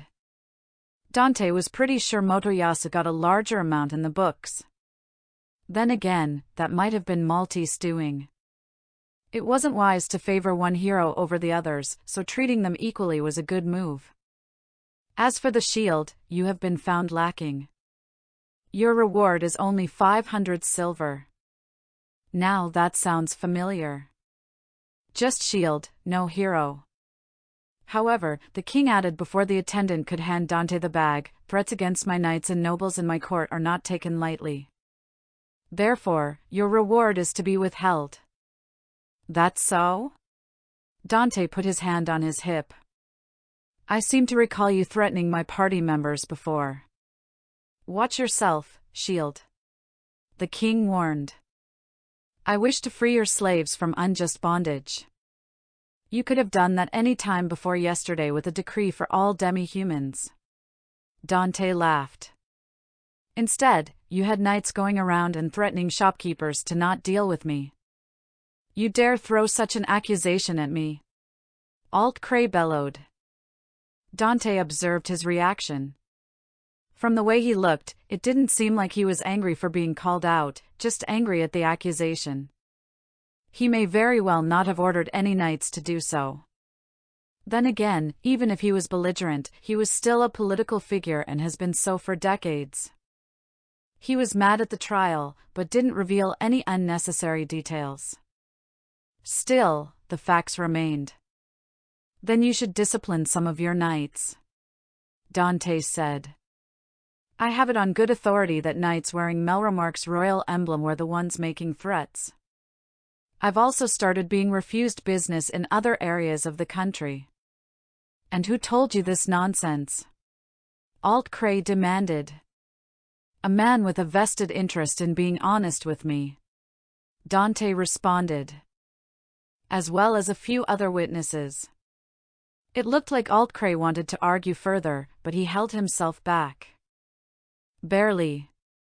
Regardless, you allowed several knights to be killed in Loot Village, where I heard you were instead of fighting the wave. I was protecting the villagers, something the knights would have been too late to do. Dante clarified. Besides, are you saying that knights of Melromark need me to defend them? It was cheap taunt, one that got the king to grind his teeth. Besides, I don't make it a habit to protect people who rain fire on me and my companions. The knights wouldn't do such a thing. Itsuki yelled out, seemingly done listening to what Dante had to say. They would, and they did, Dante said. He looked over to see the disgruntled hero. Itsuki looked indignant, but something else caught his eye. One of the knights lined up was grinning at Dante. He seemed a bit familiar. Regardless, I had 3 of my party members follow the other heroes to fight the wave's boss. You can ask the other heroes how they did. The king continued to glare at Dante for a moment before turning to the others. Is what he says true? Red spoke first. They were handling themselves well when we arrived to join the fight. Motoyasu nodded along. Miss Sedina there was actually the one to slay the boss. The woman in question had a smile on her face as she gave a light wave to the king. Alt-Cray grimaced. Very well. He waved his hand and the attendant gave Dante his silver. Great! Dante chirped, looking back to Itsuki. Now then, I believe I'm owed something. You are not. Alt-Cray interjected. I'll not have gambling done in my castle. I'm pretty sure you should tell that to the nobles. Dante had noticed a few of them grumbling about losing silver on the match. In fact, it seemed like there was only one happy noble after that fight. My word stands, the king declared. I see. Dante gazed down at Itsuki. And what of your word, Bao Hero? Did you not agree to this bet? Are you going against your word? It was Itsuki's turn to grit his teeth. Without saying a word, he thrust his hands forward, pushing the bag into Dante's chest. Dante quickly gripped the bag and handed it to Sedina with a nod. I'm glad to see you being so reasonable, Dante said, glancing at the king. He could almost hear the man's nails scrape against his throne's armrests. Humph. Itsuki crossed his arms and turned away. Even though I could have beaten you in a real fight, I still lost that mock battle. Of course. Dante nodded. The knight that was grinning at Dante before now had a hateful glare on his face. Dante still couldn't quite place where he knew the man. If you don't change your ways, then we'll have that fight. Itsuki declared, pointing a finger at Dante. If you say so. Dante shrugged. In the meantime, I have a gift for you. Dante gestured to Sadina, who held a bag out to Itsuki. For you, little bow hero. Itsuki gave her a hard look for a moment before he took the bag. When he looked inside, surprise enveloped his face. What's this? He asked. About half the silver. Dante answered. Unlike you, I wasn't about to leave you with nothing. Itsuki's mouth moved a bit, trying to form words. In the end, he simply turned back to face the king. Now then, heroes, go forth. I look forward to your continued works in my kingdom. With the king's declaration, the heroes and their parties left the throne room. That went about as well as it could have, and better than Dante expected. He really thought the king would try to throw a fit about the silver, but he held back. It wasn't as if the other three heroes were totally against Dante. At least, two of them weren't. As they were walking out, Dante approached Motoyasu, placing a hand on his shoulder. I need to borrow you for a minute. He told the spear wielder. What for? Motoyasu asked, annoyed. Something private. Dante said, nodding to a less crowded area. Motoyasu sighed before turning to his companions, turning on the charm. I'll just be a moment, ladies. Motoyasu led the way, Dante following after him. They passed by some of the knights from the throne room. One of them was the knight that kept looking at Dante. When they passed each other, Dante got another look at his face. He turned to keep looking at the knight. Dante stood watching as the knight kept on, his eyes widening at his realization. Devon Mallory. That was why he looked familiar. He matched the description of the knight that organized the slave raid. According to Eclair, he didn't attack Luralona himself, but he did organize the men that did. Well? Motoyasu's voice brought him out of his thoughts. Dante looked between the two before rejoining Motoyasu. Damn. I'll need to deal with that guy later. I needed to ask you something. Dante started. Before that, Motoyasu said, you need to stop picking fights with the king. Oh. Dante tilted his head. Is that what I was doing?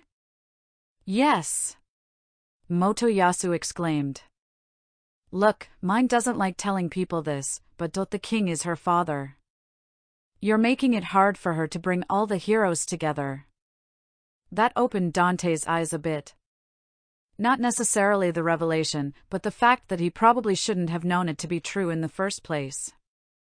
As far as Malti was probably aware, Dante thought he was framed by some adventurer. That added an extra layer to how he had to perceive her actions. Or, it removed one. He'd work that out later. You arguing with him doesn't help. Motoyasu added. Neither does him trying to steal away my companions. Dante pointed out. He thought they were your slaves. I mean, actual slaves. That's why he thought he could take them. If they were property, he could take them away from me. The royal family owns slaves, you know. That's not, you know what I'm getting at. Motoyasu was exasperated. You raped mine. He must have thought you were using your slaves like that too. First of all, the man hates demi-humans. He doesn't care about them at all. If anyone else owned them, he'd be happy about them being treated that way. That's disgusting. Second of all, Dante continued on, I didn't rape anyone. Yes, you did. There was a trial dash. That was held by the supposed victim's father. The bloody sheet dash was put there to frame me. If Dante could convince Motoyasu of this now, it would help out later. He wasn't sure if it was even possible, but he thought the gears in his head were turning at least a little bit. Why? Motoyasu asked. Why would she frame you? That's not the real question here. Dante couldn't exactly pin down her motivations. He was thinking it was to get the church to view her positively and to manipulate Motoyasu. Also, just for the thrill of it. She wasn't first in line to the throne, so that led to her still having a twisted personality. Forget it. Motoyasu shook his head. You don't have any proof, and I can't even begin to believe you without it. It seemed he was thinking about it a little bit, at least. Then we'll agree to disagree for now. Fine. Motoyasu crossed his arms. What did you want, anyway? Did you help a village with a famine? Motoyasu's eyebrows shot up. How did you know about that? I hear things. Dante responded, shifting his shield. Did you bring them a seed from an alchemist's temple? Are you spying on me? Motoyasu asked, uncrossing his arms and stepping forward. Dante shook his head. I traveled to a cave attached to an alchemist's temple to retrieve a crystal. We looked through part of the temple too, since we were there. We found a tablet that warned about the seed sealed inside the chest. A warning. What are you getting at? Motoyasu wasn't getting it. This. Dante showed Motoyasu his shield. It was one he got from absorbing one of the crystals in the cave he mentioned. It wasn't particularly strong, but it did have an equip effect called Image Record. It allowed Dante to store a few images inside the shield and project them on a screen that appeared before it. The images that he showed Motoyasu were from the village. One of the massive bioplant in the village. Another was the controlled villagers and some plant trios. The last was a villager in a pod. Motoyasu looked on in shock. What is this? That is what happened to the village after you left it. But that's... Motoyasu turned away from the images. That can't be. It is. Dante confirmed, shifting his shield back. We were in the area and saw what was happening there. I assume you understand everything you saw? Motoyasu nodded, turning back to Dante. That's not how it was supposed to happen. It was supposed to be a hidden quest that unlocked another one later. Motoyasu, this isn't a game. Dante told him. This is real. There are consequences to actions, as I believe you just got finished telling me. That's different. Motoyasu yelled. You knew what you did was wrong. Besides, I know these are people, but that doesn't mean it's not a game. I would love to listen to the mental gymnastics that statement requires, but I don't think I'm smart or dumb enough to understand it. Whatever. Dante shook his head. Just be more careful in the future. It wasn't as if Dante really thought he could convince Motoyasu of anything right now. It was a good seed to plant in his head, though. Ignoring the unsaid pun, they both returned to their parties. When they did, they found Malti standing off the side a bit. Rifana and Keel kept an eye on her. Two of Motoyasu's companions were chatting with each other while the third was lowered to the ground, talking with Dio and Jojo. She seemed pretty animated until Dante got closer. She almost seemed to scowl as she stood up. Dante couldn't really place who was who. He believed one of the chatting women was Elena, but wasn't sure which. The woman talking with the kids seemed somewhat familiar. She had long, yellow-green hair and a sword at her hip. Definitely not the witch-looking girl from the anime. When Motoyasu rejoined them, they quickly got on their way.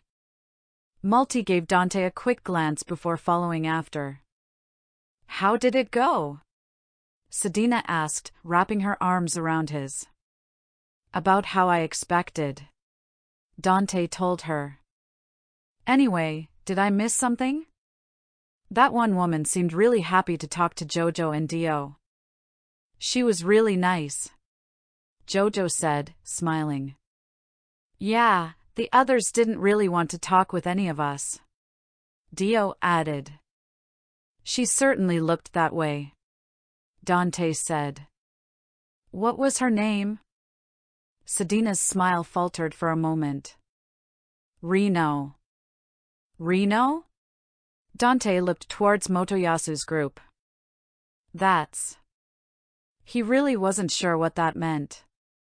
On the one hand, he figured Malti would fill Motoyasu's party with people loyal to her. On the other, if Reno was useful, maybe she'd be kept around, especially as she believed Malti's story. Whatever the case, he now had a description of her for Belucas, in case she does get sold off. What now? Keel asked as they made their way towards the castle gate. Now we meet up with Barry and Raphtalia. Dante said, careful not to say Eclair's name just yet. After that, it's what we talked about before. They were to meet up with the emissaries in a village to the east of here. From there, they'd travel to Zeltable and then north up to Siltvelt. They'd be able to get 2 hourglasses registered out of it, plus some good weapon copies from Zeltable. Technically, they'd get 3 hourglasses. There was a country between Melromark and Siltvelt that had an hourglass, but it was a little close to Melromark. Dante still had to figure out how registering to multiple hourglasses worked. It might override the old one, but he didn't want to risk that not happening and be pulled back in after crossing the border to Siltvelt once. At least, not without being able to teleport away. Another thing to do was getting a letter of introduction from Belucas. Dante wanted to at least meet with his relative in Zeltable. He wasn't prepared to buy the Hakuko siblings yet, but he could at least meet them and make sure they actually exist. He was fairly sure Atla needed Yggdrasil elixir for her condition, which he didn't have. Besides, going to Siltvelt while taking care of 2 Hakuko children might draw the wrong kind of attention. The plan, however, wasn't going to work out perfectly like that. As soon as Dante stepped beyond the gatehouse, he saw the emissaries to his right. His mouth hung open, not quite processing what he was seeing. Each of them were held almost 10 feet off the ground. They had ropes around their necks as they swung from the battlements of the wall. Oh, fuck. Dante let out as he stared up at them. The others saw what he did and acted in a similar fashion. Dio and Jojo seemed more worried about Dante's reaction than seeing the emissaries, while Rifana held her hand over her mouth. Oh my. Sedina said without a hint of her usual mirth. Why would Oh. Yeah. She and Dante saw the same thing. Painted on their chests was the Melromark word for spy. That old man really is trying to start a war. I don't think it would make much difference now if I stayed or went. If I don't go, no one will tell them not to invade, or they might assume I'm being forced to stay or something. We need to grab the others, Dante said. And the carriages. Fortunately, both were at the same place. Things have just gotten much more dangerous in the capital. Excuse me? A young voice called out. Are you the shield hero? Dante looked to the source of the voice. His eyes widened at what he saw. A dozen knights stood in 2 rows.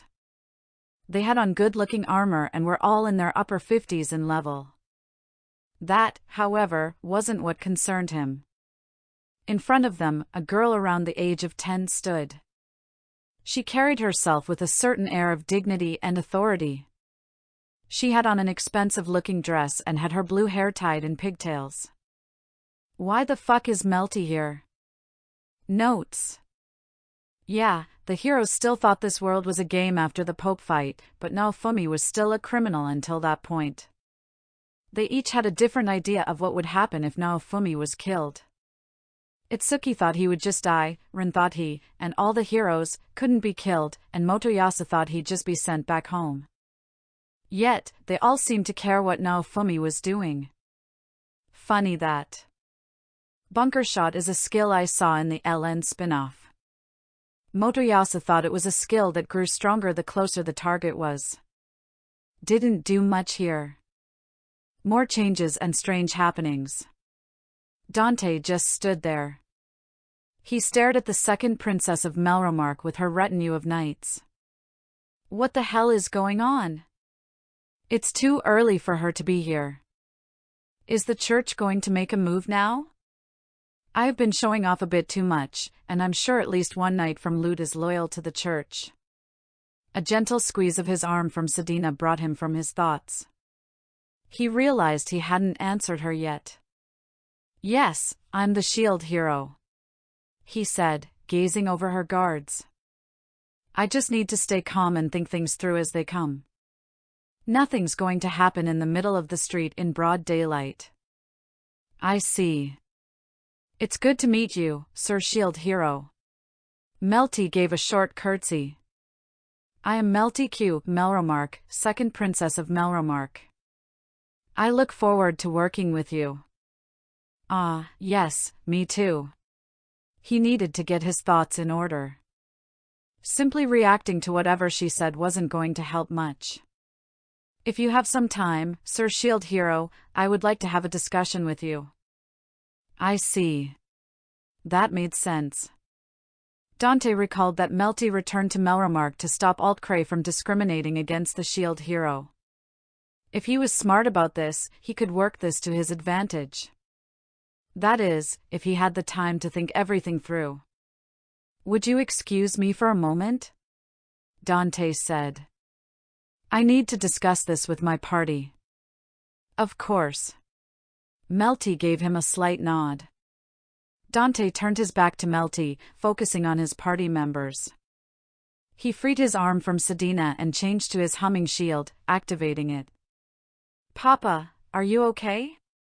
Dio asked, gripping his armored leg. You look like you're about to panic. Keel added. About to?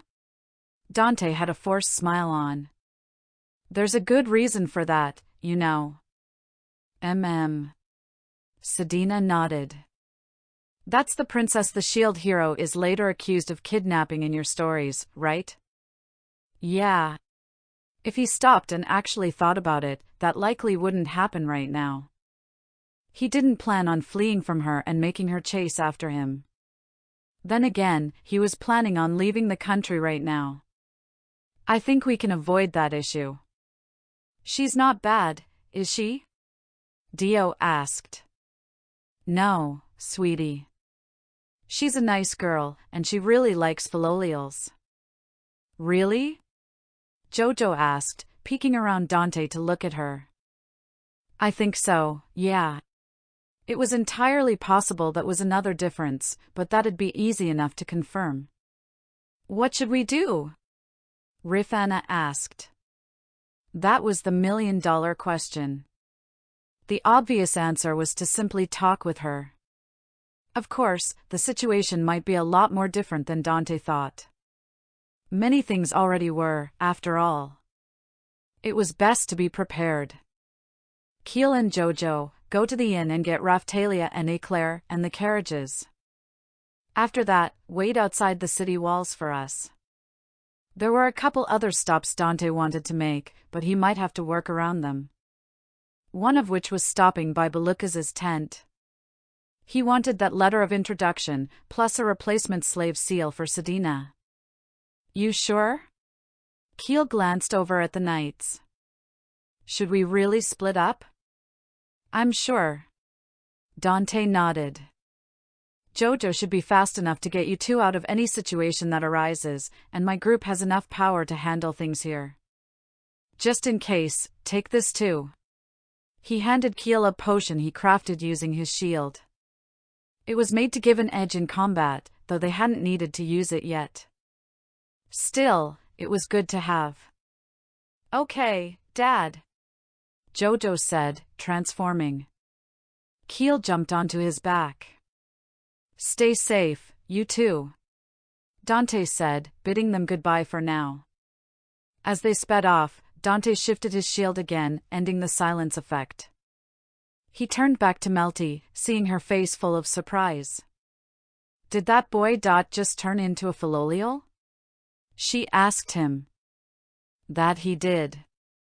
Dante responded. In fact. Understanding his lead, Dio transformed as well. Dante watched as the second princess began to shake, her folded hands rising and lowering, trying to think of what to do. So pretty, she said, settling on raising her hands.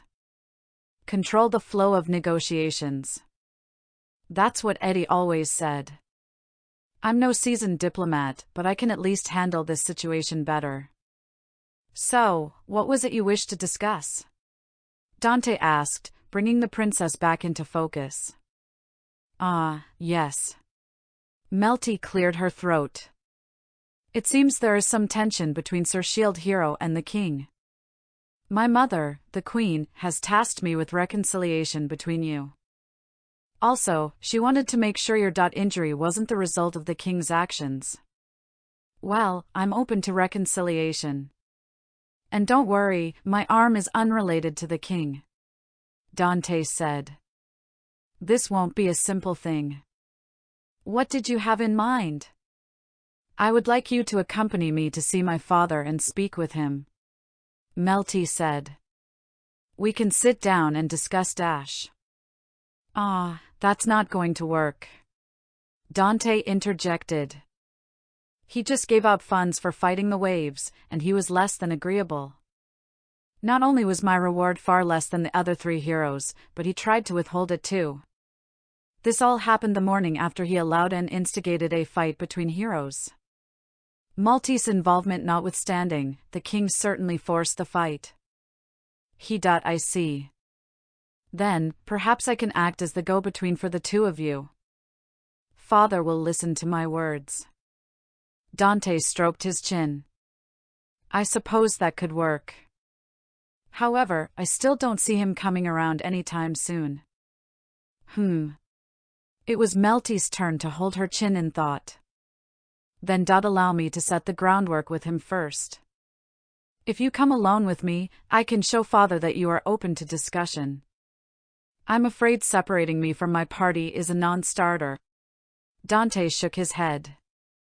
The fight yesterday was about freeing my party members from their slave seals. Melty's eyes widened at that. I didn't realize you had slaves.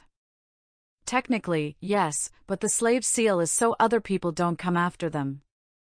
Are you aware that your country, as a whole, cares more about damaged or destroyed property than the lives of free demi-humans? My mother is trying to change that. Melty said, lowering her head. I've heard. Dante nodded. Regardless, now isn't a particularly good time to meet with him. He swept his arm to the walls. 3 dead demi-humans are hanging from the castle walls. While I don't think he'll be capable of harming my party members, I'd rather not give him another opportunity right now. That's going too far. Melty protested. Even if he has a conflict with you, Father wouldn't kill companions of a hero for being demi-humans. I believe he would. He did have 3 emissaries killed, after all. Melty stood there, speechless. What even could she say to that? Dante didn't know what the proper treatment for emissaries and diplomats were, but having them killed wasn't exactly earning Altcray any points. How do you know they're emissaries? Melty finally asked. They told me they were. Dante said. You spoke with them? A few times. They asked me to stay in their country, but I had declined. I still have things I need to do here. Dante could see Melty relax upon hearing that. He could easily understand why.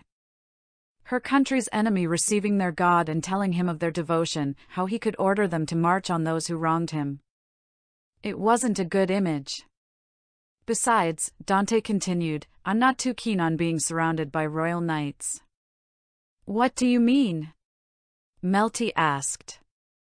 I haven't had any good experiences with the royal knights of this kingdom. A group of them tried to set me and my party on fire. Melty turned her head to the side. She seemed to mutter something under her breath. Then I will have to discipline those knights. She said to him. Yeah, about that. Dante looked over the knights she had with her. They had remained unmoving all while they spoke. Who do those knights follow? Ha? Melty seemed confused by the question. They are royal knights. That's not what I meant. Dante explained further. Assume I do see your father with you. Things may not go well. In fact, he may even order the knights to apprehend me. It's not entirely unlikely either. What I'm asking is this: if the king orders these knights to arrest me, and you order them to stand down, who will they obey?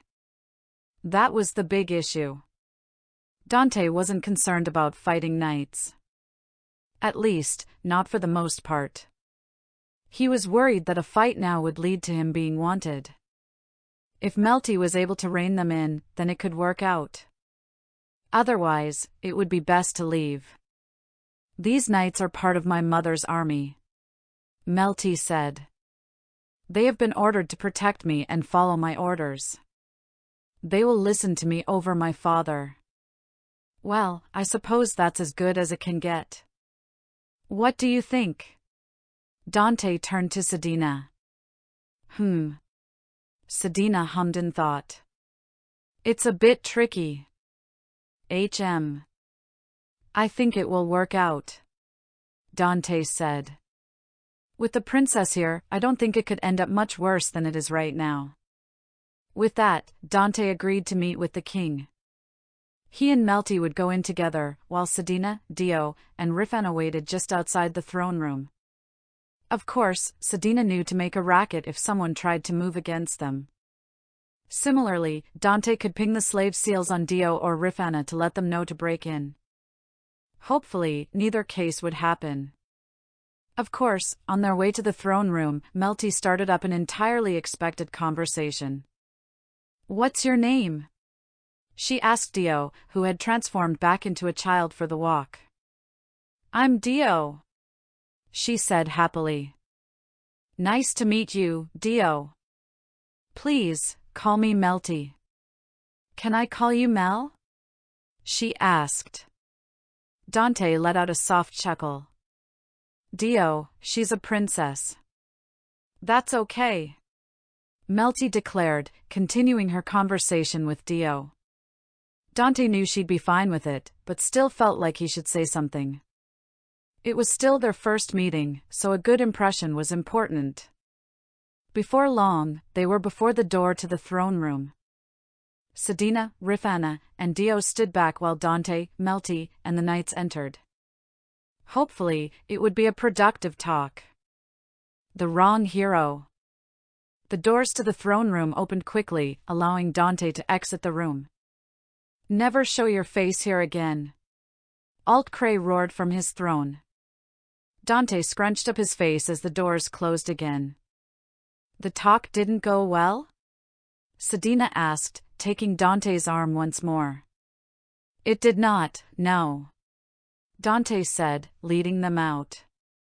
It started about how Dante expected, with the king shouting at him when he entered with Melty. He let Melty do a lot of the talking for him, but Alt-Cray seemed more interested in talking down to him than actually communicating. He was a bit more belligerent than Dante thought he'd be. At one point, Alt-Cray did in fact call for his guards to arrest Dante, even go after his companions. True to her word, Melty ordered her knights not to follow that command, and to prevent the other guards from leaving the room. That was when Dante thought it best to end the conversation. Sir Shield Hero! He heard Melty call for him as they were nearly out of the castle. Please, come back and finish speaking with my father. I think it's best to put that on hold for now, Dante told her. It wasn't just the king that needed to cool off. If Melty hadn't stepped in, Dante knew he'd say something he shouldn't. I don't want things to end like this, she said. Even after what you did to my sister, What I did? Dante asked. He saw Melty hold her hands to her mouth. It seemed Melty did know what Dante was accused of, and she seemed to believe it too. Melty slowly took in a breath and let it out. Yes. I heard, Doth, that you raped my sister. I don't know why you would do that, but that's not why I'm here. I am simply trying to help patch things up between you and my father. This was really something else. What does your mother think about the accusation? Does she know I deny it happened? Melty folded her hands together. She believes there is something more to it, but I don't understand why. My sister wouldn't lie about something like that. So, even Melty doesn't know about her sister's personality. To keep the trust of her sister like that is really impressive. I'm surprised the Queen couldn't convince her beforehand. Maybe the Queen isn't as clever as I assumed. I see, Dante said. Things will have to stand as they are for the time being. We can try again in the future, but it will be a while. In the meantime, I'm going to do a bit of traveling. Traveling? Her face showed her concern. If you plan on leaving the country, I recommend against it. That could be seen as fleeing from your situation. You're worried I'll go to Siltveld, aren't you? At the mention of that country, Melty flinched back. I do know a thing or two about this world. Don't worry. Tell your father I'll be going to Fabry. I hear they treat all the heroes there equally. It's a better idea than trading one zealous country for another. Altcray getting that information would likely lead to the church receiving it as well. Then, they could send all their troops to the wrong border, leaving the way to Zeltable open to travel. Fabry. Melty made a face Dante didn't quite understand. Wouldn't Shieldfrieden be a better choice for you? They favor the shield hero above the others, and they aren't as fanatical as Siltveld. Ignoring tax connections, Shieldfrieden probably would be the best country for me to go to.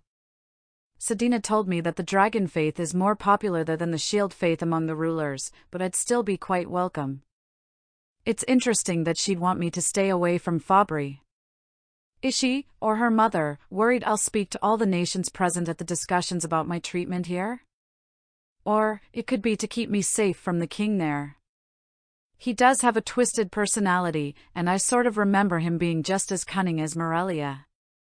Dante realized the likely reason. Melty knows. She knows the king of Fabry wants Malty. If I go there and start making a fuss, he could demand Malty be given to him. It's not like Morelia would be able to refuse, since her country tried to hoard all the heroes for itself. That, and Fabry would have one holy hero, plus a number of 7-star heroes as well, ignoring the obvious impossibility of that. I'll go there eventually, Dante said. I plan on registering to as many hourglasses as I can. That is my role as a holy hero, isn't it? Melty sighed before she spoke. Very well. But, how will you speak with my father again if you're going there? I have my ways.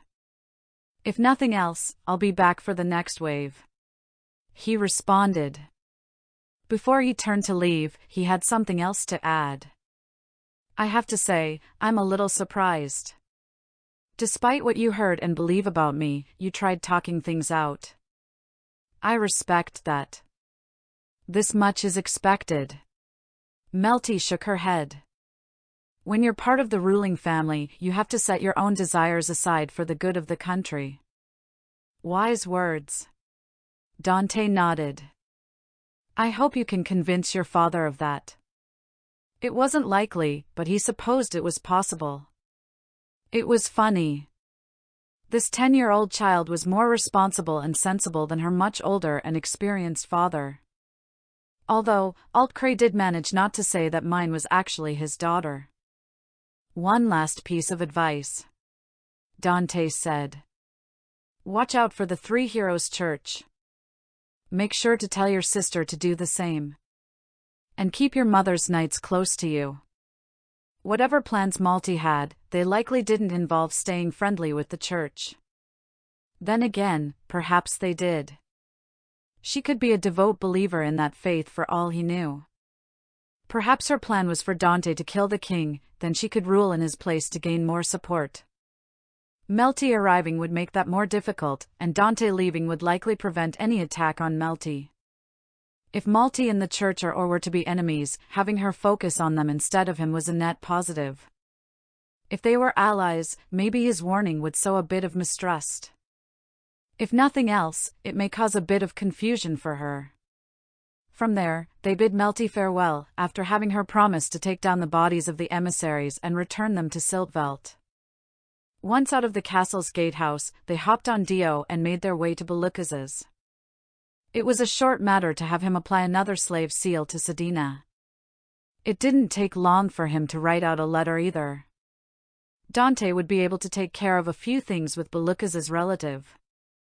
After that, they made their way out of the city. It looked like one of the city guards wanted to stop them at the gate, but they kept on going. It was easy enough to find Keel and the others. However, when they did, there was another issue. "You killed a knight?" Dante asked the dog boy. "Okay, when and why?" It was the first thing he asked when he saw the body of the knight in one of the carriages.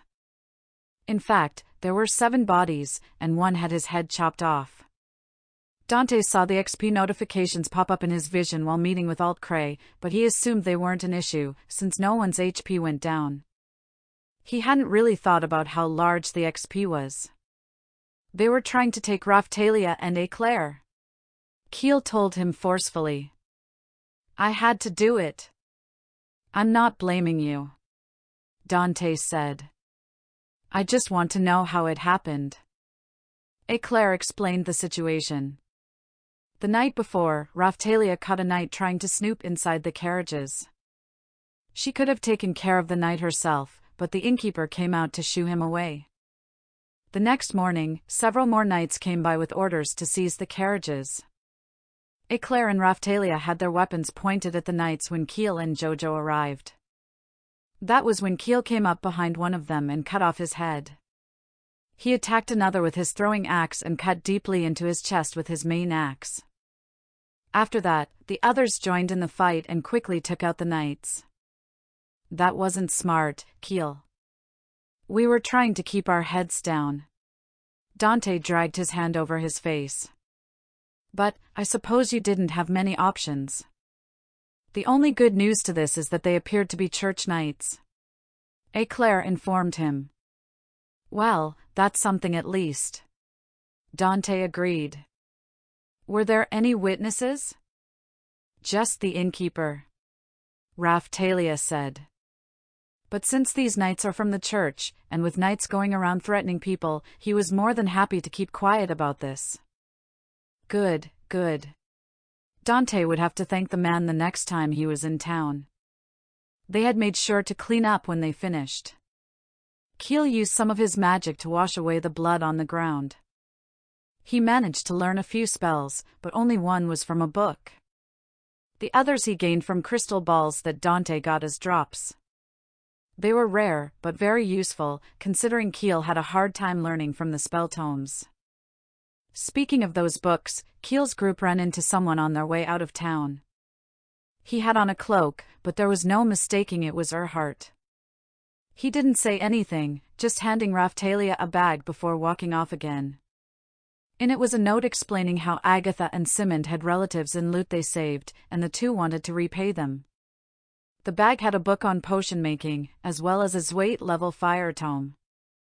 Erhardt also threw in a few accessories. Dante made sure he'd thank them all once everything blew over. They got on their way, first heading north. That was only to show any guards from the city walls them leaving in that direction. After they got out of sight, they took a long course around the capital. They made sure no one was nearby on their ride to tip off anyone about their change in direction. They had just one more stop before they started heading for Zeltabal. It was one that no one else in the party was particularly happy about, but they understood it enough to warrant its necessity. "You know, you may want to branch off from Doom Monsters." Dante stood in the carved-out living area of Renota's mining complex, with Sedina at his side. The mine's current occupant sat in a chair before him, his knees brought up to his chest and his arms wrapped around them. On either side of him was a baron of hell. On the table behind Rolf was the corpse of one of the knights, which was starting to look like a heavy weapons dude. I can do that," Rolf said, his voice unsteady.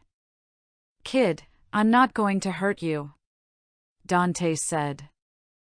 "Our partnership isn't going to last if you're terrified of me.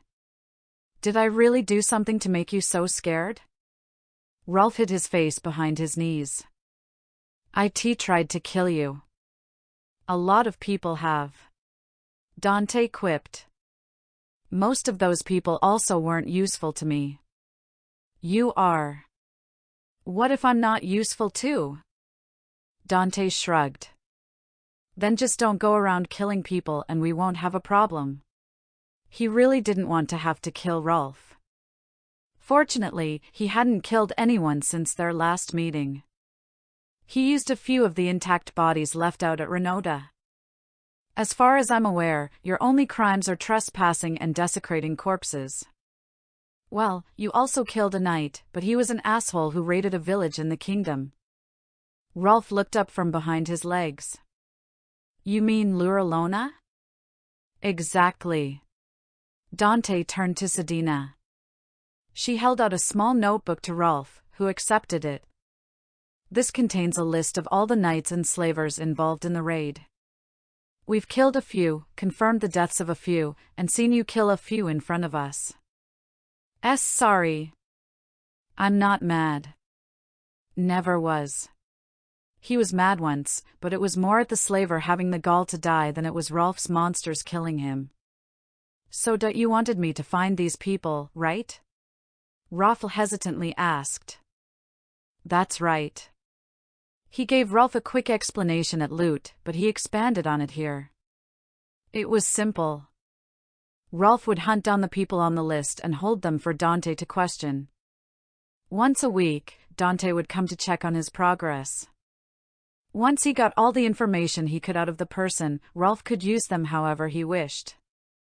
In exchange, Rolf could consider himself under Dante's protection.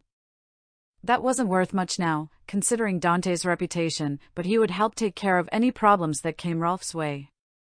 Not to mention, he would give Rolf any drops Dante no longer needed.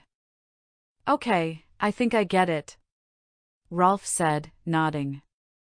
"Good. One last thing." Dante made sure Rolf was paying attention to him. "Be careful of Devon Mallory. His level in the 60s, as are the more elite knights in the kingdom. They'll cut through your monsters like they're butter." Outside of the initial surprise, the Hell Knight they fought before was easy to kill. Rolf, following his devotion to Doom, doubled the HP of the Baron of Hell compared to the Hell Knight, with no other stat changes.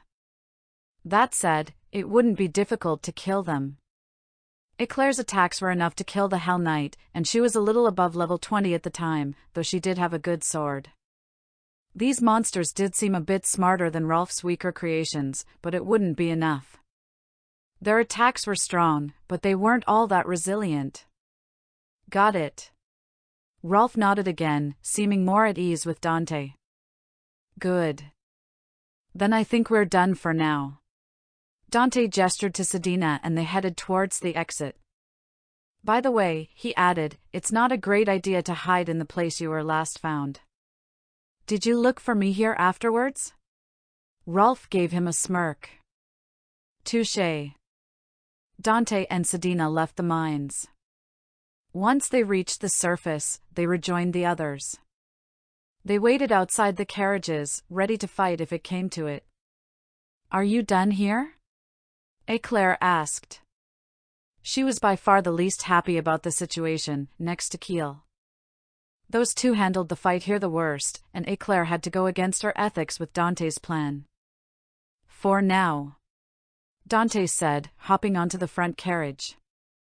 Jojo got into position to pull while everyone else climbed into the back of the front carriage. Sedina opted for the front with Dante. Once they were set, Jojo began pulling the carriages, heading east to Zeltable. According to Eclair and Sedina, if they didn't do any hunting and switched out Dio and Jojo to rest, they should arrive in about a week. Do you really think Rolf will only go after the people on that list? Eclair asked, sitting near the front. I do, Dante said, nodding. He's a bit misguided, but seems all right. A little surprising, really. If Dante had to guess, this Pahadran may not have been a big actor in the waves. He might be someone who just liked to watch people suffer. After all, if Rolf was meant to participate, he would have been older, or someone with more drive. Aside from a few people who deserved it, Rolf hadn't really killed anyone. Well, one of the knights he killed at Loot wasn't part of the raid on Luralona, so maybe he was decent. Then again, Dante might have killed him anyway. He did step forward with the commander to threaten Dante and his party.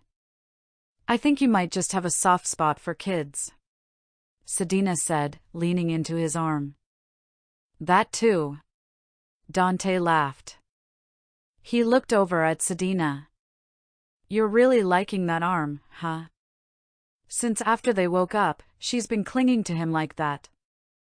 Eventually, they removed the spiked armor from his right shoulder so she wouldn't have to keep moving around it.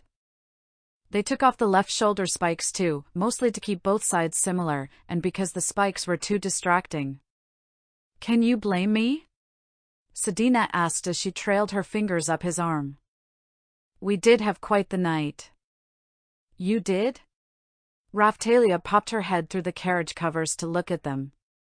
We did, Dante said to both of them.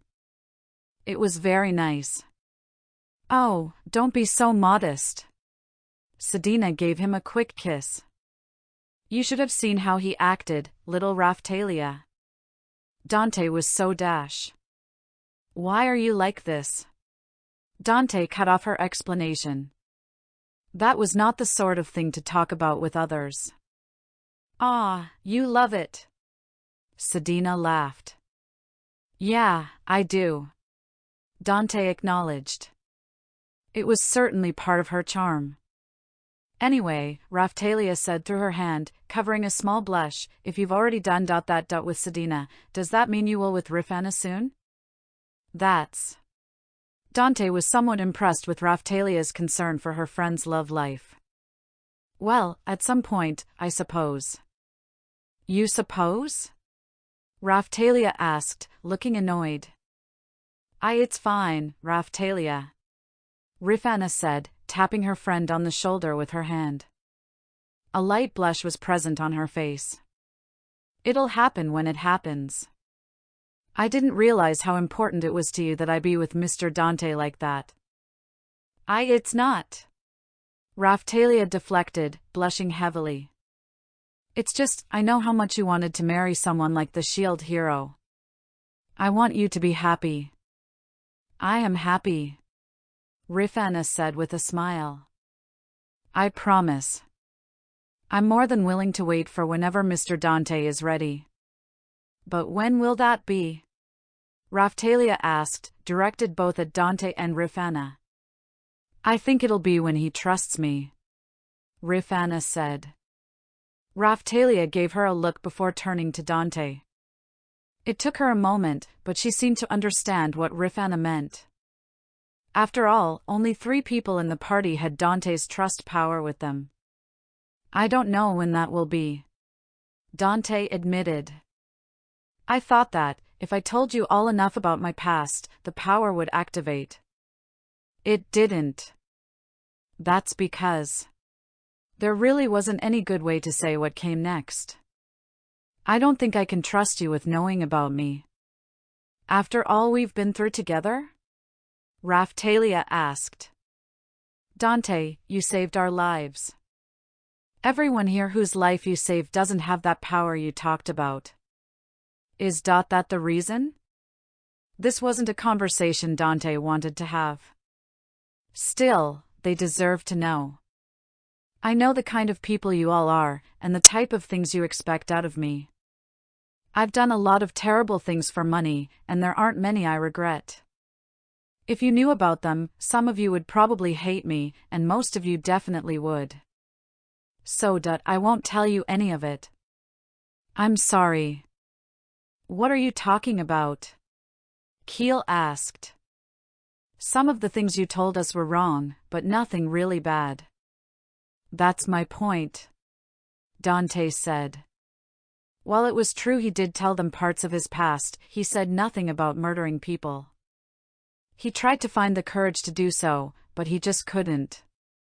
The three former kids looked up to him, and he didn't want to ruin that. If he told Eclair, that would definitely ruin whatever trust he already earned from her. Dio and Jojo were monsters and his kids. It was easier to have that connection with them. Sedina, of course, already knew more about his past. Dante knew she understood.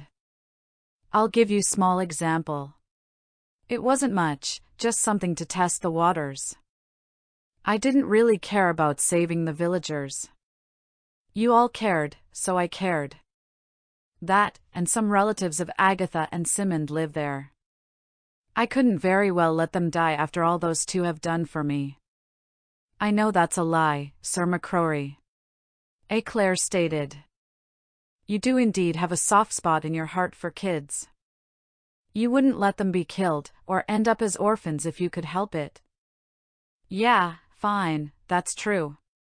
Dante didn't really want to admit that. But my point remains.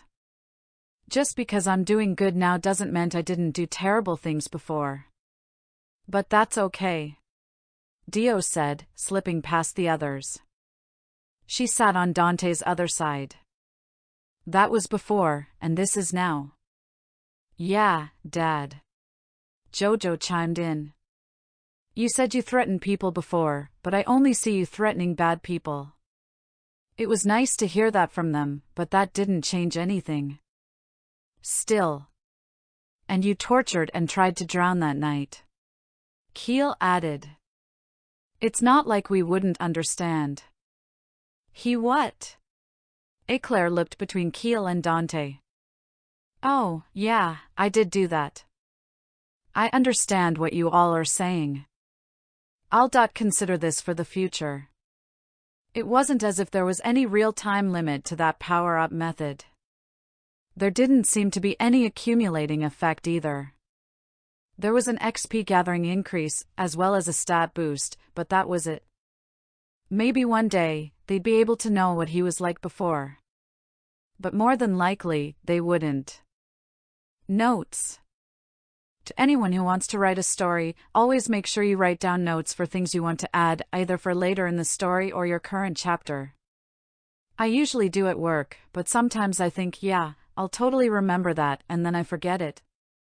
Case in point, I wanted to add something to my end of chapter notes, and now I can't remember. I wasn't even at work. I was rereading my chapter before posting it to make sure I had everything. Literally within the last hour. I have no excuse. I'm sure I'll remember later and kick myself for it. I suppose this is the end of my Let's Get to the Damn Wave Already arc. Had to look back at what I named it. I don't really have a better name for it, and the whole arc thing is pretty loose in this story. Then again, I have an idea for the name of the next arc. I'm thinking Downward Spiral, so get ready for that. It was late evening of the second day on the road. So far, they hadn't come across anyone looking to stop them. Well, not anyone actually effective. They did get stopped by a bandit group earlier that day, but they were so laughably weak that they were hardly worth mentioning.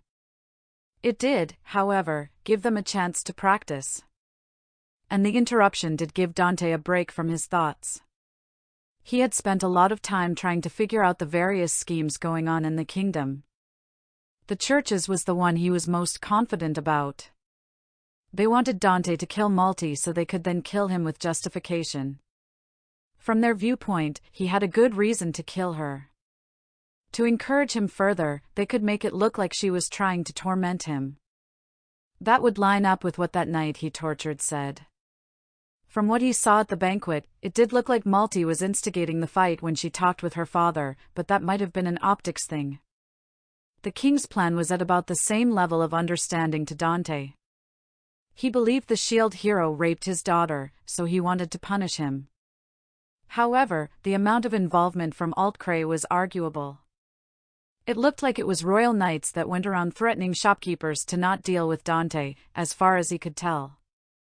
It may have been on the king's orders. The knights were actually devoted to the church and followed their orders, they worked for Malti and followed her orders, or they were acting independently.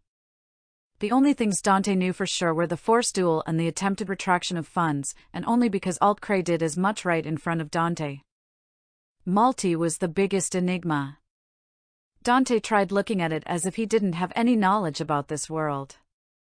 The morning after she agreed to join his party, she falsely accused him of rape. Afterwards, she joined Motoyasu's party. His next real interaction with her was through Motoyasu, who claimed she wanted the heroes to work together, and, of course, that she was the daughter of the king. Looking at it like that, Dante had fewer answers than he'd like. At most, it could be said it was politically advantageous for her to frame him, given the country's religion. However, most other things he thought he knew about her were more speculation. It was confirmed through Eclair that Malti was no longer first in line for the throne. However, no real reason was given for that. Malti didn't contest it either, according to Eclair. Perhaps the queen had something on her that Malti didn't want exposed, and the queen couldn't just let it out for some reason. Maybe it would put Morelia in a bad light too. He had no real knowledge of Malti's relationship to the church, aside from one knight who may not have truly known. Malti was more cunning and cautious, that much Dante was sure of. At the very least, she should be looking at the church as a potential ally or enemy. With the introduction of Melty, another wrinkle in his thoughts occurred. He recalled that the King of Fabri wanted Malti for his pleasures, in both the web novel and light novel. She was to be sent off to him, but she was able to postpone that by becoming a hero's companion, if he remembered right. That was the wrinkle. It was possible that Melty didn't want Dante to go to Fabri because everyone might hear about how he was treated, however justly some may think it, but it seemed more likely it was to protect her older sister from the king there. After all, she seemed very poised and collected until he mentioned Fabri. She was more worried about that than Siltvelt. Then again, if Melty knew Fabri's king wanted Malti, and being in a hero's party prevented that, why wouldn't she question the rape accusation? Certainly that wouldn't be as bad as being a toy for the Pig King. Perhaps Melty didn't fully understand what that meant. Or, maybe the King of Fabri wasn't that bad. That also led him to wonder about Morelia. She seemed to understand her older daughter's true nature. Whether or not she would be willing to give her to Fabri's king was another thing, but still unlikely. She didn't want Malti or Altcray to be killed after the incident with the Pope, so there was less reason for her to allow King Fabri to take her oldest daughter. Then again, maybe her personality was different too. After all, she couldn't convince Melty of Malti's cruelty. She may even entertain the idea that Dante did rape Malti, and she might be pregnant. That would be good for Melromark-Siltvelt relations, from a certain point of view, and keep Fabri's king from taking a woman pregnant with a hero's child. There was the chance, however slim, that Malti didn't want any further conflict with Dante. If her main goal was to stay safe from both the church and Fabri's king, securing her position with Motoyasu was a good plan. Regaining her place as next in line could come next, perhaps after dealing with the church. Maybe her plan was to use the 4 heroes to fight the church, then leave the blame for any damage to Dante. Or she might just be an idiot savant when it comes to screwing with people, and I'm way overthinking this. However, without any more information, Dante wasn't going to figure anything out. Okay, Jojo, let's stop for the day. Pull off over there. Sedina called from the front of the carriage. Got it. Jojo pulled the carriages over into the nearby forest, keeping it slightly out of view from the road. Sedina had been spending time with Keel to teach him more spells from his water tome. Dante didn't get many crystal ball drops, so learning from the book was important. He put that into practice himself by reading the Zweit fire tome with Rifana. Learning these spells was much harder than the Faust spells before. If Dante had to compare the two levels, Zweit felt more like he was reading a foreign language, which he basically was, but it had bad grammar and used a lot of slang or possibly leet speak. Currently, Rifana sat in his lap and held up the Zweit fire tome for the both of them to read. It was easy enough to do, since she was in her therianthrope form. Aside from his own thoughts, Dante tried not to distract the both of them by petting her in this form. Of course, that was easier said than done. When the carriages were parked, the pair hopped out. Rifana was still getting used to her therianthrope form. It was something Dante told her to do, since it provided quite the stat boost to her. She wasn't really opposed to it, given her happy hums whenever she was being pet by Dante. Keel was already used to his therianthrope form. He almost never changed back. That just left one more demi-human. Raphtalia slowly made her way out of the second carriage. With her size, and lack of familiarity with her therianthrope form, she had to basically crawl out of the back of the carriage. Eclair came out after her, having kept her company during their traveling. Dante. Raphtalia looked over at him as she picked herself off the ground. When can I change back? After you've fully gotten used to being in that form. Dante answered. It was the same case for Rifana, though she actually enjoyed her therianthrope form. How am I supposed to do that in the back of a carriage? She asked. By simply being in that form. Dante said as he dropped a seed from his shield. It fell into a small hole he quickly made with his boot before covering it again. Even if you aren't moving around, you can still get a feel for being in a larger body. Stretch out a little, lift your arms and legs, that sort of thing. We moved things around in the carriages for exactly that purpose. More specifically, they switched the fuller rear carriage to the lead one and moved everything into it. Only 3 people would be in it at any given moment anyway. Just obtain oneness with your form. Dante added, pouring a bit of water from his water skin onto the seed. You're just making this up as you go, aren't you? Raphtalia deadpanned. Could be. Dante gave her a smirk. In any case, once we're done traveling for the day, you can move about more and do some practice fighting. That'll help you even more. It's what they did the previous day, though Dante only had the 2 of them transform once they stopped for the evening. Neither one changed back into their demi-human form since, not even to sleep. Why don't I just stay in this form at the end of the day? She asked. Because then this form will be more like something you become instead of something you just are. Dante countered. But I don't want to become this. Raphtalia declared. That's why you need to just be it. Dante said. You really are just making this up as you go. No, I'm just not good at being poetic. Dante shook his head. The modified bioplant had just popped a bulb out of the ground and started growing rapidly. Raphtalia crossed her arms. What if I just change back anyway? Dante, in turn, put his hand on his hip. You mean, aside from going against what the shield hero requested of you? A request that, in addition to helping you become more accustomed to another aspect of yourself, will improve your combat potential and, thus, help keep innocent people safe from the waves? Raphtalia held his gaze for a moment before turning hers down. She knew he was right, given her stat increases in this form. With her abilities, she was one of the heaviest hitters in the group now. Well, if you don't want to stay in your therianthrope form, I can't force you. Dante admitted. However, as the party cook, I won't let you eat anything I make. You'll just have to settle for bioplant fruits. What? Raphtalia yelled. That certainly got her attention. Sir MacRory, isn't that a bit much? Eclair asked. There's no need for Raphtalia to remain like she is all the time. No need, but it'll be much quicker this way. Speed is the name of the current game. Dante said. That was why he had Dio and Jojo switch out to keep on the move. It didn't seem like they were being followed aside from the constant surveillance by Ten Loba that could always change. Okay. Raphtalia murmured. Then how will we determine when I'm used to this form? When you can wrestle me to the ground and pin me. Dante answered. I see. Raphtalia adjusted her footing on the ground and brought up her hands. Let's do that now. Oh. Dante's smile grew wider as he moved away from the bioplant, which had already sprouted fruit. You think you're ready? I know how much my stats have grown.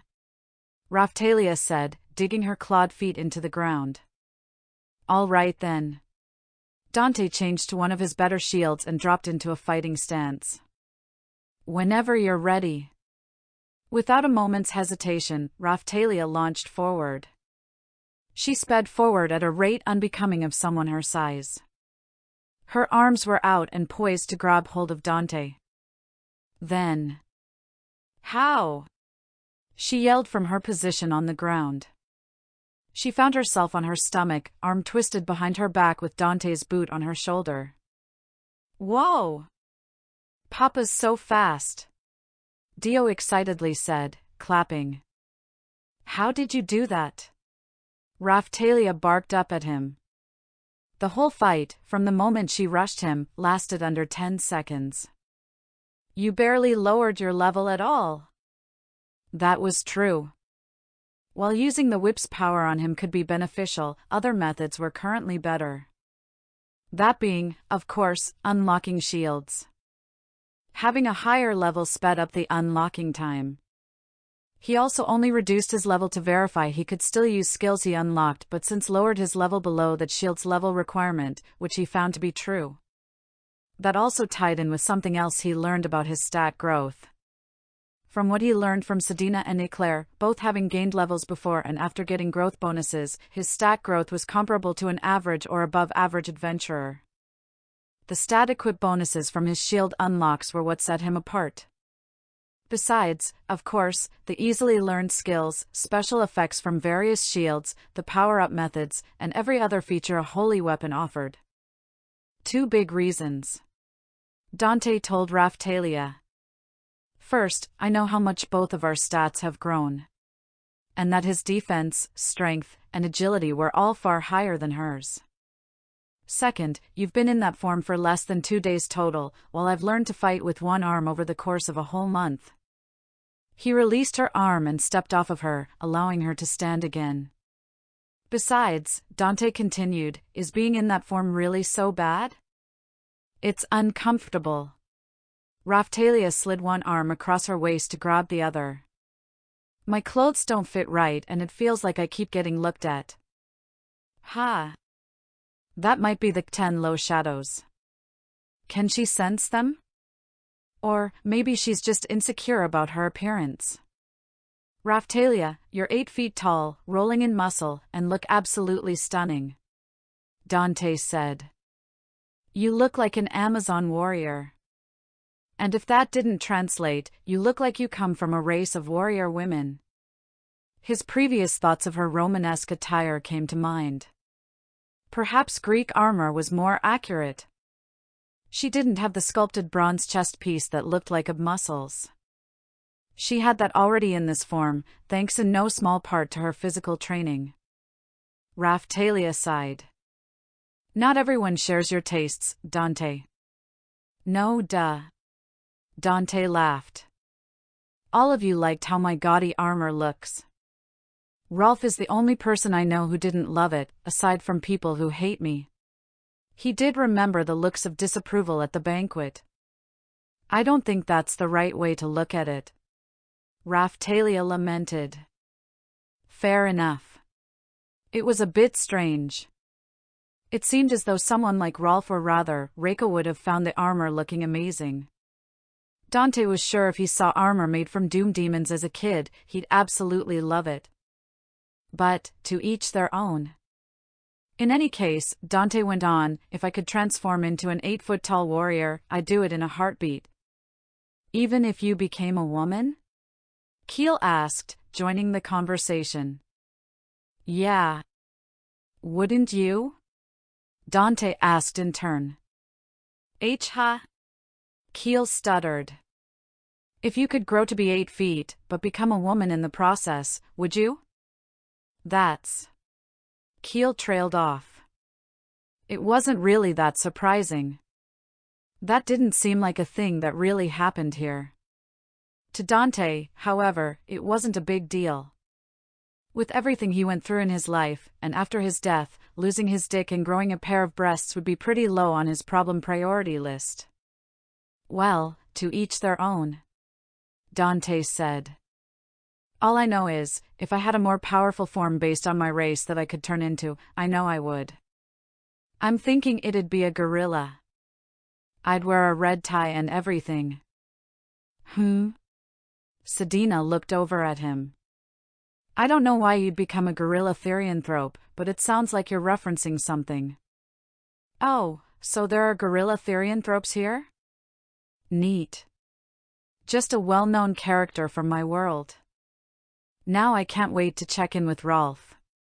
Aside from learning what other games Rolf played in his past life, Dante wanted to see what the boy would do with all the new bodies. Not just the knights from the village, but also the ones that tried to seize the carriages. After that, the conversation stayed light. Raphtalia stayed in her therianthrope form, as agreed. They all ate their supper of bioplant fruit and dried meat from previous hunts. With the time they made, they'd make it to the border wall by midday tomorrow. The sooner they reached the border, the better. A few days in a small country and then they'd be in Zeltable's controlled area. The wrong hero. The next morning, Dante awoke next to 3 sleeping therianthropes. On either side of him was Keel and Rifana, and behind him was Raphtalia. Behind her was his transformed Dio, and Eclair ended up sleeping on the other side of Dio. It was something Dante wanted to try, see if having more therianthropes sleep next to him did anything for his eyes. He didn't feel any different, but it was worth a try. All right, everyone, it's morning, Dante said, rousing the others. After a quick breakfast, they would be making it across the border. Oh, good morning, Dante. Sedina walked over as the others were getting up. Morning. He greeted her. Do I look any different? She held his head in her hands, tilting it from side to side. You look the same, she said, giving him a quick kiss. Maybe I'm cured, Dante said with a laugh. I wouldn't bet on it, though. It wasn't as if positive things like that would just randomly happen. That said, since it was largely inconsequential, there was a chance. Hey, who's this guy? Keel asked. He was pointing at a man with his arms and feet bound by rope. The man sat with his back next to one of the fallen logs they used as chairs the evening before, Jojo standing next to him with his pull hammer at the ready. Ah, you ruined the surprise, Sedina said dramatically, spinning around and walking over to the man. Dante walked over too, looking the man over. He didn't seem familiar, not from the list of knights and slavers or anyone else they met. I found him watching us during the night, Sedina informed everyone. He had these with him. She produced a short sword and a set of throwing knives. The man himself didn't have any armor on, and there wasn't any around him either. I see. Dante stood before the bound man. Am I to assume you are a shadow? Or, are you just an assassin? The man didn't say anything. He didn't even look up at Dante. Looking at the man with his appraisal, Dante saw he was level 52. It wasn't what Dante expected from a shadow, but he truly didn't know. It would be in your best interest if you answered me, Dante said. I'm well aware that, as the shield hero, I'm a person of interest in this country. And, I don't recall pissing off too many people on a personal level to warrant having me killed, so your list of employers is really small. Again, the man simply sat there, giving no indication that he even heard Dante at all. Dante looked around at the others. Any ideas here? Waking up to a problem like this wasn't what Dante wanted to deal with, especially with what it may imply. I don't think there's anything we can do, Eclair said, shaking her head. I remember hearing once that, should a shadow be captured, they'll take what information they have to the grave. It wasn't as if Dante hadn't heard that before. Usually, it came from the people themselves, saying Dante wouldn't get any information out of them. Most, however, would talk.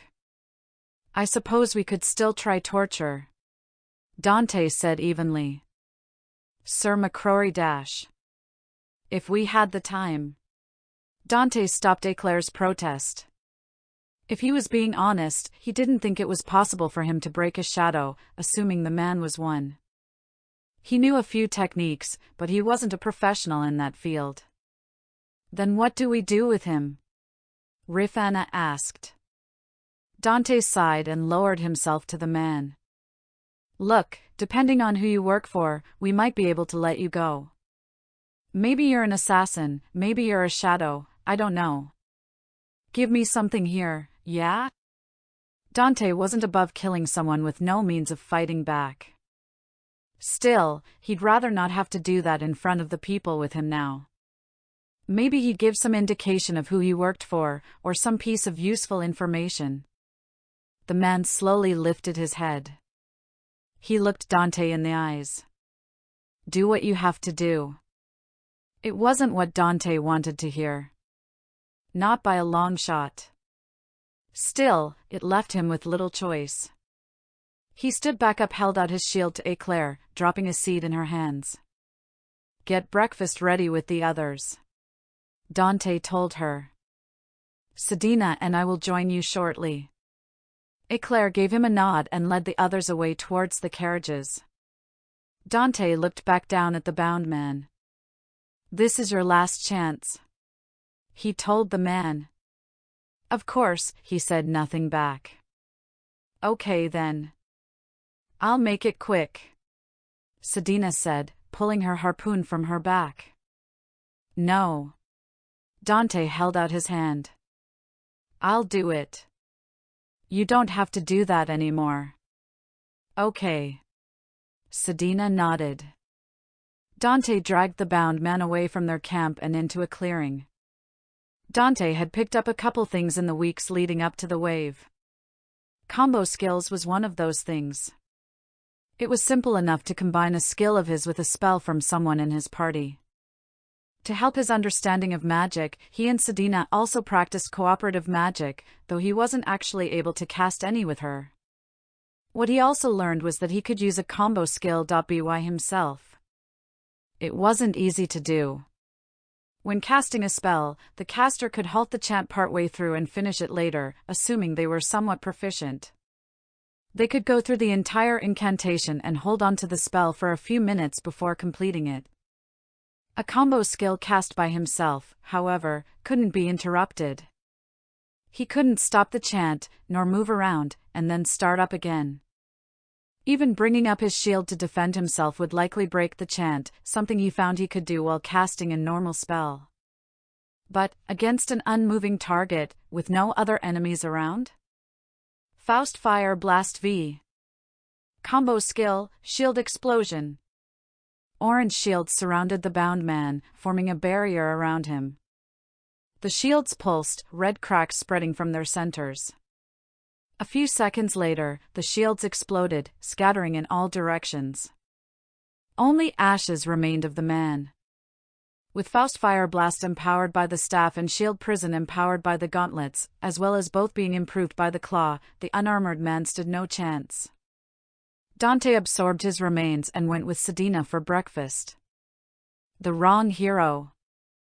Even with the small delay that morning, they made good time traveling. Midday came soon enough and the border wall came into view. Once it did, they came to the second problem of the day. That's a lot of knights. Dante observed the walls from within the carriage. The plan was to have Rifana at the reins as a therianthrope and Dio in her average philolial form. Then, Raphtalia would cast her spell and make everyone inside invisible. They had everyone in the front carriage ready for that. It wasn't a perfect plan, and they might get caught, but then it wouldn't be any different from going across the border normally. With the large amount of knights, however, that plan was shelved. That's not normal at all, Eclair said next to him, confirming his fears. It seemed someone sent knights to watch the border wall. Whether they knew where Dante was going or just increased security on all borders was unknown. What's the plan? Raphtalia asked, in her demi-human form to save room. South would be our best option, Dante said, indicating to Rifana. Going north would bring them in the direction of Fabri and Siltveld. While the end goal was to go to Siltveld, border security was likely to be even higher there. The border towards Zeltable should be the lowest, outside of going in the opposite direction altogether, but perhaps Shieldfrieden's border would be lighter. That was Dante's thinking, at any rate. In a couple of hours, those thoughts were thrown out. It's getting worse. Dante watched the walls steadily get more and more filled with knights as they checked sporadically. They kept far enough away to not draw suspicion from any onlookers. What now? Rifana asked, having Dio stop. Good question. Dante sat back in the carriage, with Rifana joining everyone else. They didn't have a lot of good options. There weren't really any breaks in the wall, except for a single river. It flowed into Melromark, was only about 20 feet wide, and it was covered by a metal gate where the wall went over it. Could we force our way through? Keel asked. Not likely, Dante responded. If what I think is right, they'll have people there capable of using ceremonial magic. My spell Cobalt Shield is pretty enhanced, but I don't think even I could hold off a casting of judgment yet. That likely was a step too far. After all, Naofumi had the Shield of Rage and Second Shield. While he wasn't sure of the stats, he remembered Motoyasu had a problem fighting Naofumi, even while being a higher level and using his own power-up methods against none from Naofumi. Airstrike Shield, and its second and third extensions, was stronger than Shooting Star Shield, if less mobile. Of course, Dante had most of the power-up methods at his disposal, and a shield that was practically designed to repel magic. However, he recalled his thoughts about his defense, about how it was likely weaker than Naofumi's.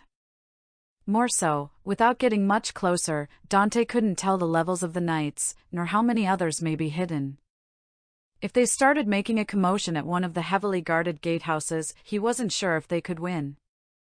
They also didn't have the means to break through the wall itself, at least not quickly. I'm starting to think it wasn't a good idea to tell Melty we were going to Fabri, Dante admitted. He thought a misdirection would make it easier, but it looked like that backfired. You think the king is responsible for this? Eclair asked. Him or the church? It could be either one, honestly. He had no idea how much Altcray involved himself in these things. I can understand the church taking these actions, but I don't think the king would go this far, Eclair argued. Dante switched to his humming shield. The king would march an army to war with Siltveld during the waves. More of your old world knowledge? Eclair shook her head. You've admitted that hasn't been reliable lately. True, but a good amount is, and I'm willing to bet Altcray's history with Siltveld is too. Eclair turned her head away. So, you even know about that? Yeah. Dante nodded. Having your family killed by fanatics to then lose your blind sister years later. Ha? Eclair looked up at him. What are you talking about? What? It was Dante's turn to look confused. Are you saying that didn't happen? Eclair shook her head. I wouldn't know. What I do know about His Majesty's past is he quickly went up the ranks in the army, obtained the 7-star staff, and defeated the Claw hero, a Hakuko named Tyron. Ah, right. Dante nodded. You're talking about when Siltveld tried to conquer the world, right? I remember bits of that. Tyron was the leader of Siltveld, right? But, wait, what did you think I was talking about? Eclair grimaced. If you don't know, I feel like I shouldn't say. Please don't ask me to. That was a bit of a strange thing. Dante wondered what could possibly be something he shouldn't know about involving the king. He knew about his dead family, so what else could? Oh. Dante realized what Eclair meant. His son. Yes. Eclair slowly nodded. That was something Dante remembered from the spin-off. Altcray and Morelia had a son, the middle child between Malty and Melty. He died before Melty was even born, something around 5 years old at the time. From what I heard, the king watched his son drink poison right in front of him. Eclair lowered her head. I can't imagine him recovering from that easily. He didn't, apparently, Dante said. Instead, he took his anger out on uninvolved people, like a belligerent idiot. Sir MacRory! Eclair yelled. I know this situation is bad, but that's entirely uncalled for. It seemed that, despite all that she'd been through, she still had respect for the king. Maybe, but it's true. Melty was able to act reasonable, despite what she believes I did to her sister. Altcray blames all demi-humans. Then. How can you say such things? Eclair demanded, facing him fully. Do you know what it's like to lose a child like that? I know exactly what it's like. Dante yelled back at her. Why do you think I'm? His words died in his throat. He turned away from her, but a hand on his shoulder brought him back. Sedina looked at him and nodded. She wanted him to tell the others this part of himself. He didn't want to, but he went and let himself get this worked up.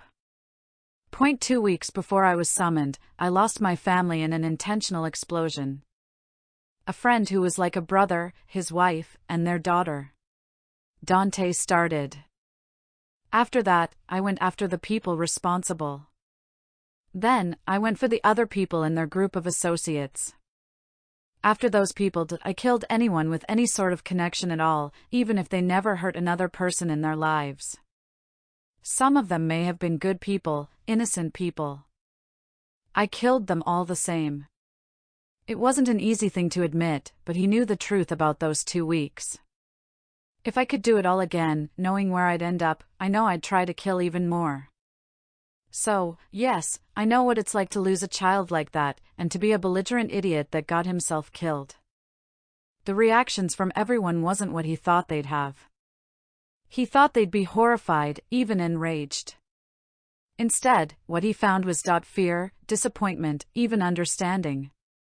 It wasn't what he expected, and he was sure this wasn't what they expected from the shield hero, or their savior. I would do that, Dad.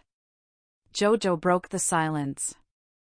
If someone took you away from us, I think I would do the same thing. Dante looked at his son, a frown on his face. I wish you wouldn't, but I don't think I can tell you not to. After all, that would imply that he wouldn't do the same if the positions were reversed. He knew that wasn't the case at all. Hey, Papa? Dio called from the front.